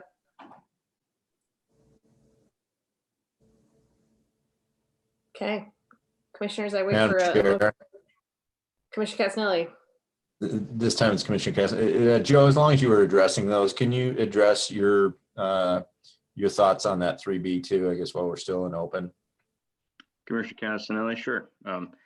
Yeah, again, my thoughts on that were just kind of like what Tamara alluded to, having that whole lot as an open space lot couldn't be any less safe than having the little piece, which is going to be fenced off somewhat, even if it is semi-privacy fenced. It's still going to be tucked away, and I'm just worried that it's going to make some septet issues. And our open space, even if it's not qualified, our open space code, talks about it needs to be seen, needs to be visible and maintained. I just figured it would be better to have that as part of that building lot rather than tucked away in the corner. Yes, it will be eventually visible from the far side of the creek if that development to the west gets developed, and there will be a multi-use pathway. But again, it's all the way on the other side of the creek, so it's still not going to be something that's going to be easily visible for quite some time. Thanks, Joe. Thank you.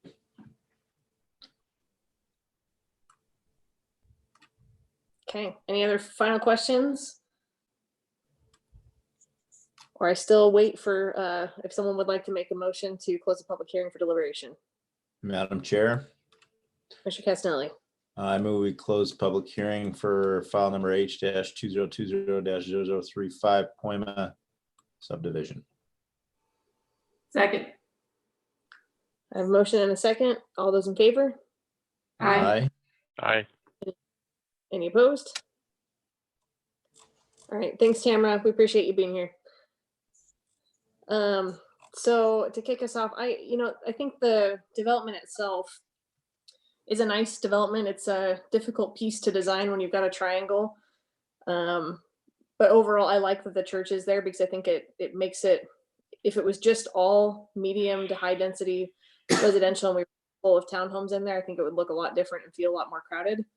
But I think having the church helps a little bit for me with the parking situation because churches typically use a lot of parking on Sundays, but not as much throughout the rest of the week. So that makes me feel a little bit better about that. I think the open space, I think Joe kind of touched on why we need to have condition 1D and 1F in there because code requires it.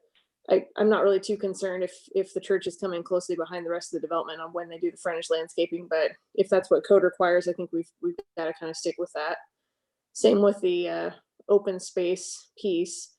I think we can make a motion that, the HOA can work with the church on a shared use agreement and maintenance agreement, but that needs to be allocated as a common lot. That's an unbuildable open space in perpetuity. That's what I would say on that one.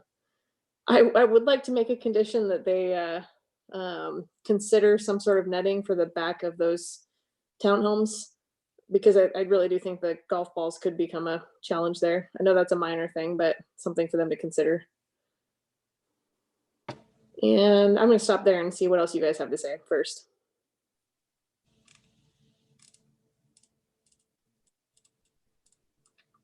Commissioner Madam McGarville. Chair. You were quick on that one. Yeah, I think that open space is probably going to be better maintained with it being the property of the church. And so whatever agreement, they can come to that, I think it's actually probably going to be better maintained that way. But yeah, I just worry about, who's pastor 20 years from now and says, I don't want these people on our property. There's got to be some sort of agreement in there. And this common driveway, I guess, doesn't bother me quite as much just because there's not houses all the way around that cul-de-sac, which will give a little bit more elbow room down around there. And yeah, that open space tucked back there in the corner, I think they're asking for trouble.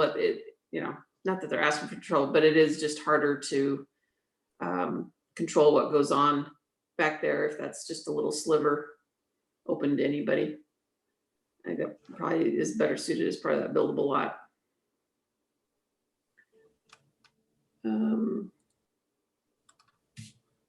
Which other one?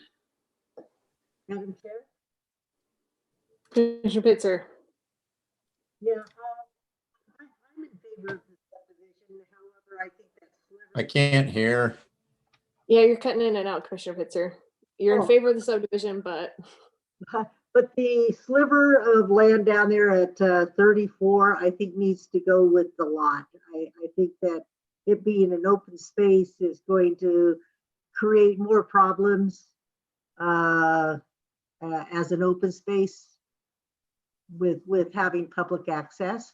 But I do like the duet homes being there, being staggered, whatever, and the elevations are nice. So I think with those few changes, I would be in favor. well, the staggering is already in the staff report, and all of the conditions that they've requested changes are in the staff report too. So if we don't include a motion, they would be required to have that little strip be a part of a building lot. That's what's in the staff report. Madam Chair. Commissioner Grove. I think anytime, just so I'm somewhat consistent with this general area, I have some major concerns when we're starting to add more properties out here when there's not a very good solution for schools in this area, with the schools being pretty overloaded. I see that, they're saying what the Mary McPherson is going to have a much higher capacity, but that it still worries me. This is a relatively small project, so it's not as worrisome as some of the larger ones that have come through for this area, but it definitely gives me pause. And the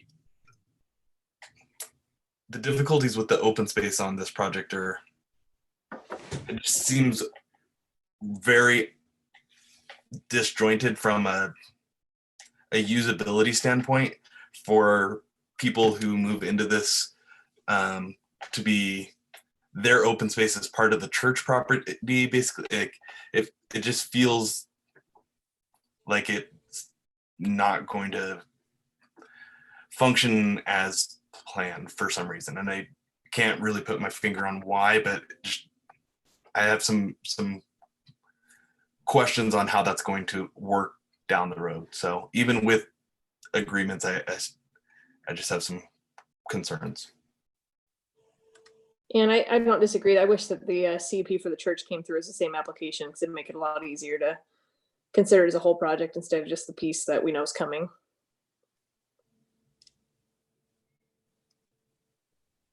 Madam Chair. Commissioner Seal. Just to kind of add on with what Commissioner Grove and you were just commenting on this. To me, it seems like they've made room for a church that we can't see yet, and kind of built stuff around it, and that to me is worrisome. So I think if they would have went about it the opposite way, then the housing piece of this would fit better. And we probably wouldn't have some of the concerns or issues that we're running into right now. I mean, the first thing I can think of is slide the whole thing over to the east, the church piece of this, and then put the residential on the west portion of it. Would be a big help to the whole thing. So as far as the sliver that's of open space that's considered there is to be part of lot 34 or not, the only thing I can see about that there is on the 10 Mile Creek crossing, there is an actual crossing right there where you can get across that, ditch, canal, whatever it's termed there. So when the subdivision develops to the west of this, that might be an actual nice place to put in, a crossing, a pathway, something that would allow for, people to get from one subdivision to another. So, I mean, I don't like that it's back there and it's on its own, but it is open on the other side. It's not like there's buildings back there. It is, it's something that can be seen from a distance. So it's something just to take into consideration of that. But I mean, overall, the layout of it is just, like I said, to me, it seems like they decided where to put a church and they put everything else around it and tried to make the best of it, where I think the approach should be different. Meaning that let's figure out how to put residences in there and then we can figure out where the church is best suited to go. And I understand they got to sell the houses in order to build the church, which is another concern that, you know, it's going to take time to raise the money to do all that properly. So the church may not come in at the speed that they want it to come in at. So those are my concerns. To me, it just doesn't quite fit. One more comment back to Commissioner Grove. You made some comments about education.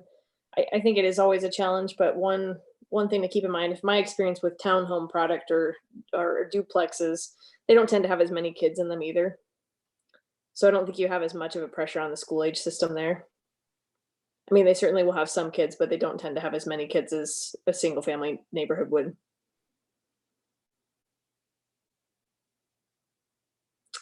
Other commissioner thoughts? Sounds like we're a little bit divided.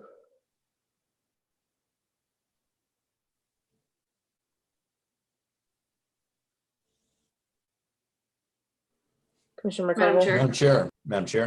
Yes, Nelly, can you hear? Everybody goes at once. We'll start with Commissioner McCarville. Would it be easier to look at this as all in one project after the traffic study is done and we can tie it all together? It's certainly an option if that's the way the commission would like to go. I mean, we could also request that we wait to approve this project until the conditional use permit comes in for the church so we can holistically look at it. Yeah, I'm just wondering if, since it is so tied with the open space, I mean, to me, it's like having those homes with a park across the street, but obviously it's not public. So you are kind of tied into, you know, the future generations of that church still agreeing that it's okay for the public to use it, or the immediate surrounding public.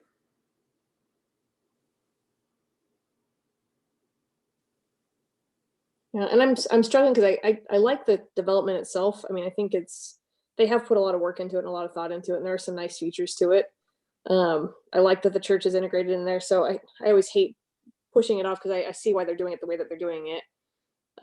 But we are still missing a few details to the story. So I see where everybody's coming from. Commissioner Castanelli, you had comments? You're on mute, sir. Madam Chair. Yes, go ahead, Adrian. Sorry, I just wanted to let you know that Tamara Thompson has raised her hand. I know that you have closed the public hearing, but I just wanted to bring that to your attention. And if we decide to keep going the conversation towards continuance, we'd have to reopen the public hearing. So if we do that, we'll make sure we can talk to Tamara first. Madam Chair. Madam Chair. Go ahead, Bill. Which one? Oh, sorry. Go ahead, Staff Bill. All right. Thank you, Madam Chair, members of the commission. Certainly, if you want all the pieces, Tamara alluded to that she had a better master concept plan for the church property. I would probably recommend, if you want to see that in its entirety, that the applicant continue this out, have them provide that detail for you. This is an annexation, and typically with annexations, we want a conceptual plan for the portion of the property that's not being developed at this time. She showed you a portion of the church with in her testimony this evening. She said she had the overall build out of that church site. So I'd really put it back on the applicant and open up this public hearing and see if they're willing to provide us those additional details. Bring this back a week, 2 weeks from now, or 3 weeks on the 9th. Just open it up to see the revised concept plan so you can see how it's integrated with the church, and then maybe put this one to bed in 3 weeks. But I'll go ahead and let you guys deliberate my comments, and then consider whether or not you want to continue this and get some feedback from the applicant. Thanks, Bill. Commissioner Castanelli, go ahead. I think he's frozen.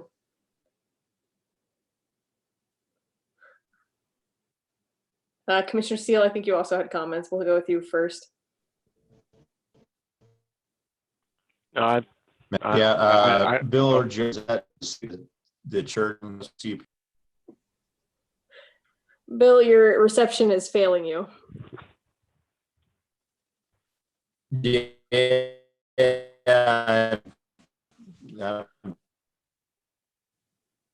best I can get here. Um,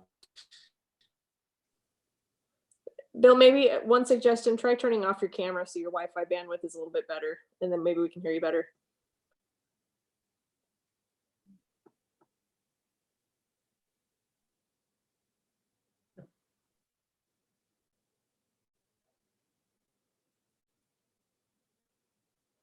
I don't know if he left us or if he's still here, but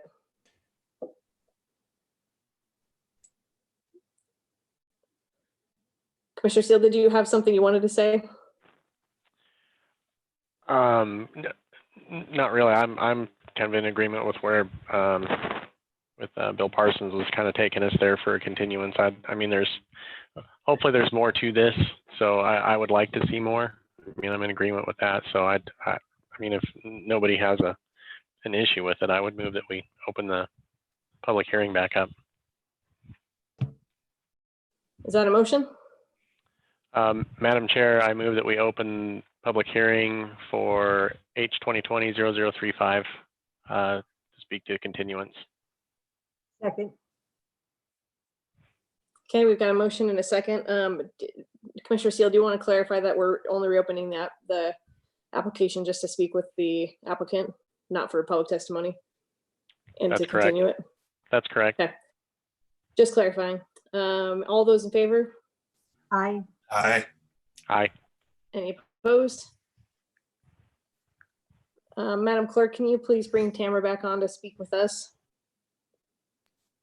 Madam Chair, I'm going to go ahead and let her in. One moment, please.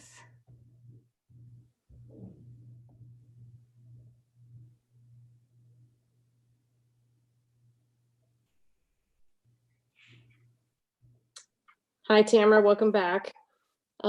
Thanks for joining us and making a few more seconds to chat with us a little bit.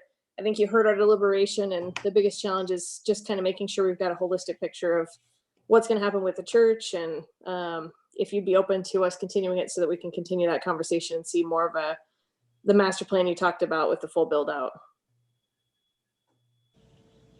Or it looks like you might have something already. Madam Chair, members of the commission. So as I mentioned before, we've looked at this site 20 different ways, and for a multitude of reasons, access from ACHD, where that needs to take place, and deciding that the patio homes being adjacent to the golf course is something that the real estate brokers have told us is very desirable. That the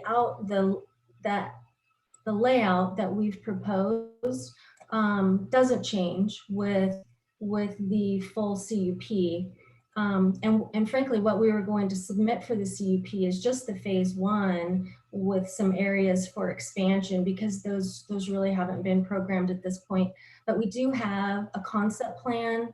And am I sharing my screen? Yeah, we can see it. You can see. Okay. So so you can see that, and unfortunately these are, maybe I can, let me see if I can rotate this so we're looking at them in the same. I think we can get the idea of where it's at. Okay, yeah, sometimes it's difficult when your brain's trying to flip back and forth. So just, you know, there's an expansion of the building that goes a little bit to the west here.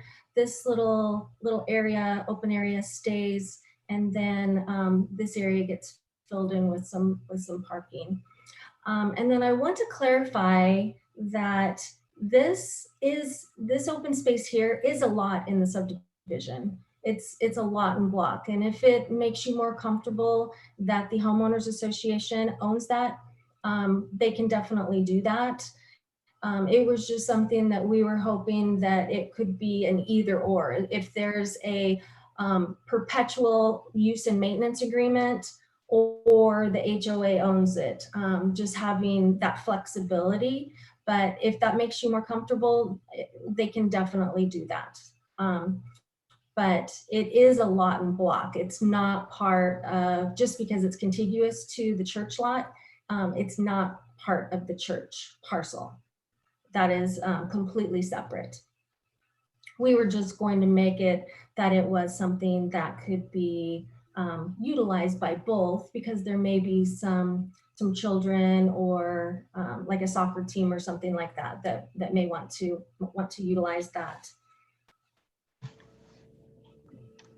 So I hope that helps clarify some things, and we would very much appreciate your recommendation for approval tonight and to send us on to City Council. Any other thoughts for Tamara that anyone would like to throw out there? Yes, Madam Chair. Commissioner Pitzer. So the biggest difference that I see between these two is next to that common lot, or the lot for the open area, open space, on the one to the right, it has more open space, yet the one on the left shows that's all parking on this. So Madam Chair, Commissioner Pitzer, this is the initial build out.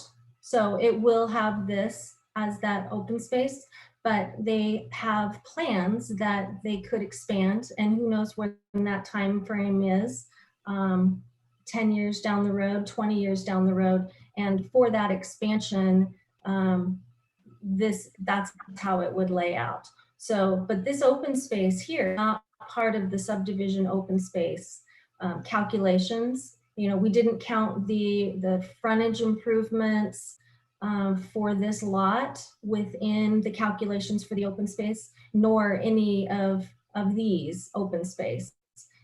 Just this one common lot, and it is in a common lot, and not part. I felt like maybe you guys were confused that it was part of the church parcel, and it is not. It is in its own lot as a common lot. Tamara, I think my biggest concern is looking at the full build out, and obviously there's plenty of parking, which you need for a church, especially like Calvary Chapel, because I know they bring a lot of people. One thing that might make me feel a little bit better, and I know Commissioner Seal had suggested this, but would there be consideration or willingness to carry that common lot down towards 10 Mile Creek and eliminate that future parking area and just have a bigger shared common space between the two? Because I think that would give a little bit more of a bigger amenity space where maybe you could have a tot lot and a soccer field, or you could have a little bit more of kind of that connectivity for the green space, wherever that, it looks like a baseball or a diamond of some sort that they've got there, but it might integrate better. Just a thought. Madam Chair, this is actually a little amphitheater, an outdoor amphitheater, not a baseball diamond. Okay. So this is a concept plan, the future plan, you know, just to show how the church could expand in the future, and that they are planning for an expansion. But the initial build out will be this area. I don't know that I can say that that there won't be parking right here in the future right now, because that hasn't been programmed, and I don't know the number of seats and how many parking we would have. But in the near foreseeable future, this is how the site will lay out. Okay. Commissioners, you're all quiet on me, but I know you've got thoughts. Madam Chair, Go ahead, Commissioner Casanelli. I think I'm back online here. Is there maybe more of a question to staff, but is there some sort of a development agreement or an agreement in place between the church and the residents to for the residents to be able to park and and share what green space is available at the church. Because there was a concern about that, 15, 20 years from now with change of staff at the church, that might change. Commissioner Casanelli, thank you for your question there. No, there's not anything in the DA, though I appreciate that comment. I think that is a good addition of something to, shared parking agreement, as well as some type of use agreement between them to ensure that this space and potentially the amphitheater and those types of things are shared, for a long time between the two. And is that amenable to the applicant?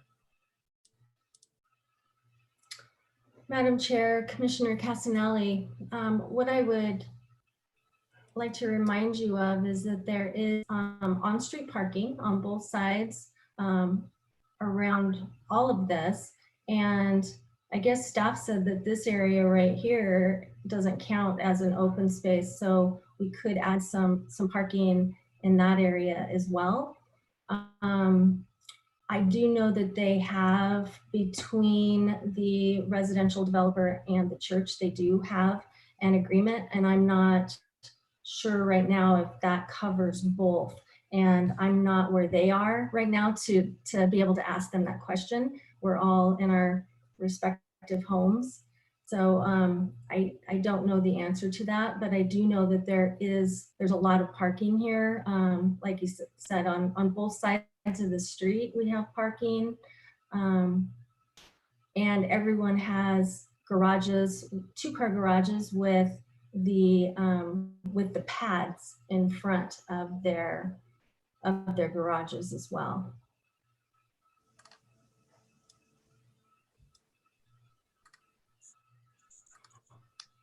So, Tam, I think the main question was, would they be willing to have just a note in the development agreement that says there could be a shared access agreement for parking, overflow parking if needed with the church? I don't know if that's something you can speak to or if you need to get back to us on it, but I know several of the commissioners seemed like they were leaning towards wanting to continue this to the future. I don't know where we all stand now, but commissioners, if you want to give a thumbs up or thumbs down to where you're at, if you want to continue it or if you want to go back to closed deliberation. Madam Chair, Commissioner Pitzer. I will say I'm less thrilled with this now than I was before.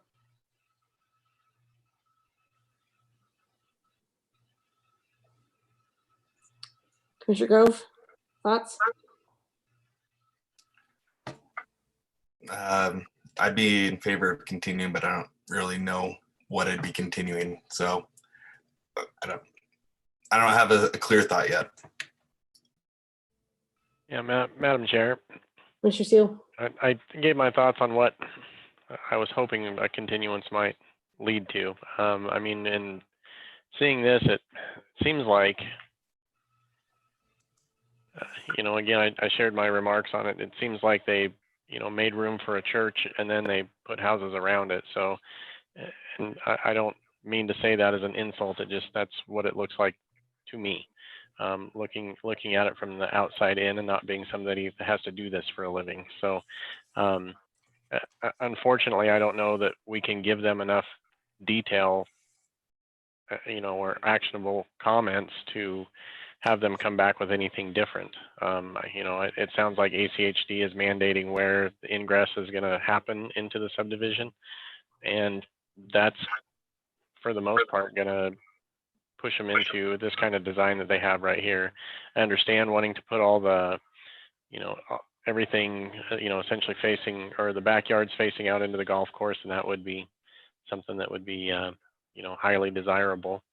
But just the way that it's forced into this, into the cul-de-sac, into the bottom of the triangle there, just doesn't mesh up very well. So again, it just doesn't flow well. It doesn't look like it's very conducive to, what we're trying to do with, making things a little bit more open and accessible. Well, and I know staff had asked them to actually increase the density from their original product because they were going to do more townhomes throughout the whole project. So I think they were trying to meet the density of what that medium high density should be, which causes some challenges. My biggest concern is where the open space is and having it be shared between the church and the residents uses. It could be a very popular space to play. I do like that it's next to the golf course because I think that does give a nice amenity and can see why the homes are backed up to the golf course. I think it's pretty. I don't know. It's a tough project because I think Commissioner Grove hit on it. They've given us kind of the view of what we would have asked for of what the master plan would look like. So if we were to continue it, we'd have to have some specific requests of why we'd want to continue it. Is there things we could ask for that would make anyone feel better about moving this forward with a recommendation of approval? Are there some conditions that we'd like to throw out there for consideration? Or are Madam you Chair? all leaning forward? Yep, go ahead. This is a staff, Joe. Just to clarify on the access, since this has come up a couple times now, ACHD normally wouldn't allow access to this because of where it's located. However, they wanted, or if it was a perfect world, they would have the access further to the west and match up with the quarter-mile access that is on the north side of Lake Hazel.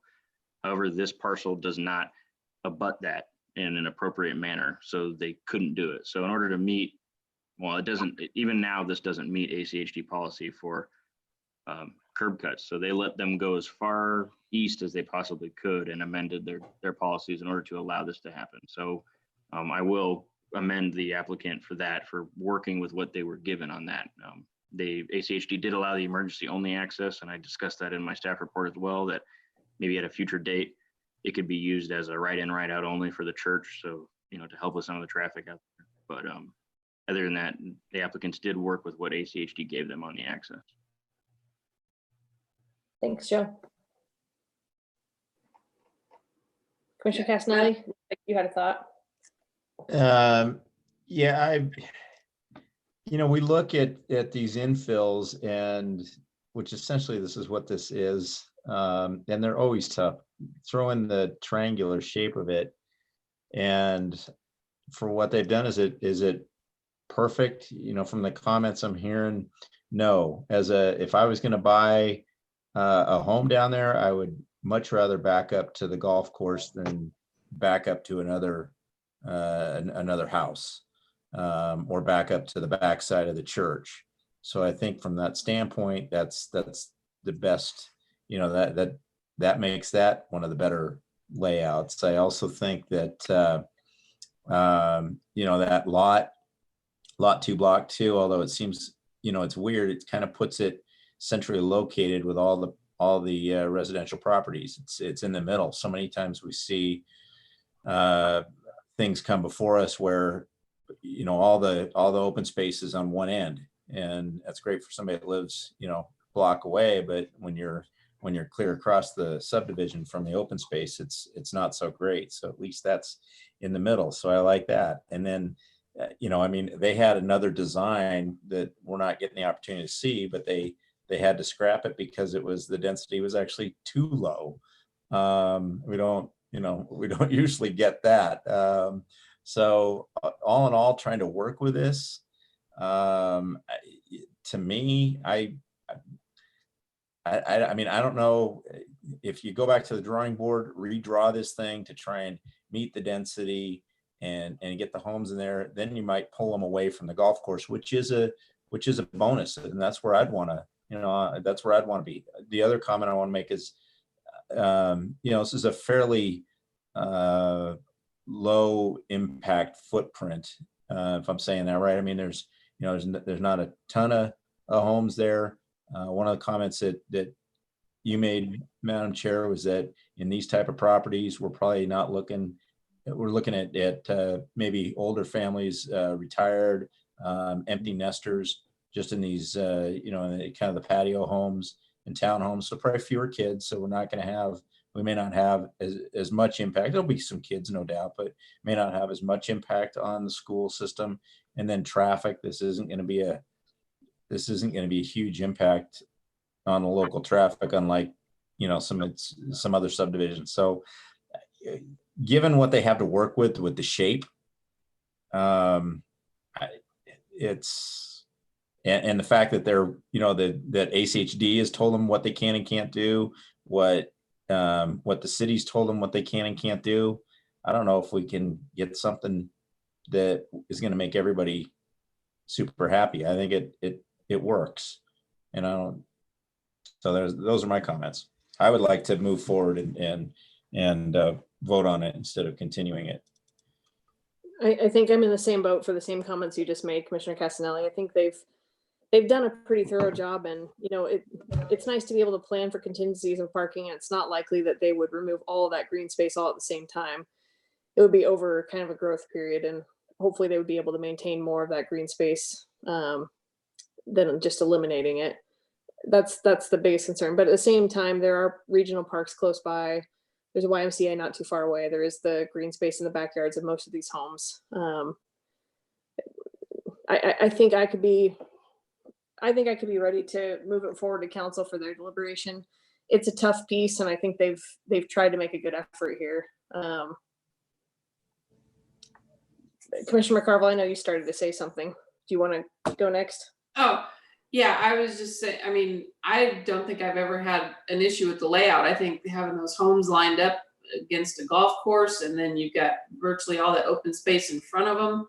And like I said, as a common drive goes, this one gives me probably the least heartburn, just because, you know, they at least come out of there and there's not a whole bunch of homes lined up, you know, going to the west there. My only thought was to see it all together just so we get those agreements in place. But I think Tamara kind of helped that along by, you know, reiterating that is a separate lot and block. That whole area might stay a nice soccer field or, you know, whatever, just open space. And even if it does, you know, the tip of it become parking lot years later, if they expand, you know, at least that part stays because it is a separate lot and block. Well, hearing at least three of us that are wanting to make a motion of some sort, it would take a motion to reclose the public hearing if we want to deliberate and make some sort of motion. Madam Chair, I got a quick question. We've touched on it a couple times for the applicant. Sure, go ahead, Commissioner Seal.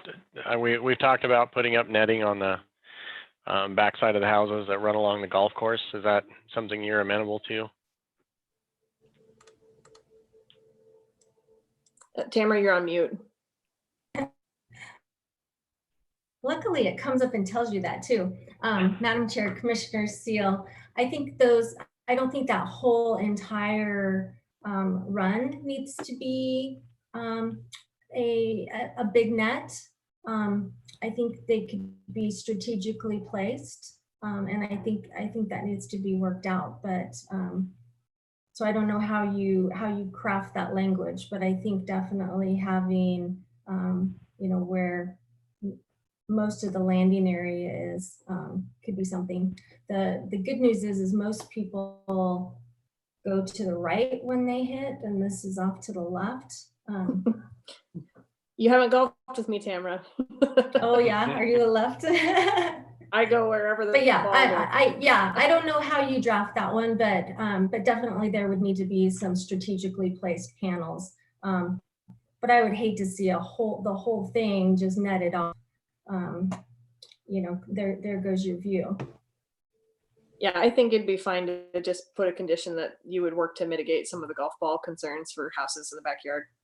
And you could work on whatever that plan was. I don't think we have to net the entire backyard.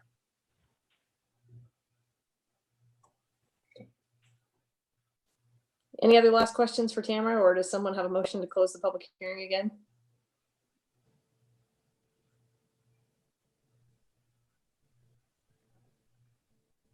Madam Chair. Commissioner Pitzer. I move that we close the public hearing for H 2020-00. My glasses are fogging up. 35. Second. I've got a motion and a second. All those in favor? Aye.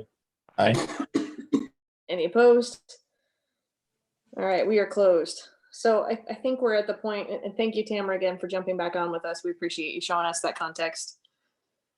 I think we're at the point where, you know, the conditions that were requested, I think we can't really do much with 1D.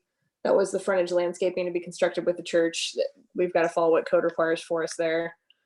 I think we could make the modification to 1F that says the church and the HOA will work out a maintenance and operation use agreement, but that it will be a common lot that's an unbuildable open space in perpetuity, something like that. And I think that we need to leave condition 3B related to that sliver common lot to be a buildable lot. So I would say the only modification I see from their request would be 1F, and then also the addition of looking at some golf ball mitigation for the backyards of homes. Or there's certainly the conversation of whether somebody would like to make a motion to expand the open space down towards the roadway. That's something we could ask them to consider. But I'm going to leave it open if somebody would like to make a motion or if anyone would like to keep deliberating. Madam Chair. Commissioner Casanelli. Yeah, back when I was losing my internet previously, I wanted to make a comment. I didn't get a chance on that. The 3B, I would actually, I would be okay with making that a common lot for the reason of if the HOA maintains it and mows it and that sort of thing, whether or not it's part of the building lot or a common lot, it's still a piece of land down there that would be somewhat invisible or minimal visibility.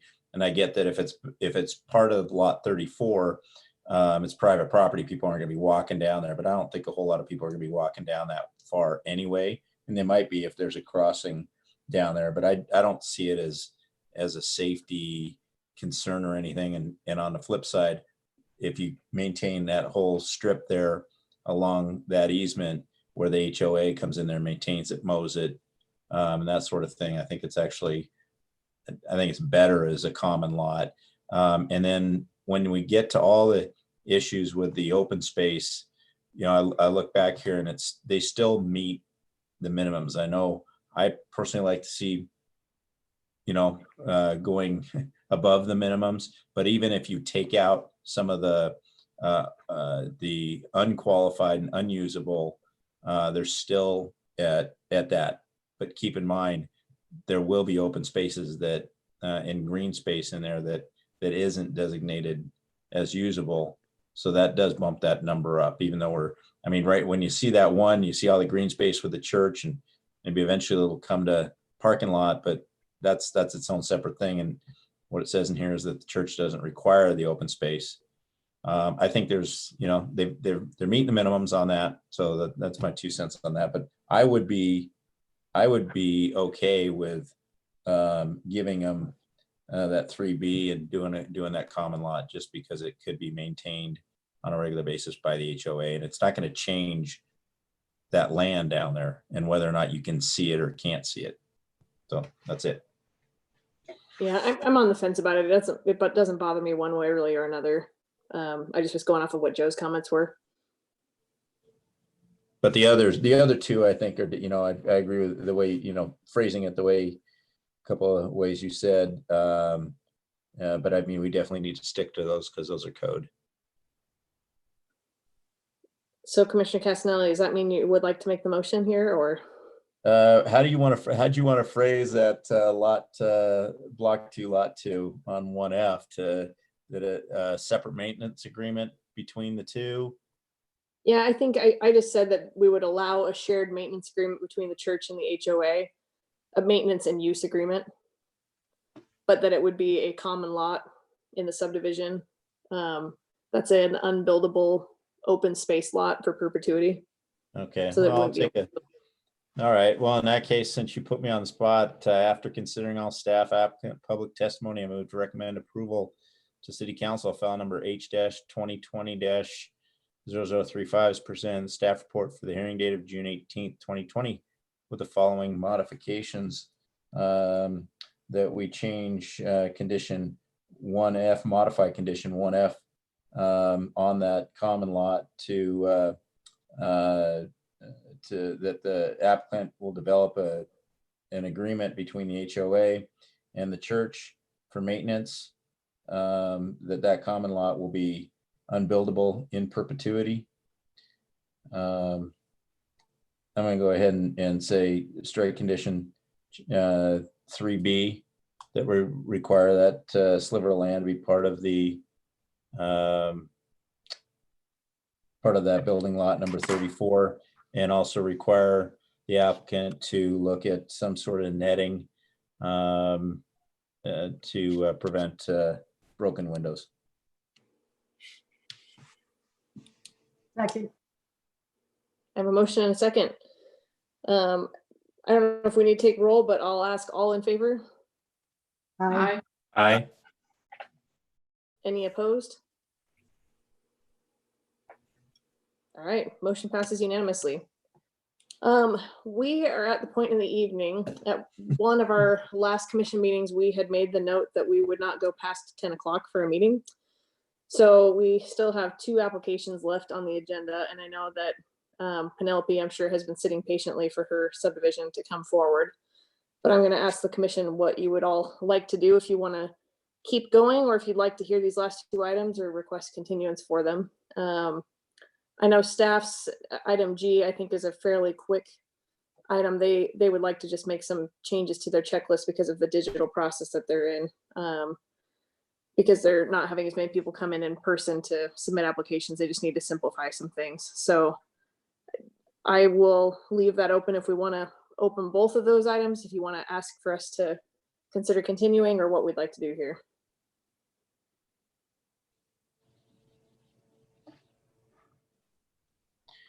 I'd be in favor of just keep rolling here, I would agree. because it's not going to make the future date any better. Yeah, I'm on board with that. Have a long night. All right. With that, we'll open the public hearing for Lupine Cove, 2019-0133 with the staff report. Go ahead, Joe. Not Joe, it's going to be Bill tonight, Oh, I'm sorry, Bill. I knew that was you. but hopefully we'll get. Getting them all mixed up. There's too many on this night. You guys Yeah, have to cut us off at 4 or 5. I'll wait for clerk's office to pull up the presentation unless they think I need to open it up. I'm going to ask for Chris's assistance here again. I'm still unable to access my PowerPoint. I think Chris will be faster on the draw than I can be. All right, thank you. Uh-huh. We've been here since 6 o'clock, so I'm a very patient person.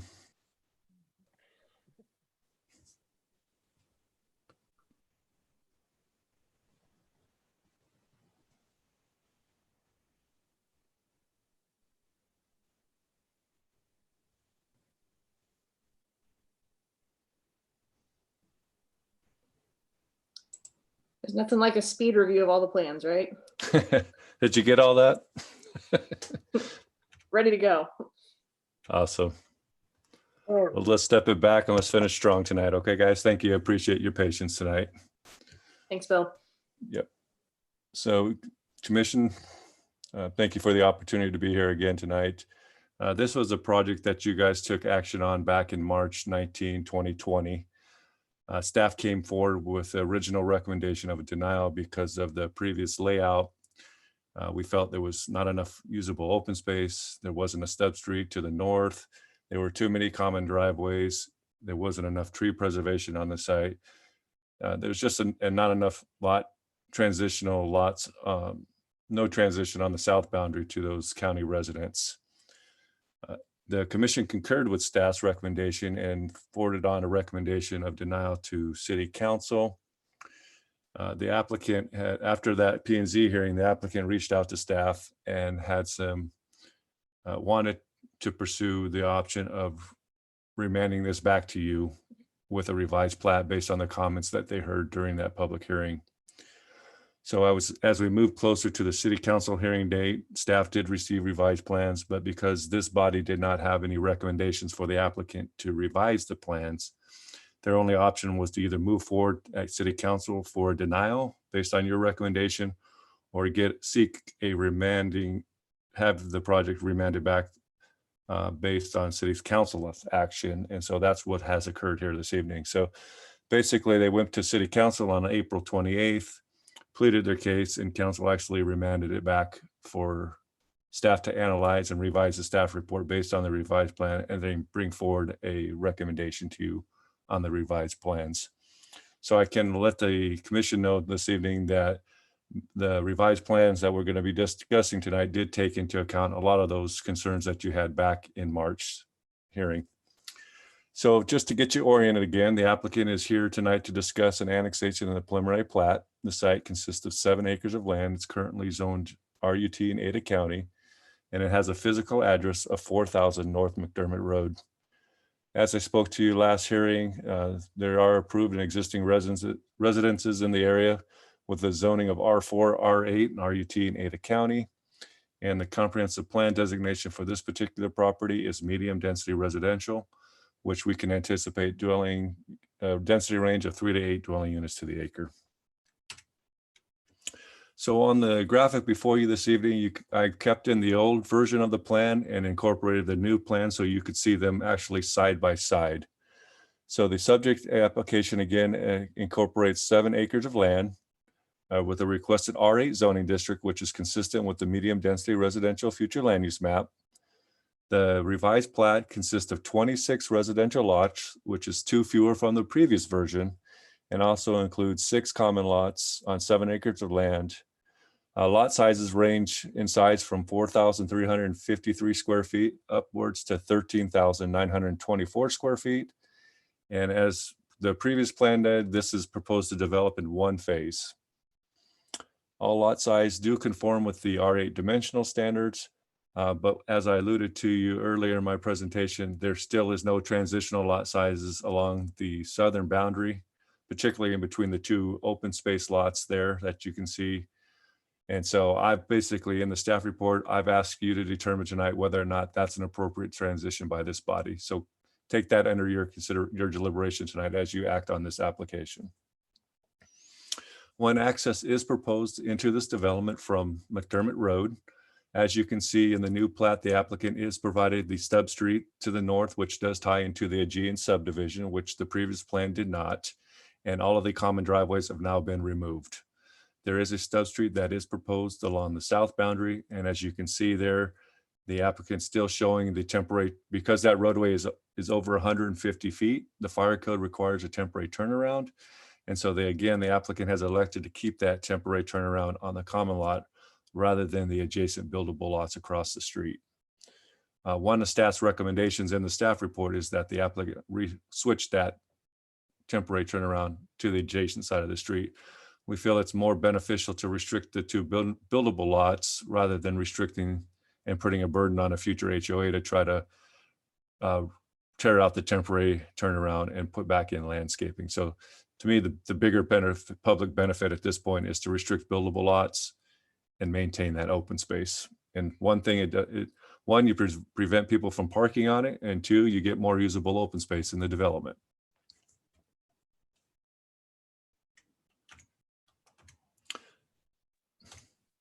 The applicant has provided a revised landscape plan. Their open space has increased from the previous plan. Now they're approximately over 12% open space. I'd also make mention to the commission that the applicant has made more of an attempt to incorporate the adjacent 5 Mile Creek McFadden lateral, which runs along the north and east boundary. And basically, if they've talked with the Parks Department, they've talked with Nampa Meridian, neither one opposes a pathway along the waterway, but one's not planned, so one's not required as part of this project. And so in discussions with the applicant, they've agreed to try to maintain the existing trees along that waterway and then landscape it with some native grasses and natural dry seed mix so that at least can be enhanced as a natural amenity to the development. And then it will also, they are also within common lots, which will be owned and maintained by the HOA. In order to increase the usability of that open space, staff is not required to pathway along the ditches, along the waterways themselves, but we are recommending that the applicant construct internal pathways within the development. So if you're looking at this revised plan in front of you, you see the two large central open space lots. We're requiring that the applicant provide pathways, a 5-foot wide pathway in both of those. And then along the southern boundary, if you can see my cursor here, staff's also recommended that a micropath lot go in this general vicinity here. And that way, if there's a pathway in this lot, the southern lot, and then on this southwest corner of the development, at least they can walk along the access road on that canal and have an internal pathway network for the development to use. And it might be a nice amenity for those residents to use the water facilities as some passive open space and just watch birds and ducks and wildlife there throughout the spring and summer months.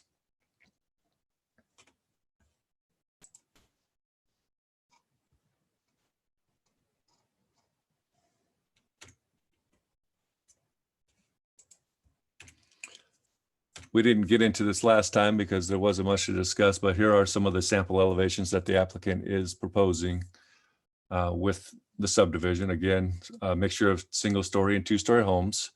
Like most subdivisions, this does back up against a collector roadway, so staff has placed a provision in the development agreements that requires that those homes provide variation in colors, building materials, and modulations in the facade. Probably the difference between the previous version and this version is staff is now recommending approval of this plat. We feel like the applicants addressed a lot of the staff's concerns and a lot of the commission's concerns. So in the revised staff report, we did provide you with some recommended DA provisions and conditions of approval. And I had looked at the public record this evening. At the time that my hearing outline was done, I did not have any written testimony on this project. But the clerk did assure me that someone did provide some written comments on this application. Hadn't had a chance to see who that was, but we did receive one comment on it. Again, staff is recommending approval, and I'll stand for any questions you may have. Thank you, Bill. Any questions for Bill? Madam Chair. Mr. Seal? Just the emergency turnaround that they have. With that being there, that space is taken away from the open space. Is that correct? Yeah, Madam Chair, members of the commission. I'm not sure. I'm hoping the applicant didn't include that in there. If you remember, the previous plan had a half a basketball court on turnaround, which wasn't going to work for staff, and that's been removed. So I'll let the applicant go ahead and address that. But to me, we can't count that. So I don't think they took that into account, but I'm not 100% certain on that. But either way, if they remove it, I think we're going to get a better open space lot there. Okay. And the staff recommendation is to flip where that bulb out is to the other side on the buildable lot side, not on the common lot side. That's correct. That would be lot 13 and 14 is. And I'd let you know, I had a conversation with ACHD and it doesn't violate any of their policies if the turnaround's on buildable lots. They actually prefer it. If there's no more questions, we can certainly bring the applicant in. I don't know if Penelope's here or if there's somebody else. Madam Chair, it looks like Derek Kerner has their hand raised. I'm going to go ahead and bring them in. One moment.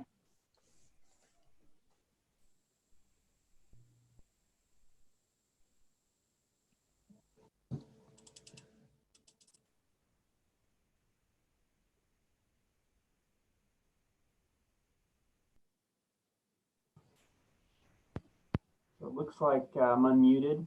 It's got Derek Kerner here, Rock Solid Civil, and he's sitting right next to me. I'm here. We're all congregated in Derek's office today. Oh, great. Well, if you guys can state your name and address for the record, we can hear you. All right. Well, for the record, Penelope Constantakis, Post Office Box 405, Boise, Idaho 83701. Derek Kerner is with us also. He'll give you his name and address. He's going to slide into the presentation a little ways down. So, Derek Kerner, Rock Solid Civil, 270 North 27th Street. Take it away. Okay. Can you guys see us? So it doesn't look like the camera is turned on. I don't think we can see you on the camera, but we can hear you and we can see your screen. Okay. Very good. Thank you, Madam Chair. So I'm given the lateness of the hour, I'm going to go straight to the changes that have occurred to the plat since our previous planning and zoning commission hearing. So all the shared driveways have been removed. There's been a reduction in the lot count, the existing home, and now just 25 new lots. The connectivity to Aegean has been incorporated to the north, and we of course have a stub street to the south. We have a giant amenity package at this point in time, including the micro pathway and the open space lot 5, connecting north to the passive open space along the water feature, the drain, as well as in lot 10 to the south. The children's play structure, or otherwise known as the tot lot, is depicted on this illustration that you have in front of you. We'll have that incorporated into the landscape plan. And we have included as a preliminary retention plan with our updated landscape plan. We've included some of the existing trees, and we are planning on retaining as many as possible, including that very dense evergreen buffer that runs along the south boundary line. It's very dense. So our average lot area has increased. Like I stated before, we've got large mature trees in the common lots, which you don't often get an opportunity to do that. And we do have some substantial passive open space. So the amenity package, first of all, the cul-de-sac or the turnaround is not included in the open space calculation. So we have a 50 by 100 grassy area. We have a water feature that's in the northern common lot where we have a stream. We've taken the artesian well discharge and turned it into a stream amenity with a micropath along it. We have linear open space in both the common lots, and with the micro paths, we just enhanced that ability. We have a picnic area with a shade structure. And then we have this passive open space, which is basically the common lot that runs along the irrigation facility. So if you just calculate our active open space, we're at 12% or 0.83 acres. But I took a dive and I took half of the common lot that the drain runs along, and I added that in, since there's been a lot of emphasis on, cultivating that as a passive open space with the micropath connections to the drain easement. It certainly will encourage people to go there. So when we include the passive open space, we're at about 19% open space or 1.36 acres. We did centralize and expand our open space, so it's pretty substantial, and it's centered in the middle of the subdivision, so everyone is within striking distance of getting to those amenity areas. So interestingly enough, our density, we're in a medium density residential area, and both our gross and net densities fall within that range. We have 3.71 gross and 7.46 in net. So I don't think that happens very often, that we fall with both densities, we fall within the range specified by the land use designation. So for the micropath inclusions, we have added the micropath in lots 5 and 10, or we will. We're stubbing the micropath to the south property line for future connectivity in lot 10. We're stubbing the micropath to the passive open space to the north in lot 5, which is the northern open space. Now, the pathway connection across the south side of lot 14, which is down in our southeast corner, it is shown on the illustration that you have in front of you. We did get some correspondence from the water supervisor at Nevin Meridian Irrigation District, and he did speak to the fact that there's nothing in the master pathway plan that includes this area for pathway. And so we do want to be clear that connections to the easement area are connections to an area that Nampa Meridian has indicated that they would only allow a pathway in if it was part of the master pathway plan. That's a formal arrangement between the city of Meridian and Nampa Meridian Irrigation District. And also, there are some concerns that perhaps there may not be enough visibility for that pathway down on the south property line to meet the police department standards in terms of visibility. And I was at a city council hearing a few months ago where one of the council members that mentioned that they were concerned there would be nefarious activity where people couldn't be seen. So, Madam Chair, I apologize. I just muted the applicant. Our stenographers indicated that she'll need to be closer to her microphone. He cannot pick up anything she's saying. Penelope, pardon my interruption. Back to you. You'll just have to unmute yourself again.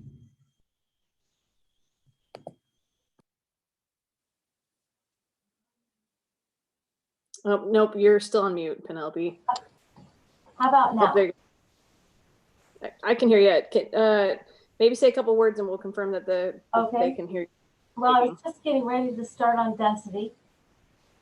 Can everyone, Chris, can you hear me okay? It's much better for me. Thank you. Okay. Do you all want me to start again? They just caught they just missed the last little bit. Okay, you just missed the last little bit. Okay, so I was just closing out the amenity package and talking about our active and passive open space combined is about 19% of the gross area of the site. So that's 1.36 acres. Okay, so density, I was just talking about the fact that our gross density and our net density both fall within the range for median density residential.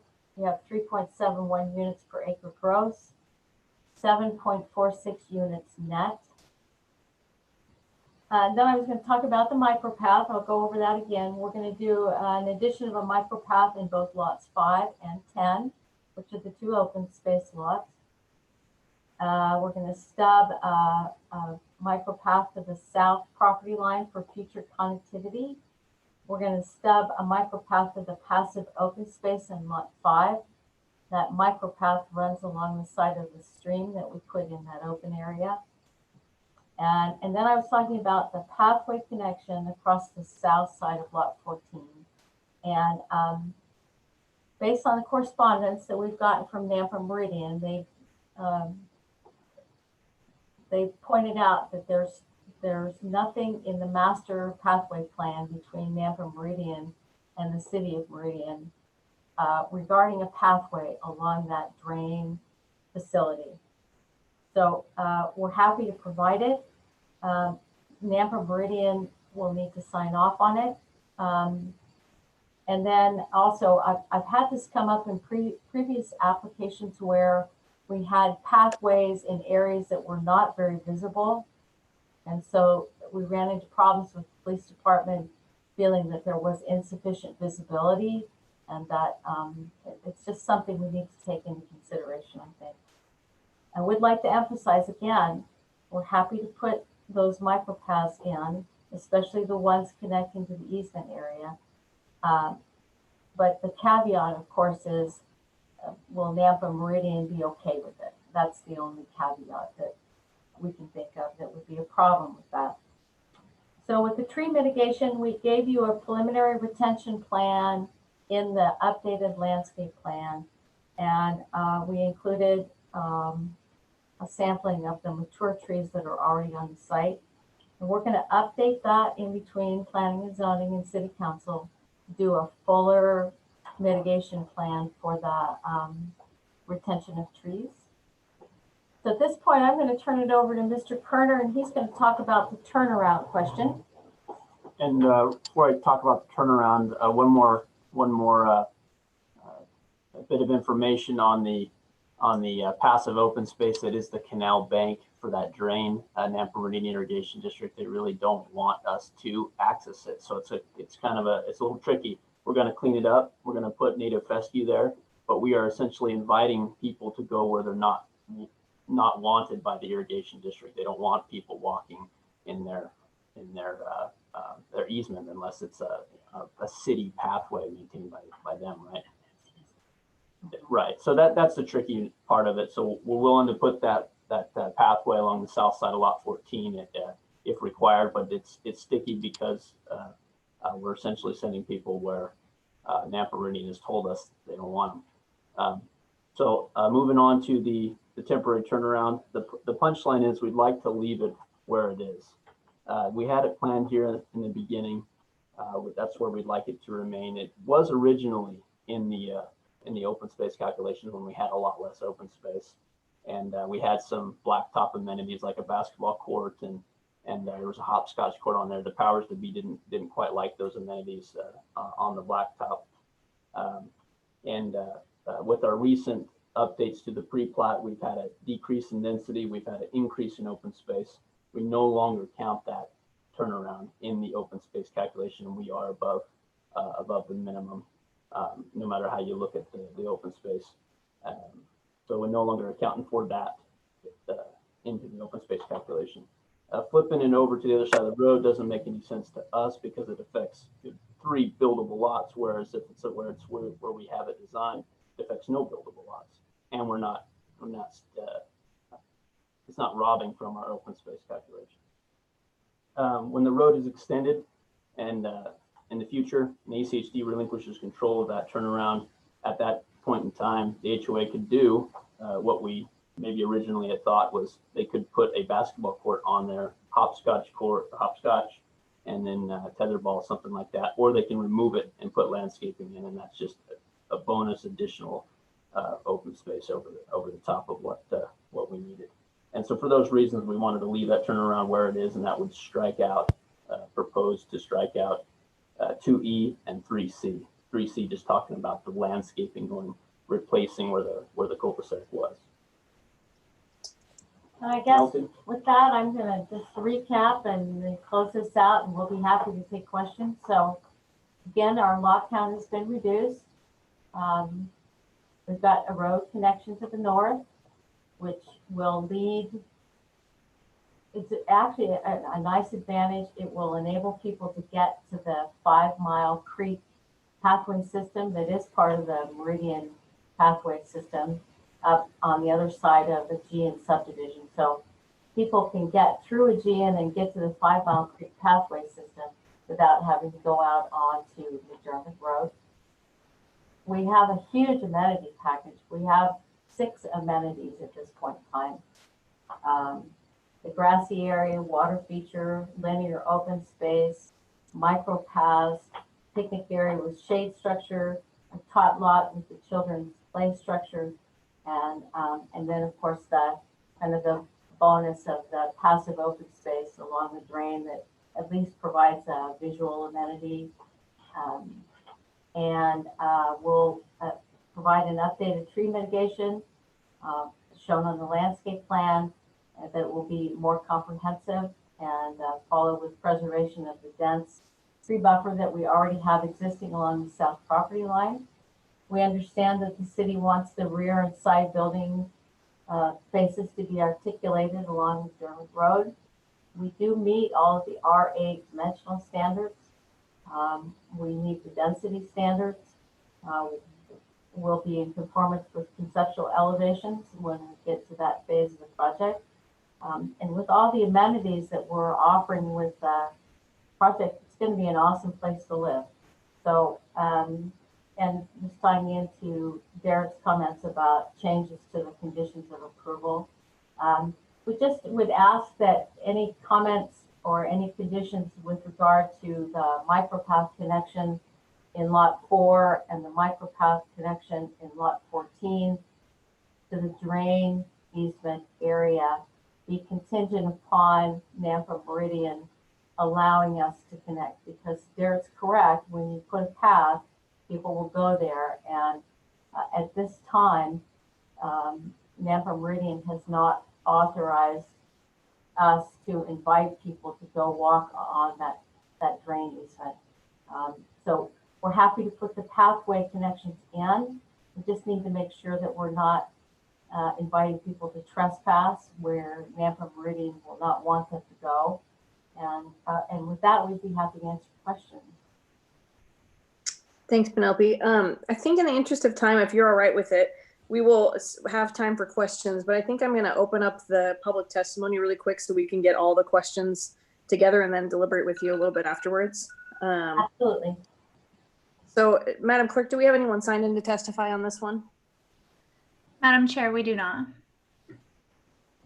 Bill, is there a chance you could kind of summarize or read in what the public testimony was that you received after hours, since many of us probably didn't have a chance to see that? Yeah, let me look, see what they have. Look in the record here for you. I'm also happy to chime in. I've got it pulled up Oh. if you want me to just summarize it really quick. Yep, that'll be great, Adrian. Thank you. Okay, it was a lot of questions. Some of the questions that the citizen had were, will the project impact our wells on the properties in Apple Valley Sub? Will our water pressure be affected?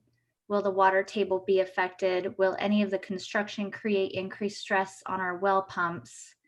If the project causes problems with the wells Apple Valley Sub, with the wells in Apple Valley Sub, how would it be remedied? How might the project affect the artesian well and irrigation system in that subdivision? Apple Valley residents have livestock and farming that's dependent on irrigation water. And then the citizen goes on to talk about the concerns regarding the rural and livestock setting of Apple Valley Sub. There's approximately 16 homes over there that are approximately 4 acres each, and they have livestock on those properties. They're concerned about construction noise, high density housing, and the effect that it would have on their quality of life in a rural setting.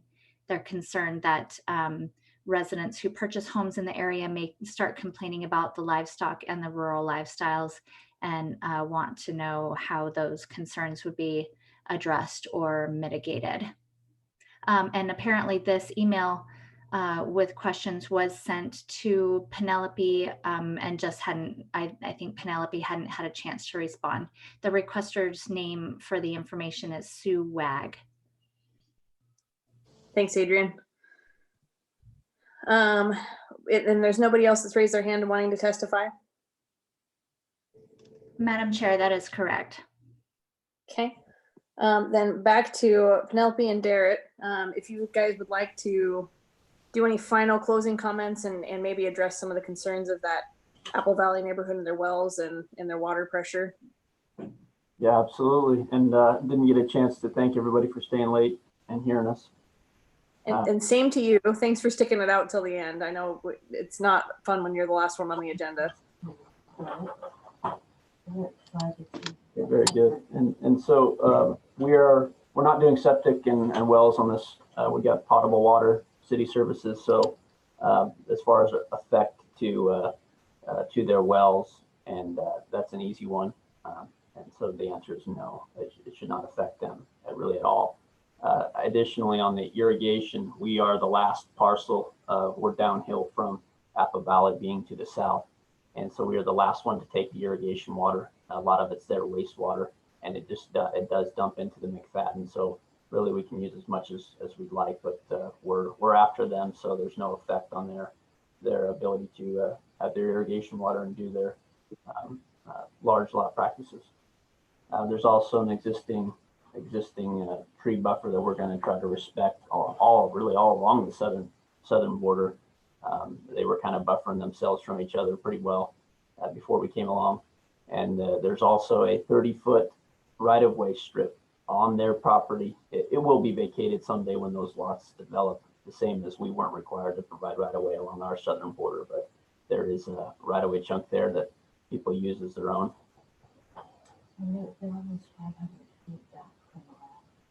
True, and a lot of those homes are quite a ways. We're saying 500 feet away from our southern boundary that is densely vegetated. So we think that there's ample room.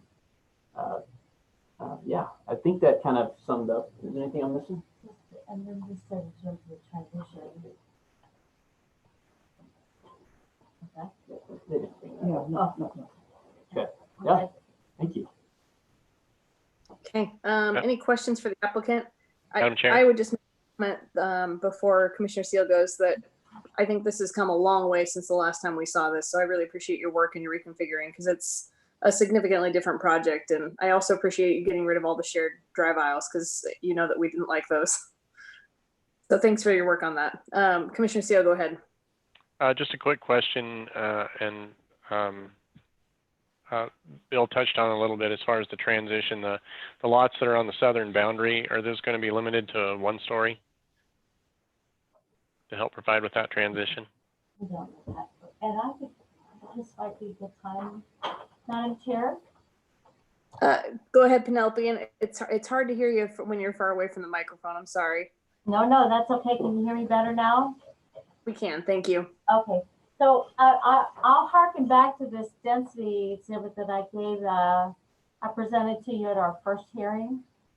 And so if you start from the McDermott Road boundary and move eastward, there are 2 residences on the first lot. So we have a 5-to-2 ratio. Moving to the east, the next Apple Valley lot, we have 3-to-1. The third Apple Valley lot, we have 1-to-1. And then we're in the Aegean subdivision, the southeastern portion. At that point, we have 4.5-to-1, 3-to-1, 4-to-1, 4-to-1, and 4-to-1. So our transition to the south, to the Apple Valley lots is really better than Aegean in terms of that. Plus, we've got this incredible dense buffer, and I actually measured the distance between our south property line and the first 2 Apple Valley lots. The first house is 462 feet from our south property line. So it's going to be 472, 475 feet of separation between their home and any houses that are built in Lupine Cove. The next house to the east, they're at 487 feet, I believe, from our south property line. And at that point, the next lot over, we're at 1-to-1 ratio. So we're pretty comfortable that 450 to 500 feet of separation is really pretty generous. And we just feel confident that our layout is, given the dynamics of the site, the way it's laid out currently, we've been very respectful of the separation. I mean, 450 feet is a lot of distance. That's a block length. So, so anyhow, that's what I would have to say. Derek's got something to offer. And the question directly was single story versus dual story. We have never been asked that question, so we don't know. I don't think we're opposed to anything about that, but I would say that I think the trees there are taller than 30 feet. Yes, they are. I don't think you would see the difference from the neighbor's perspective of if it was a single versus a 2-story, honestly. Okay, yeah, and I wasn't taking into consideration the trees that were on that southern boundary, so that makes sense. It is our intent to maintain those. It's quite thick pine trees. I think there's 92 of them between McDermott Road and the cul-de-sac on Lot 10. There's about 92 mature, tall pine trees there now. And I think I isolated 3 or 4 that were diseased based on the landscape architect's tree mitigation with your now retired arborist. So there are a couple of trees that need to be replaced, but for the most part, that buffer is healthy and intact, and we're planning on leaving it in place. Yeah, the surveyor didn't even locate them all. It looks like a cloud that's just tree canopy on the plat there. And it's kind of getting a little washed out because that is a scan that you see in front of you. Yeah. Thank you both. Any other final questions for these guys? Madam Chair, I had a quick question, if I could. Go ahead, Grove. So this is an ignorance question on my part because I've only been a part of one like HOA in the houses that I've owned. But the staff had recommended moving the cul-de-sac to the buildable lots, and you were opposed to that. In lieu of doing that, is there a mechanism that you'd be able to put in like reserve basically to be able to build that out to whatever it is that you were alluding to in terms of a blacktop setup or expanding the open area as it is when that does go through to make it so that there is a plan in place when that does happen? Madam Chair, Commissioner. Go ahead. Thank you. So the temporary turnaround does live inside lot 10, which is a common lot. So that de facto preserves it as common space. Yeah, and and the HOA would be responsible for it. I'd love to see a basketball court go back in there again, at least a half court. So, you know, some of the possible outcomes in the future are they take some of the blacktop out and put in turf and whatever other landscaping would be appropriate. Plus, and then just leave some of it in. If the HOA decides they want to do that in the future, they can preserve some of the blacktop. We have 6 amenities now, which is 4 more than we're required to have, and we don't mind having more than that, but that is a pretty heavy amenity package for a 7-acre subdivision. But it's part of the lot 10. It's not going to be turned into something else. It will just be converted back to open space in whatever configuration the HOA determines is in their best interest. Thank you. Madam Chair. Go ahead, Commissioner Casanelli. And I apologize. I've been having all kinds of internet issues here during this. So if I answer something that's already been talked about, please forgive me. Question to the applicant. Have you, I'm counting, looking at the old plat versus the new plat. I'm counting 8 lots across the southern border to the subdivision to the south, Apple, whatever the name of that is. And that hasn't changed. Is that correct? Are there still 8 lots? I think we have more. Oh, yeah, we did have more down there in the original plat. Yeah. Bill had that up a little while ago. That comparison sheet, is that possible to bring up on screen? I'm counting, I'm looking at the 2 and I'm still counting, I'm counting 8 and 8. Oh, we only have 7 now. We have fewer. This one is, no, we have 8. Oh, okay. Right, they're the same. Yes. Okay. The density, I was looking at, we have 3 Apple Valley lots adjacent to that same distance. So, and that's where the density that I was talking about. We have 5 to 1, then we drop to 3 to 1, and then we're at 1 to 1. Yeah.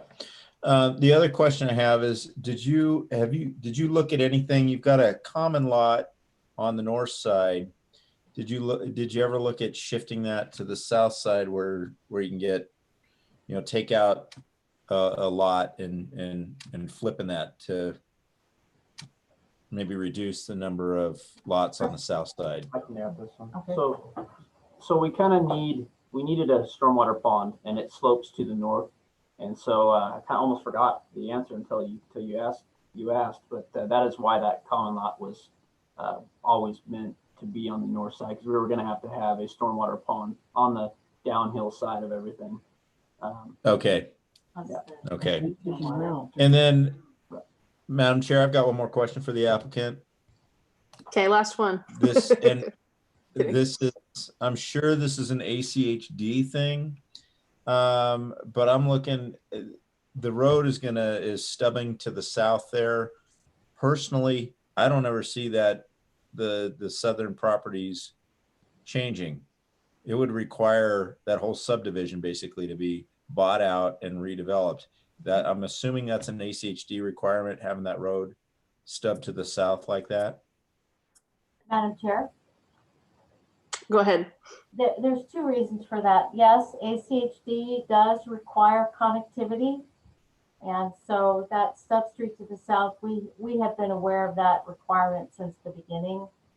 And the other thing is we have a block length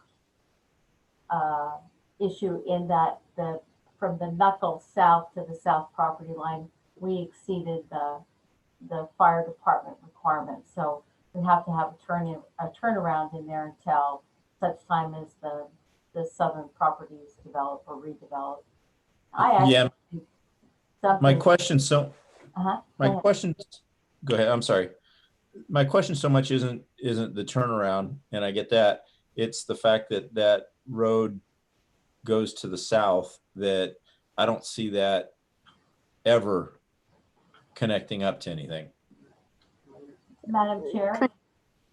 Yeah, I was going to say, Commissioner Casanelli, I think it's an ACHD requirement that we stub streets. It's also a city requirement to stub streets in case there's ever a point in time where something redevelops.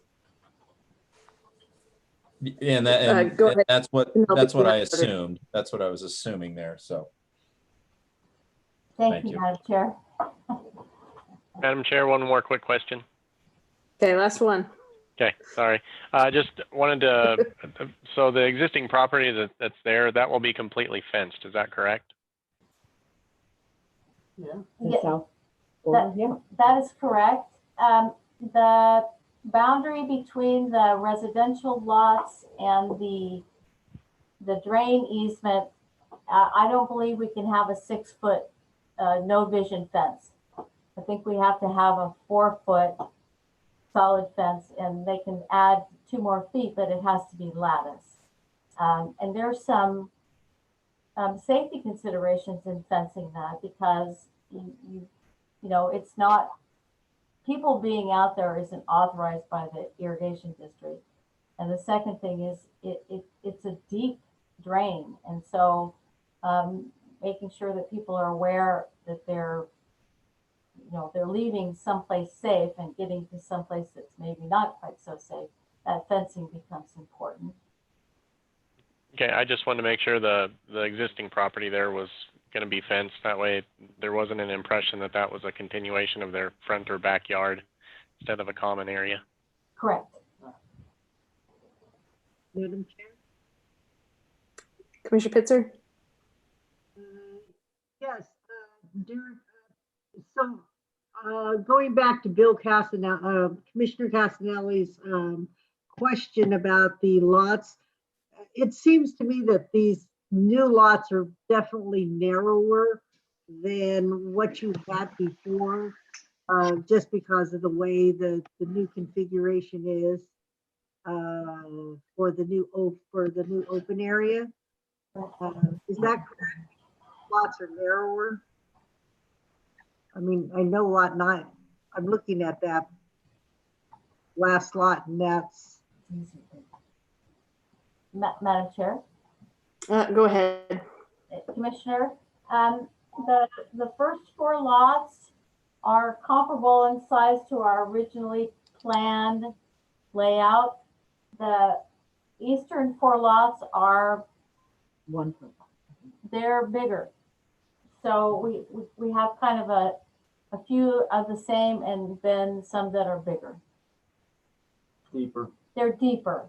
And that was, in order to eliminate the shared driveways, we had to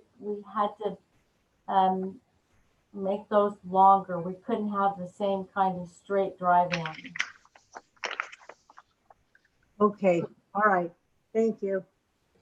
Madam Chair, Commissioner McCarville. I move we close the public hearing for H-2019-0133. Second. I've got a motion and a second. All those in favor? Aye. Aye. Aye. Any opposed? All right. Thanks, Derek, and thanks, Penelope. We appreciate you guys hanging out with us and answering questions. I'll just start in quick summary. I think they've done a phenomenal job of fixing a lot of the issues that we saw before. The biggest challenge I think that's left is they asked for 2 modifications, which was one relating to letting the micropath connections be contingent to the Nampa Meridian Irrigation District, allowing them to hook it in. And they would also like to keep the turnaround on the common lot side. And I know staff would like to see it on the buildable lot. Staff's biggest concern, from what I recall, was if it was on the common lot side, there's a chance that when that right of way is vacated at some point, it would just be an asphalt pit there and no one would ever do anything with it. I think Bill can certainly correct me if I'm wrong there, if you had other comments, but he's nodding, so, or he's shaking his head. I'm not really sure what he's asking now. Oh, you've captured it right. Yeah, we just don't want it to just be asphalt to nowhere or nothing. No purpose, I guess, is the better way to say it. Yep. Thanks, Bill. So with that, any comments anyone would like to make, certainly welcome to, or if, I mean, I feel fairly comfortable with, I'm pretty agnostic on where the common lot or the turnaround sits. But it would be nice to have some sort of measure that maintained that if it became a vacated turnaround, that they would do something with it. Madam Chair. Go ahead, Commissioner McCarville. I'm in favor of this project as is, and okay, I think it's kind of smart to have that pathway maybe not be there, and especially if the irrigation district throws a fit, I think, or not throws a fit, but makes a recommendation that it shouldn't be there, because that if that is a deep canal there, it's probably not wise to have people wandering around back there. It is night and day. I mean, all those shared driveways and the old plan, just, I mean, this is just so much more of a livable little area now. And actually, I mean, with the probability of it being a long time, if ever, that develops to the south or needs to punch that road through, you know, that turnaround may very well be there forever. And I think having those lots be bigger on that southeast side is probably just as much a good thing as trying to flip that turnaround. I think that turnaround, it would be up to the homeowners to decide 5, 10, 20, 40 years from now, if ever, if they want to have that common space be like a basketball court or something else, or if they want to just pull it up and make it grass. I think that could be quite a long time. So I'm in favor of just leaving it as is. So you're in favor of changing the staff report and making their request? Yeah, I'm okay with the applicant's view on that one, and then as well with that little micropath shooting out there. That may not be the safest place to be walking. And I think we leave that up to the irrigation district. I think I agree with both your comments. Any other commissioners? Madam Chair, Commissioner Casanelli. Commissioner Casanelli, go ahead. All in all, I think overall it's the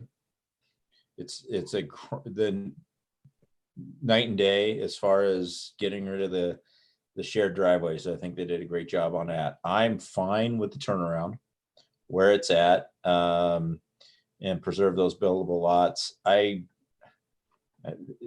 It's a requirement, but I don't ever see that road punching through. My issue with this is the transition. There's no change, especially that first lot to the south. They get 1, 2, 3, 4, 5.5 lots to their one, and from there it's okay. It's those first 5 lots in there that are an issue, and I have a problem with that. I would like to see,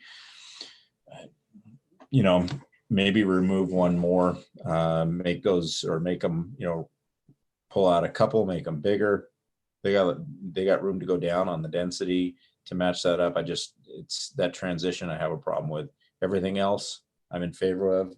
I would echo Commissioner Carvel's comments about the paths. Again, it's if the irrigation district is opposed to them, I'm opposed to them. I know they're big on safety. That's an issue. But my biggest issue and what I'm not in support of it with the transition the way it is. I would like to see that change a little bit.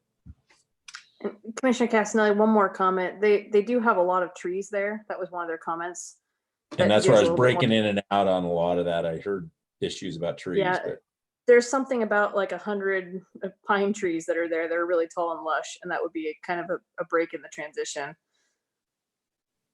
okay.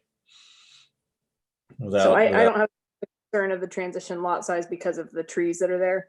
They plan to keep a lot of them. I can't remember how many they said, but there was a significant number of trees in their survey. Are the trees on the whose trees are they? Who do they belong? Are they on the property to the south, or do they belong to this? I believe Oh. there are some on the property to the south, but some on their property line too. But Bill, can you correct me if I'm wrong? Yeah, a lot of the trees are on their property. Okay. I think that's what the applicant testified to, that you can't see it very well on this new plan there, but along that whole southern boundary, that's what all those little dots are. That's what the applicant was trying to tell you.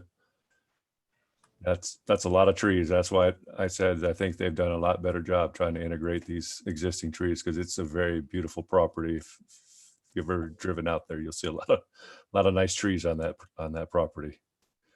Yeah, if you zoom in, it kind of just looks like a dark line, and those are all trees. Okay. From what? And again, those are on the applicant's property. That's what they said. Okay.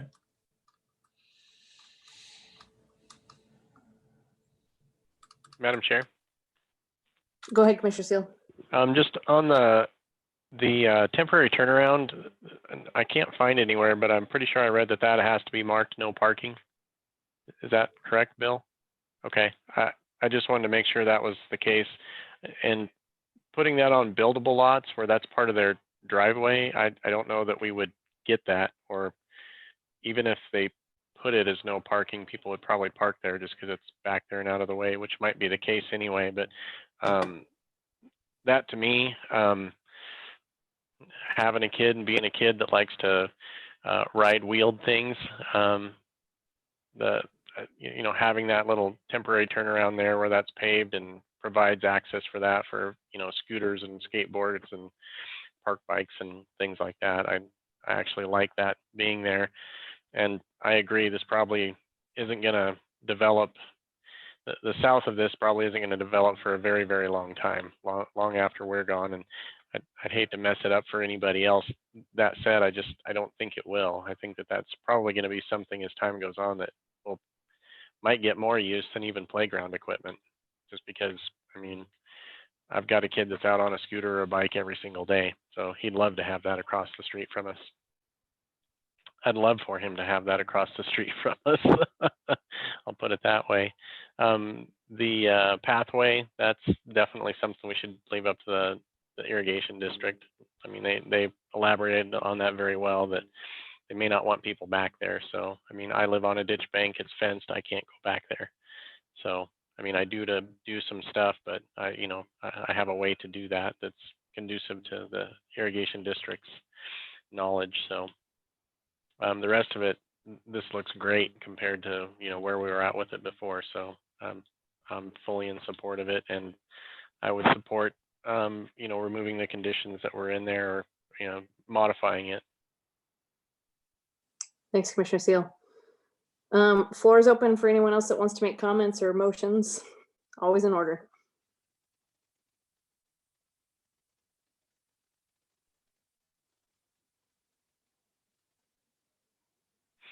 Madam Chair, Commissioner Seal. I'll take a stab at a motion if everybody's done. This will be a two-parter here for me. So Yeah, Commissioner Seal, if you want to strike some of the staff's conditions, that would be condition 2E and 3C for the temporary turnaround. okay, thank you. So after considering all staff, applicant, and public testimony, I move to recommend approval of the City Council file number H 2019-0133 as presented in the staff report for the hearing date of June 18th, 2020 with the following modifications.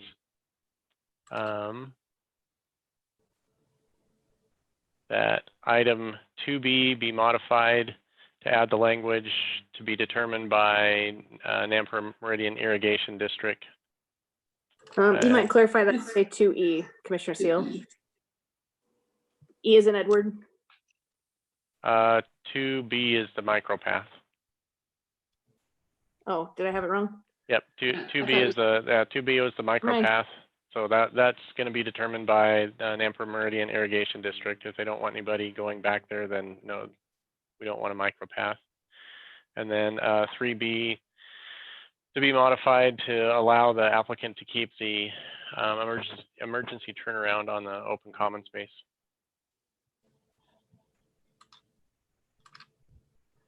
It's 3C.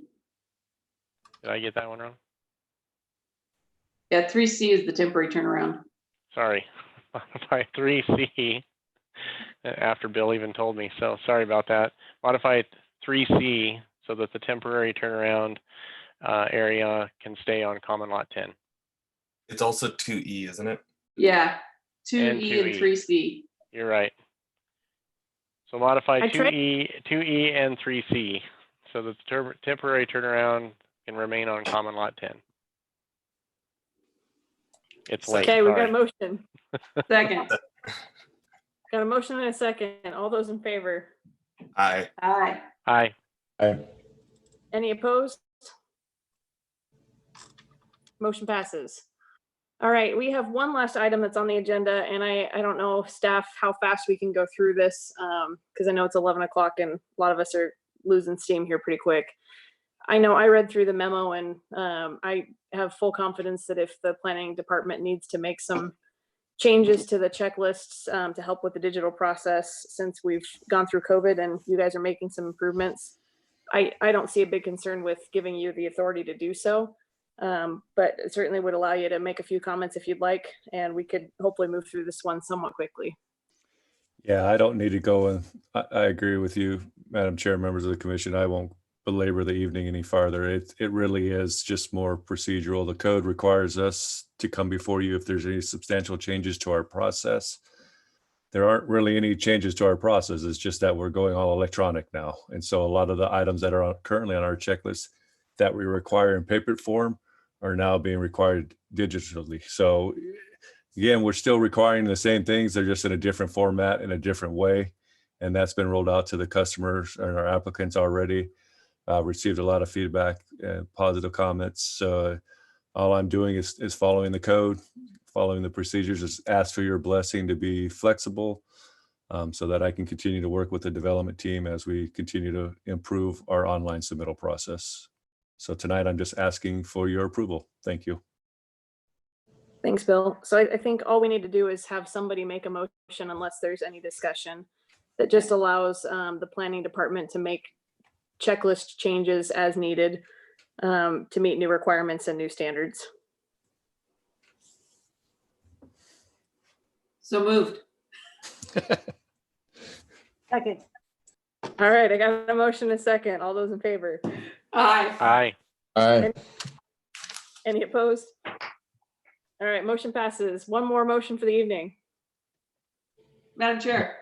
Hey, Madam Commissioner Chair, Madam Chair, before we leave, just want to Go let ahead, the, Bill. sorry, I just want to just put a plug in that next month we will start transitioning back to the chambers. So this is probably our last virtual meeting, but you have the ability, just communicate what your desire is to legal and the city clerk's office as how you want to attend.